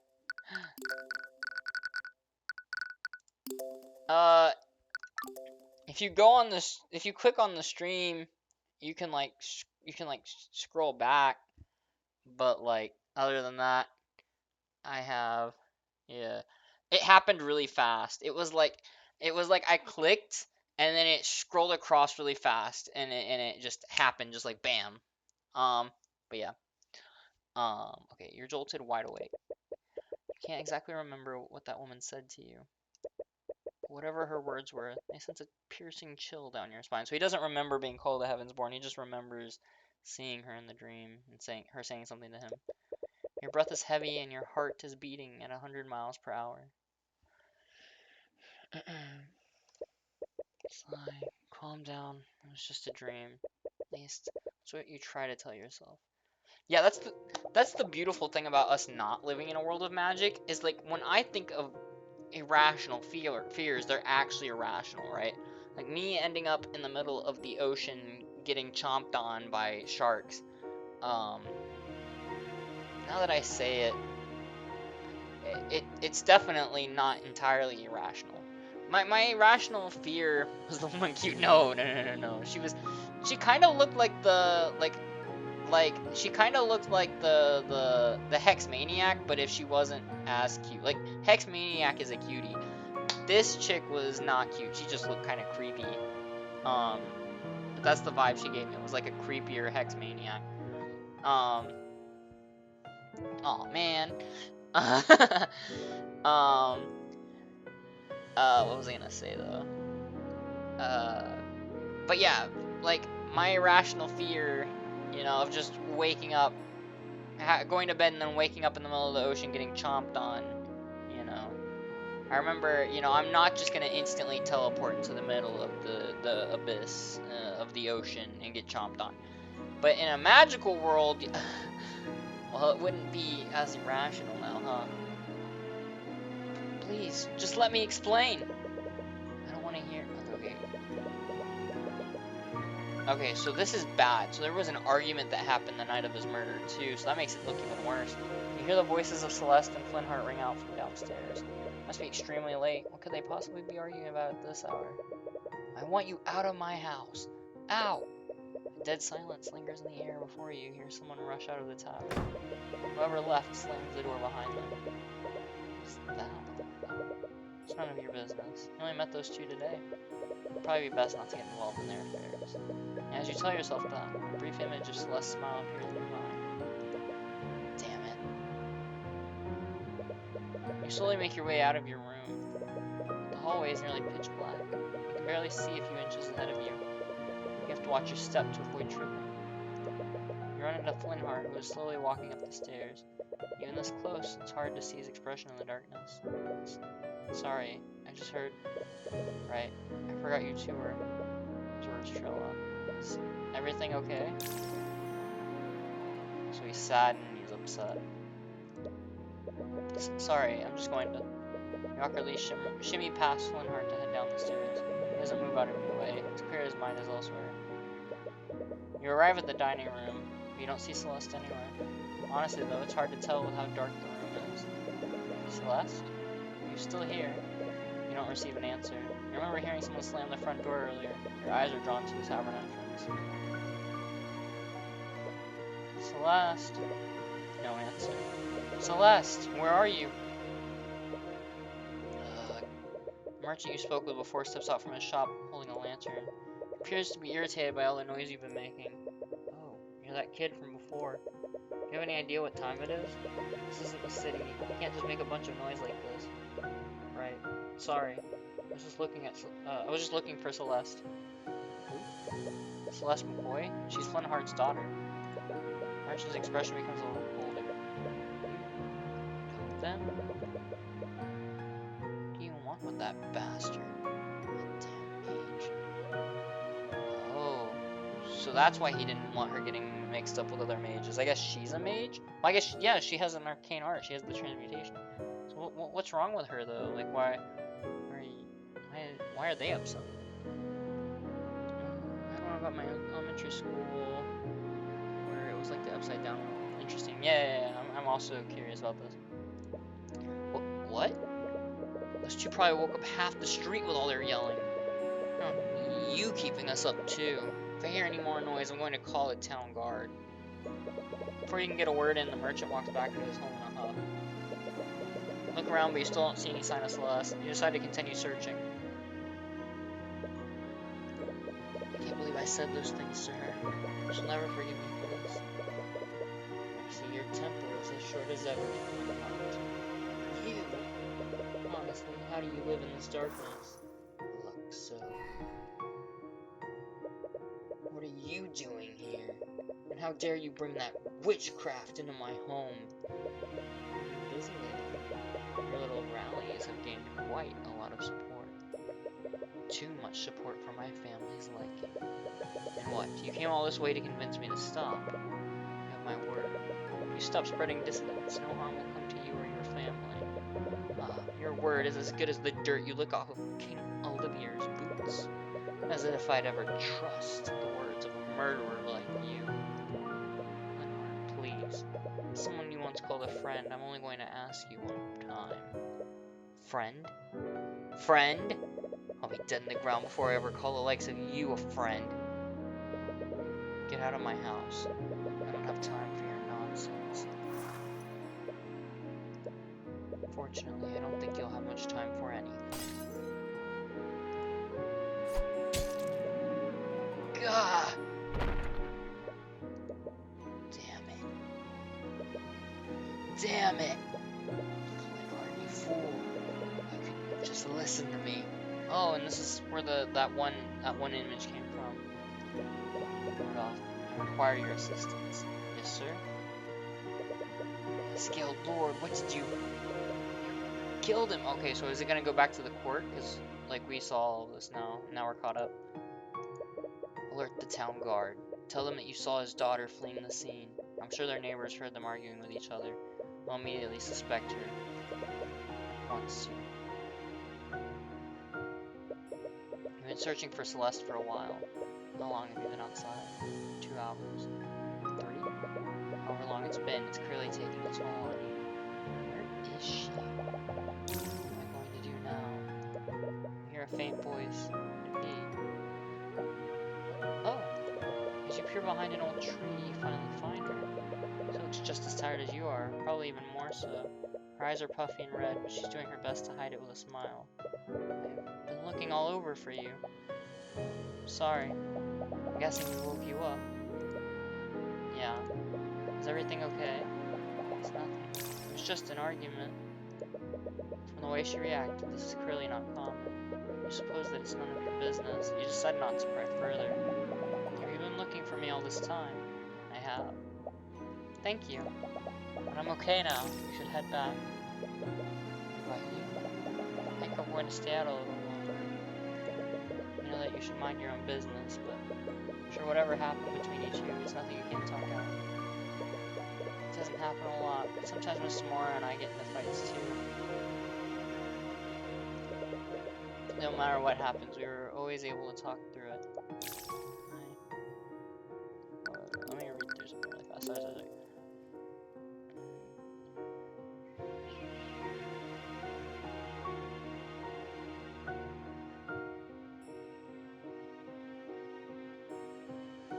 Sorry, I just had to read through that.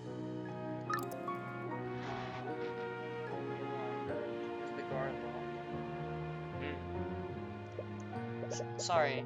I know it's none of my business, but I just... No, I really appreciate it. Thank you. Even though she's sad and she's upset, she's feeling happy now that he came out. You're right. Let's go back. But the scene that'll be awaiting them is horrible. What? You arrive back at the McCoy Tavern, but it's now surrounded by several carriages and knights clad in plate armor. Is that the Inquisition? What? The Arcane Inquisition. They're an order of knights that investigate crimes committed using magic.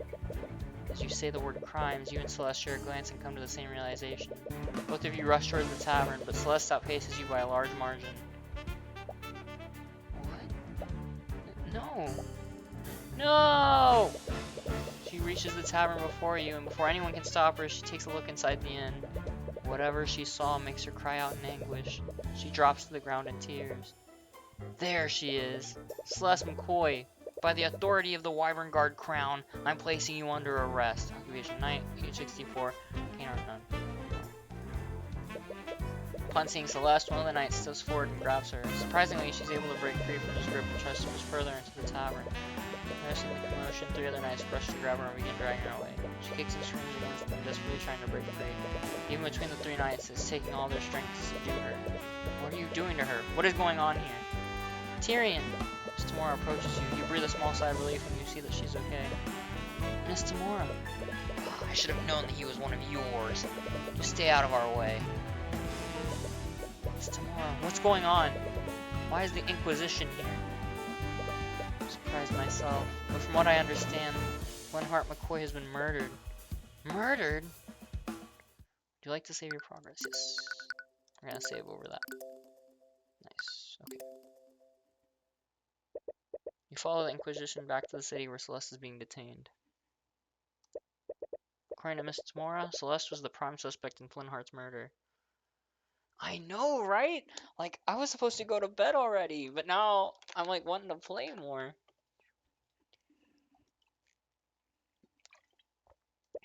Due to the supposed nature of the crime, her case would be pushed to trial immediately. But many elements of the situation still don't make sense. The Inquisition only investigates crimes committed using magic. So why is Celeste their prime suspect? Could she be a mage? This is ridiculous. She has a right to speak to an attorney. Anyways, you find yourself met with another hurdle, a very frustrating one. Yeah? Well, we can't let you see her until she's been processed. Her trial's in an hour. How has she not been processed yet? I don't know what to tell you, kid. I wish I could help. You don't need to use the eye to know that's a complete lie. So, you're really planning on defending her? Do you know if she can even afford a lawyer? I just can't stand here and do nothing. You saw them, didn't you? There's no way she would murder her father like that. I know that. Look, I was saving this for a special occasion, but... Oh, nice. It's like almost 4 AM for me. I was watching ARGs until this game got me hooked now. Like, it's just short of 3 AM for me. And like, I should probably stop at some point, but I also want to keep playing. Attorney's Runestone, type clue. A magical runestone that allows you to take pictures of crime scenes and write notes telepathically. Every attorney has one. It's almost like a badge for them. Attorney's Runestone. This is an attorney's runestone. If you're going to defend her, you're going to need one. I begin to tear up. You've wanted one of these ever since you were a child. It's basically a badge of honor for attorneys. Don't cry, Cuthbert. Sorry. Anyways, keep one thing in mind. If you try to defend her, the Inquisition isn't going to fight you fairly. Our court system only exists to create the illusion of justice. They hate people like us, and they'll do everything in their power to sabotage you. Damn it. You knew that they'd try to get in your way, but you didn't expect them to do it this blatantly. What's with all this noise? You're that knight from the tavern. That's Commander Orm White to you, kid. I had a feeling Tamora would be sniffing around this case. But I didn't expect her to send a kid to do her dirty work. Commander, he says that he wants to talk to the mage. And she's gotten a right to an attorney, doesn't she? Well, she hasn't been processed. Commander White looks confused for a moment. What the hell kind of bullshit are you trying to pull? Let him through, you idiot. Yes, sir. I'll stop when it's day in the game. Exactly! I actually don't know. You think I should stop like right before the first case and continue tomorrow, or do you think we like start to play into the first case? What do you think? Cause I could like play all the way up until the case begins and then stop there, or we can play in. I'm not entirely against playing more. The knight leads you through the halls of the dungeon. For something built in the capital, it looks extremely old and decrepit. Prisoners, sad, angry, and upset. Let's stop here since it hasn't shown everything. Okay, no, that's fair. I will,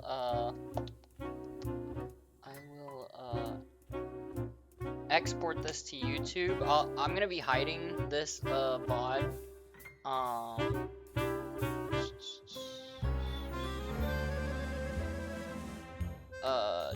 I'll be hiding it on Twitch, but I'll upload the edited version into the archives. It's only gonna be slightly edited because there was something I said that I was not supposed to. Not something bad. I mentioned something that's supposed to be like confidential. It's not like anything crazy top secret or anything. It's just like I may or may not have. Yeah, anyway, I need, yeah. I'll have to, like, after the VOD's down, the VOD will be down for a bit, but then it'll get pushed onto the archive channel, probably tomorrow, because I'm probably going to bed after this, but then it'll be up, and people will be able to watch the VOD.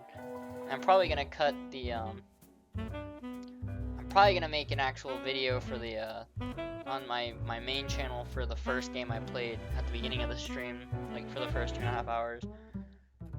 It's crazy that I've been playing this game for almost 2 hours because I've barely touched the game at all. Like, I've barely played any of the game. Like, we haven't even made it to the first game because I've been talking so much.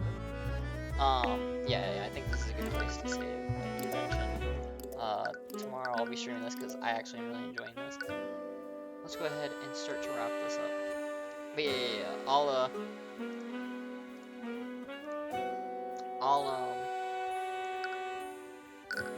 now that's saved.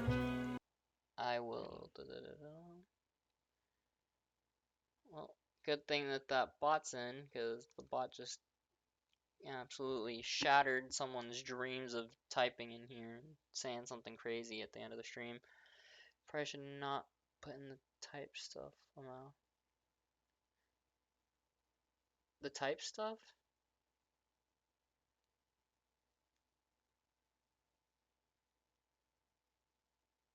Oh, did like they mention something crazy?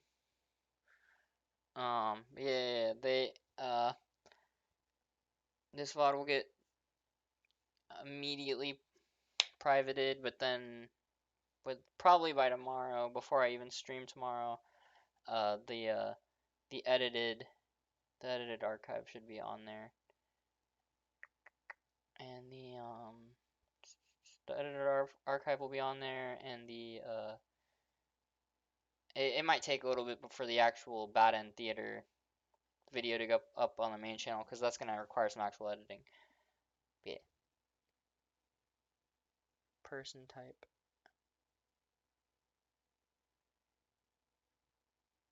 Or do I don't really care? I don't care really. Uh, I'm lost on what you mean person type.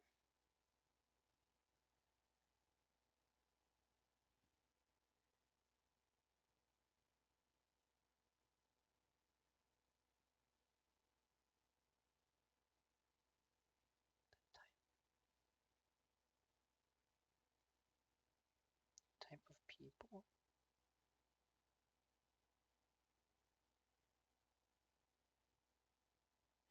Oh, like, are you saying to like cut out the parts where we were like talking about like when we were like talking about the submissive and whatnot, like when we were messing around? That wasn't really the parts I was gonna like cut. I honestly don't mind if someone's rewatching and sees that. Like, I can be. That's just part of my. If that's what you're talking about, that's just. I feel like that's just at this point kind of my nature. I mean, I'm literally on from a podcast called DGen Nation. I feel like it's expected. But No, it was something completely different. It wasn't even something like major. I realized I had to fix that, edit that out. But the other stuff that was mentioned was pretty chill. It was honestly it was pretty tame to some of the stuff I've said on stream before. Um, I definitely have gotten a lot more tame. 2021 me was unhinged and said some crazy shit about Dami mommies and shit. Like I was wild on here. I was going crazy. I've tamed down a lot. Um, Not that I wasn't being truthful. I just am surprised that I had such a